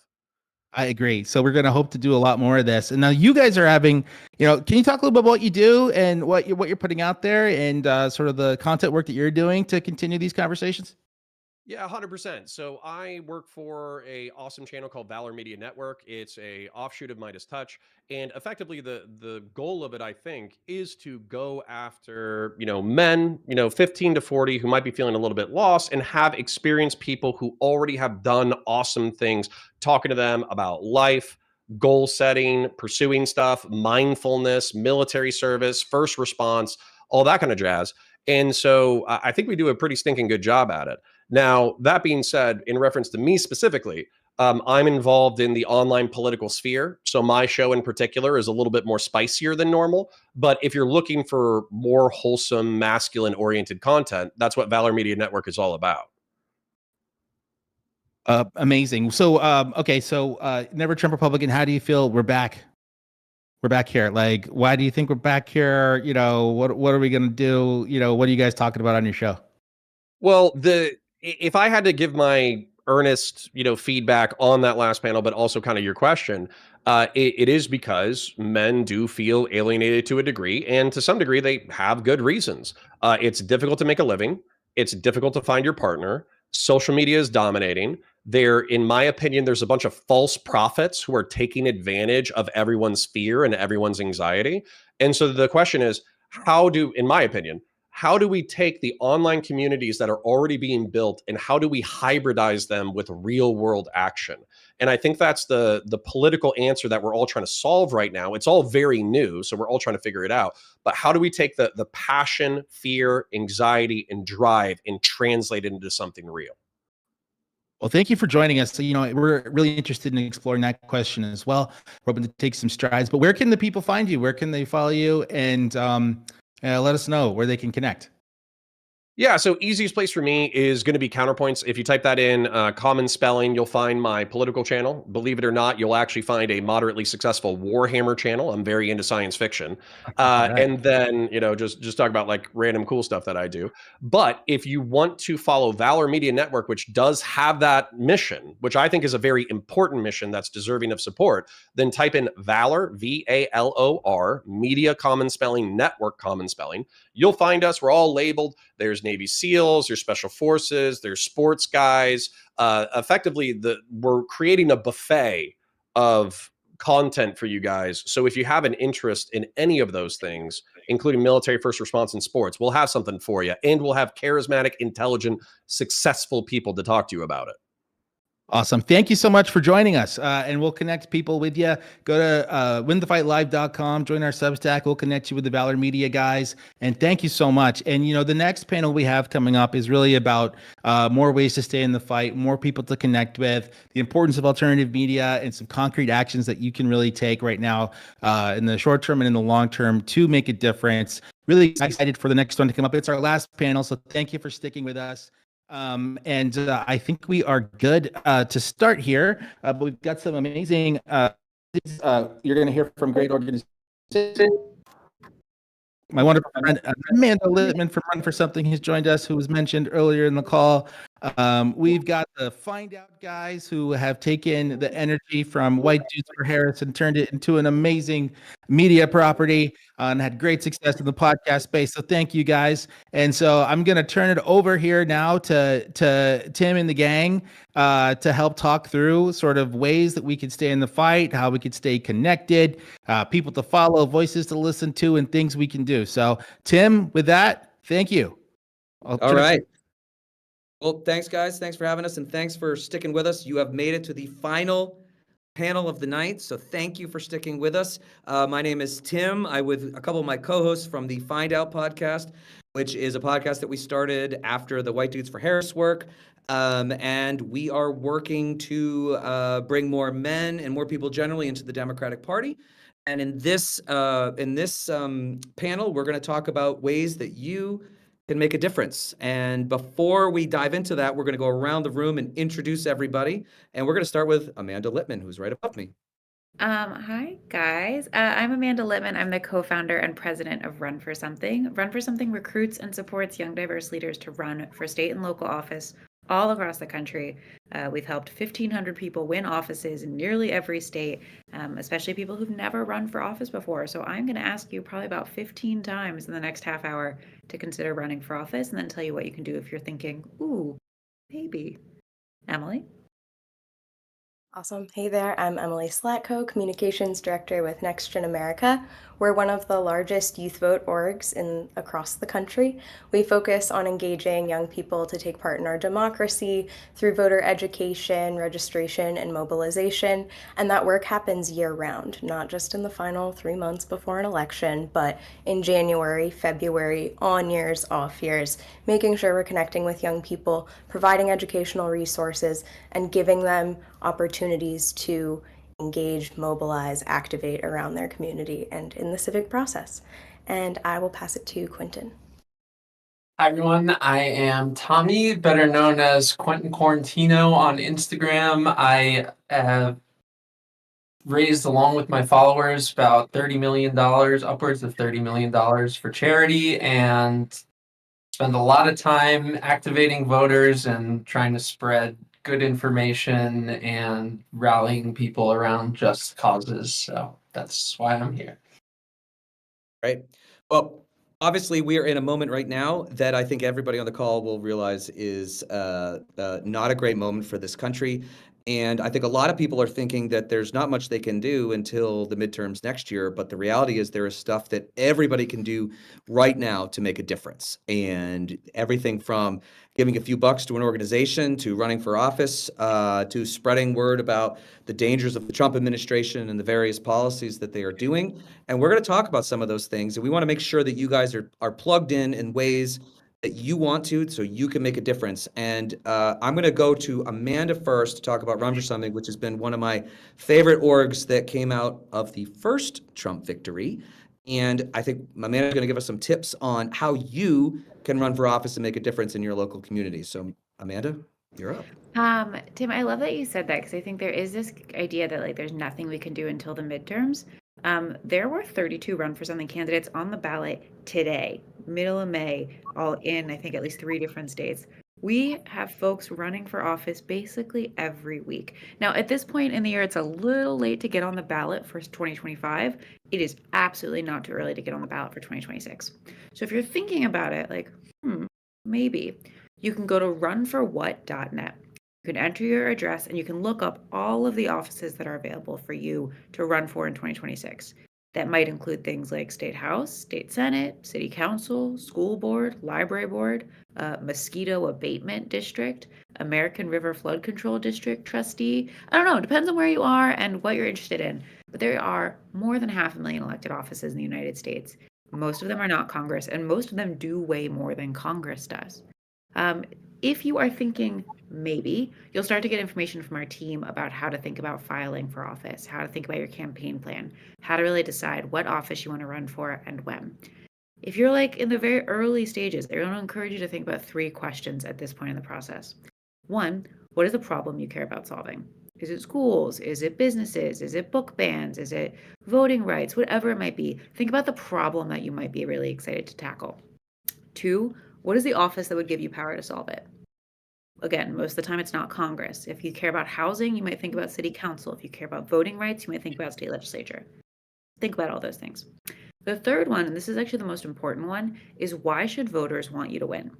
Which is different than why do you want to win? You want to win because winning is great and losing sucks. Voters want you to win because you're going to do something for them. You're going to deliver something tangible that can make their life better or stop something bad from happening to them.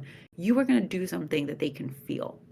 If you can answer those three questions, everything else about a campaign is logistics, and Run for Something is here to help you work through those. So start marinating on it. And then again, runforwhat.net is where you go to get started. The only thing I'm going to add to that is that a lot of people are like, oh, am I actually qualified to run for office? And what I would say to them, and you should answer this after me, is that Marjorie Taylor Greene is a member of Congress. Lauren Boebert is a member of Congress. So many dummies. There's just so many dummies who've been elected. And I think that if you are even asking yourself, am I qualified? You are more than qualified, because the people who are not qualified never second guess themselves. There is no rules about needing a college degree. There's no rules about needing to be a political science expert. Maybe there are rules about having lived in a certain place for a certain period of time, depending on where you are. But other than that, you got to care. You got to want to work. Everything else you can learn along the way. 100%. And now I want to go to Emily, who does a lot of work mobilizing and organizing people who maybe are not running for something, but want to support people who are running for something. So Emily, tell me a little bit about what people can do with NextGen. Absolutely, yes. So at NextGen, we are working on engaging, mobilizing, educating, and activating the youngest generation of voters. So these are folks that are just entering a whole new civic world. You know, they've recently turned 18 or 19. Maybe they're a freshman or sophomore in college. You need to update your voter registration status. You need to learn more about what these positions entail and how they impact your daily life. We are that go-to resource. We're active across college campuses in 8 states, and we have been hosting online organizing efforts throughout the year. So we actually have a training coming up tomorrow and Thursday focused on the attacks that the Trump administration has taken against our voting rights. And there are plenty of them to learn about and then take action. Learn how to organize your communities, call your representatives. Maybe it's running for office. Maybe it's encouraging your friend who's super civically engaged to run for office. But finding those ways to get involved and to make sure that young people have an opportunity to make their voices heard. Because we know at the end of the day, young people align with their values are more closely aligned with Democrats and progressives. So how do we bridge that gap? It's through education. It's through providing opportunities to have those conversations and teaching and providing tools to, continue organizing, whether that's on campus, online, with friends, with family. And Emily, if somebody wants to get involved in your organization, how would they do that? Yes, to get involved, please go to our website or go to our Mobilize link. We will have registrations for our upcoming trainings tomorrow and Thursday. Those educational programs happen monthly. We choose a topic. It's typically thematic and relevant to something that's happening, whether it's in the news or a recent attack from the Trump administration or a rapid response effort. But those are real opportunities for you to hop on a Zoom, build community, learn how to talk about the issues that are most important to young people and connect those issues to real and tangible civic actions, whether that's writing to your representative, giving them a call, starting a petition, or organizing your community. Fantastic. Move to somebody that is a true influencer in this space, even though some of us are kind of like, what is that word? I've got a couple behind me too that we'll talk in a minute. They don't like that term. But anyways, so Tommy, who's better known as Quentin Quarantino, you have, I think, 1.1 million Instagram followers. And as you mentioned before, you raised $30 million for progressive candidates in 2024, which is incredibly impressive. What can people do digitally to make a difference right now? My focus really since Trump has been elected has been on the individual rather than the collective country, because it's easy to kind of get lost in how many things are horrifically messed up right now. So my biggest takeaway of running a page with 1 million followers and getting messages from thousands of people every day is that there's so many uniquely upsetting ways in which Trump's presidency has upended families and livelihoods. So what I use my platform for, and just a minor correction, that $30 million wasn't for politics, it's for nonprofit organizations internationally. And I think in a time like this where there's so many valid reasons to be pessimistic and just upset about what's going on in the world, it's somewhat comforting to know that there's communities like mine, 1 million people who are all willing to give $30 to help this one specifically horrible situation, that we can all rally together and in one day change a life. So I think for me, it's been more kind of coming to terms with the fact that I don't think that I can change the entire country with my page in the next few years, but I do think I can change like a ton of people's lives. So that's what's most important to me. And I wish I had all the answers on the political end. I don't. If anyone does, I'm not rich, but I'll find a way to get you $1 billion from someone. But yeah, it's just like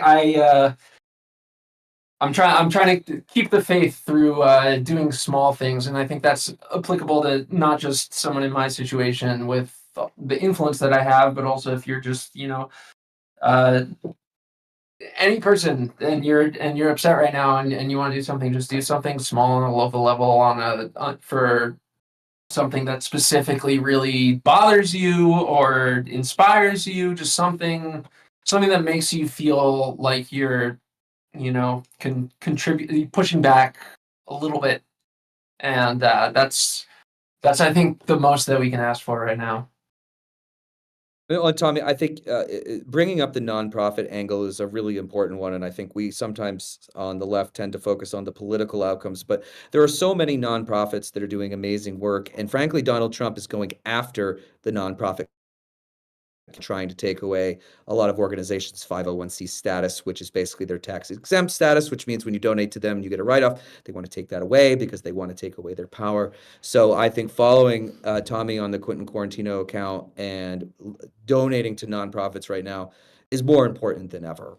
So thank you, and thank you to the three of you. Oh, go ahead, Tommy. Go. Oh, I mean, I'll just say I work with so many, not work with, but just like I'm friends with so many nonprofits and have like long-standing relationships. And this year, like, the biggest surprise to me, obviously, I did not have high hopes for what a Trump presidency meant for this country, but something that I honestly did not have in my forecast is like every single nonprofit that I work with being like, yeah, we've lost like all of our corporate funding and we don't know how we're gonna fund this year of really important work that we're gonna do. And that's like the most common thing that I've heard. So again, it's so wonderful that we have people like Amanda and Emily doing the stuff on the political side. And for me, I think my role is rallying people together around just charitable causes, because there's too many of them right now. 100%. I think all of the work of the three of you is equally important. And I would say I'm not necessarily sure that ours is quite at the level of you. Talk a little bit about why we think our work is important as well. And I'm actually going to kick this to Zach, who I've not told that he's going to speak, but he's going to, because he came up with this idea. And I think it's important to talk about why these three white dudes are talking about being involved in progressive politics. Zach, go ahead.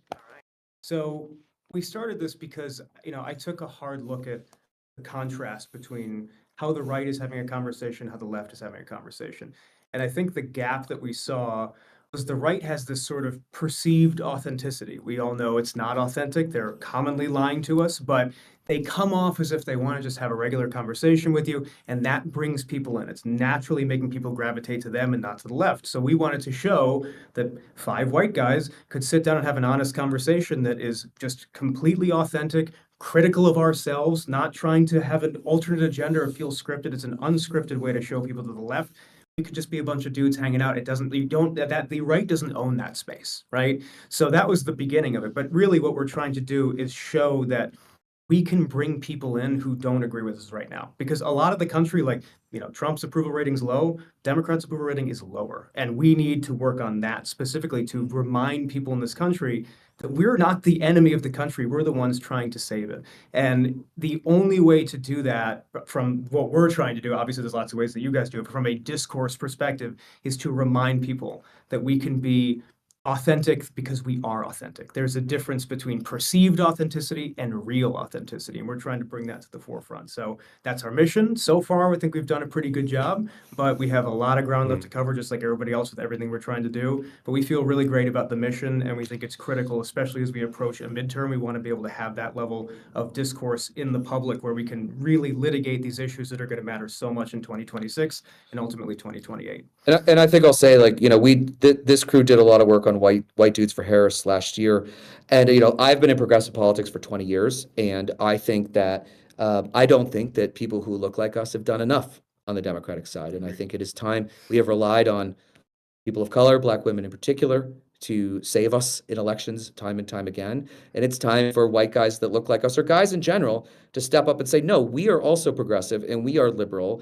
And it is okay for men to be progressive and liberal and lift up people of color and lift up women. And it is time for us to raise our voice. And I think that that is why we are diving in. We've seen some great early anecdotal evidence that we've gotten some people who told us they registered as Democrats because they listened to us. We actually had somebody tell us that they went and dropped off their signatures for school board. So we're very, very excited about that. I knew Amanda would like that very much. And I also think that, and I want Luke to speak for a second here, I'm going to put him on the spot because we are not diverse in how we look. We are in our age. I am the oldest. Guess who's the youngest? And Luke, I want you to tell the group why this work is also so important to someone who just recently graduated college. Well, I mean, the thing is, I'm looking at these 3 people and they're doing wonderful things. They run super big, super high level shit. And I'm a guy who sits in his car and gets pissed about stuff. Like, if you've ever seen a video of mine, you've probably heard me say terrible language. Like, that's just how it works. But like 99% of the good feedback I get is people telling me I don't feel alone anymore. And that to me is immensely valuable. Like Quentin was talking about community about 1 million people who all feel the same, who feel like they will all donate to one thing and they will protect what they value. And I feel like fostering that sense through what Zach was talking about, authenticity. Like, very little of what I do is politically correct. You couldn't play it on something like, I don't have the TV 13 rating. I'm a hard R. That's a bad way of putting that. But hard R as in R rating. There we go. Got you. You're good. Good. We told you we're authentic. This is not scripted. scripted. But yeah, it's all about authenticity for me. There's no need to, especially not if you're trying to build a community of people who feel like, oh, you're just talking to me as a person. Like, you're not trying to sway my vote. You're not trying to make me, peg me into a spot that I don't want to be. You're just telling you how it is. Like, I think that's very valuable. There's one other thing I want to bring up too, is like, even though we are focused on our podcast and the specific thing we're trying to go at, I think that the thing that a lot of the listeners who like our message can take away is that they can do the same thing in their own lives with their family and their friends. Like, don't stop trying to work on those people. That's something everybody can do. You can always come and keep, even if you got somebody in your family who's MAGA or even just like a little bit, away from that, a little closer to us, keep working on those people. Never stop trying with them, because if you just come at them authentically with your own belief system and you don't demonize them, you bring them to the table and say, I want to have a conversation with you over and over and over again. That is an impact you can have every single day. Not just us that can do it, you can do it too. There's no question about it. And I would just say, before we wrap, you can find us at findoutpodcast.substack.com. Subscribe. We're all plugging. And with that, I am going to turn it over to one of Maine's newest and best residents. I'm from Maine, so I had to do it. Let's Jesse go. Thomas. Thanks for the shout out. We got the Costco Bay. Oh, there you Bay, go. and Right. we got the Sarah Gideon hat. So great. So thank you everybody at the panels. The chat's been loving this as well. We got a nice question from chat here that people want us to ask. Question for the panel. This is from Michelle Green. Want to shout her out. Since we are all fighting for our democracy, eventually people from the right will be joining our ranks. How do we make them feel included as well? I guess I could start. I think, look, like I have tried a variety of different ways with folks, right? And I could tell you the one thing that does not work is shame or talking down to people. And I think that if they are willing to make a move to our side, I think that one of the best lines I've heard is like, I'm sorry that you were lied to, or I'm sorry that you were promised something that was not true. But I don't think that the scolding, obviously, like, oh, why are you such an idiot? What were you thinking? Does not work. And so I think trying to just welcome people, we're supposed to be a big tent party. Trying to welcome them without rolling your eyes and doing all these things, like that's the way you welcome them in. Like I've tried it with people that I grew up further north than where you are right now, and I have a lot of Trump supporter friends, and I've tried both tactics, and I think trying to listen and be empathetic is the best way, in my opinion. I mean, I'll just say, as a former Republican myself who made that switch, that's exactly right. Like I not one time have been shamed by anybody within the party for my past. They look at it and go, "Hey, look, you changed your mind." Just to be clear, I was never a Trump voter, never a Trump supporter, but a former Republican. And nobody's ever made me feel ashamed of that past because, and that's really how we need to do it. We need to make sure that anybody who comes in, we look at them now in this moment and go, "We're glad you're here. We'll welcome you regardless of where you come from." I can jump in there. This is a conversation we've been having as well because we did see trends of young voters either not showing up or shifting to the right. And something that has been really clear in the voting rolls and in all of our analysis post is that it wasn't necessarily that we had this massive swing to the right. It's that folks did not feel like they were being spoken to. They did not feel like they had opportunities to have their voices heard. And there isn't a massive shift. There isn't this massive difference in persuasion messaging that needs to happen across identity groups. It's really making sure that we're connecting with people on the issues that are affecting their everyday lives, whether that's the price of insulin or, the price of eggs, or even the prospects of being able to one day buy a home as a young person. These are things that are just seemingly untenable at the moment, and they did not feel like they had those opportunities or a clear vision or path forward with that. So right now we're working to educate, and we are consistently working to educate to make sure that folks are able to connect those issues to the policies deep down, because Democrats love to get wonky. We love to get wonky with our messaging and get really in the weeds. And that's just not what your average American is thinking about. They're thinking about their grocery bills or their rent getting increased or whatever that might be.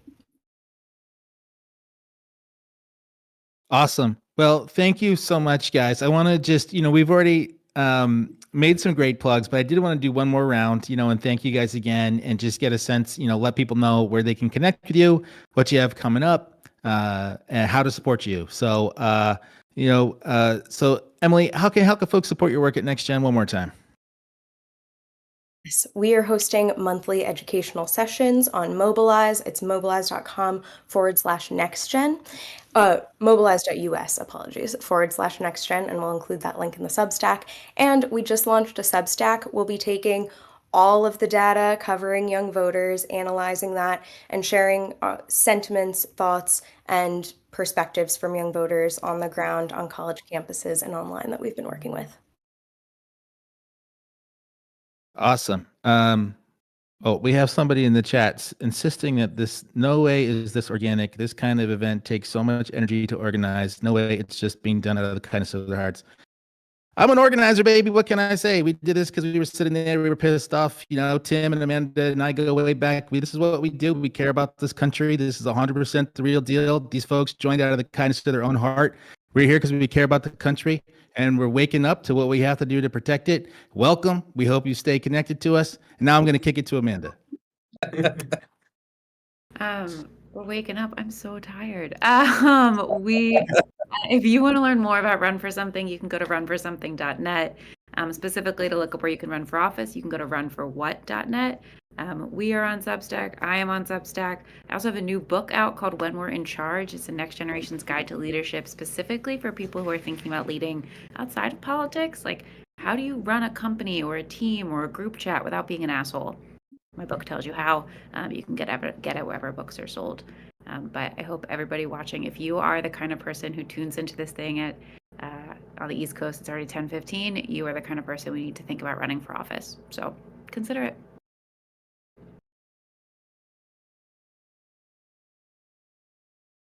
Tell me how could you're doing so much, but one more time, we'll connect you with folks, but one more time, we'll give you a chance. Yeah, feel free to follow me on Quentin Quarantino, and shout out to the Loud is Loud guy in the comments. I've received $0 to be on here. I just thought it was like an impressive group of people and was like, yeah, sure, why not? And I'm glad I did. And I made no money off of it, and it's fine.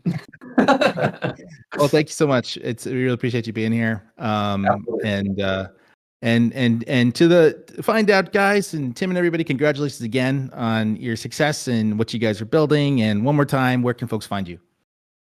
Yeah, so our main home is on Substack, so it's findoutpodcast.substack.com. This week, we're going to 2 episodes per week, and on Thursday, we're actually interviewing a congressman who was supposed to be with us tonight, but he had a sick child.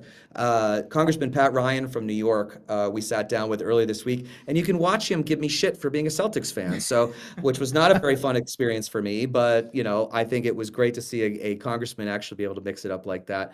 We'll be interviewing Katie Fang next week. We were on Don Lemon today. I think he's going to come on, so we're really excited. So if you follow us at findoutpodcast.substack.com, you can follow along. Awesome. Well, thank you so much, guys. We really appreciate you staying with us, closing out the panel, giving some great stuff to do. You're amazing. We love you. We hope we can talk again soon. And thank you for being with us on our inaugural program. So we really appreciate you. And we're going to be fighting with you guys for the long haul. So thanks again. Thank you. Yeah. All right. Well, that wraps our show for tonight, everybody. Again, can't thank the panelists enough. And we are going to now take a second, and people are asking about who's behind this event, who funded this event, et cetera, et cetera, et cetera. Once again, the origin story of this event is we are organizers. I myself have worked on every presidential campaign going back to Obama's first one, except for 2016. We are committed to the democracy. We're committed to progress in this country and committed to defending democracy in our country for our kids. The moment is calling for people to take more action than they normally would, to volunteer their time, their dollars, and that's what we have done. I want to, if we can, get some of the co-organizers of the event on here, who put in a ton of hours and time over the last couple of months into making this happen. Fellow folks from a great organization called Progressive Victory, Eric Balsbaugh, who you saw earlier today on the voter protection, on the legal panel. This is Sam Drismala, who you're seeing on camera here, who's the founder of Progressive Victory. And we've got a bunch of folks who've been helping us out. So this is it. This is the crew. There's Eric. There's Gavin, and we got, I think Chris is going to join here. So listen, this is the group, guys. This is who's behind it. It's just committed Americans who want to make a difference. And thank you guys for all of your help in putting this together. How do you think it went? I had a great time watching and making sure things ran from the back. I thought the panels were great. There's some really, really exciting moments, and I'm excited to fight. Right, Eric. Yeah, no, I mean, like, this is the space where people are. I mean, like, 40% of people are have cable in their house, and everybody is on YouTube, and everyone is like in these spots. And like, if we're gonna fight and win, we got to be here, and we got to compete in this economy for attention. Jonah. It's good to see you, buddy. You were just out having some fun and working hard, and we appreciate you. And good to see you on the stream. How do you think it went, Jonah? I think it went great. As our I love resident the young dude. conversations. I love the conversations, especially the young men panel was really great. And I hope we'll have a lot of those guys back to keep that conversation going. It was really good. Yeah, no, definitely. Uh, I thought yeah. I thought Atriarch and Doug Doug and Newsom was great too. Yeah, I especially love the part at the end where y'all emphasize on local politics. I feel like that's a very often overlooked part of politics, but it's probably the most important part. You know, the political science motto is all politics is local. So I very much appreciate that, and I feel like it's a core part of trying to get young people into politics, because that's where most of them start out. So yeah, I think this was a great panel. Thank you for letting me help out. Yeah, thank you so much for the support. A lot of long hours, a lot of stressful phone calls. You know, I think we felt a little bit what it was like to get canceled, but we persevered. We let people know that we could do stuff like this and be inclusive, and we really want more folks to join us in the future. Chris, are you on camera? Can you turn your camera on again? My camera keeps crapping out, but okay. You can hear me. I've enjoyed being on. I especially liked the Man Gap panel as well. And Chris Ortman, ladies and gentlemen, who's been crushing it for us as well. And okay, well, we appreciate you guys tuning in. This is the group behind Win the Fight Live. You can support us at winthefightlive.com or winthefightlive.substack.com. Stay connected with us. Sign up. We'll keep you connected with all the panelists. We've got calls to action that we will provide. It is going to be a long fight, so stay connected with us. We hope to bring you some more programming. We'd love to hear how you think tonight went, other things that you might like to see in the future. If you can, please go show love to the panelists independently on their social media. Again, we'll connect you with them, but especially we want to thank Governor Newsom, Senator Booker, and some of the folks that are so busy that really helped us make this event together by agreeing to participate. It's all about community. It's all about connection. That's how we're going to stay together and win this fight. So we hope that you'll stay a part of ours. You can subscribe to our YouTube where you're watching right now. And, again, this is all volunteer. We don't really know where we're going to take this. But if you guys find it valuable, let us know. And we'll try to bring you some more stuff. So thank you. Anything else, guys? I just want to thank the production team, Jordan, and especially Jay. Jay, you killed it tonight. It was amazing. Great job. Yeah, get on camera, guys, if you can. Come on in. Yeah, have fun. Let's go, Jay. I see you there. I guess it might be hard for him, but shout outs to Jay and to Jordan, who really helped us run this thing for the first time. Very complicated operation. And we appreciate the team. But thank you everybody for tuning in. CJ too. He didn't hop in. Thanks, CJ. Okay, CJ. And Jillian, our lead design, and the design team. We had Gabe rocking with us. We had our technical team on the website. You want to shout out our web team? Alec, you did so much work, man. Thank you so much, Alec. Really, really, really huge deal that you did tonight over the course of the past couple of weeks. Thank you, man. So, we're just a regular group of concerned Americans trying to do the right thing. We hope you'll be there with us as we try to do more of it. Let us know what you liked, what we could do better, what else you'd like to see, and please stay in the fight. Stay connected with us. winthefightlive.com.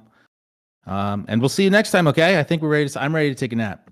So I don't know how Corey did it for 25 hours. 4 it feels like. Yeah. But thank you, everybody. All right. Good night. Good night. Night.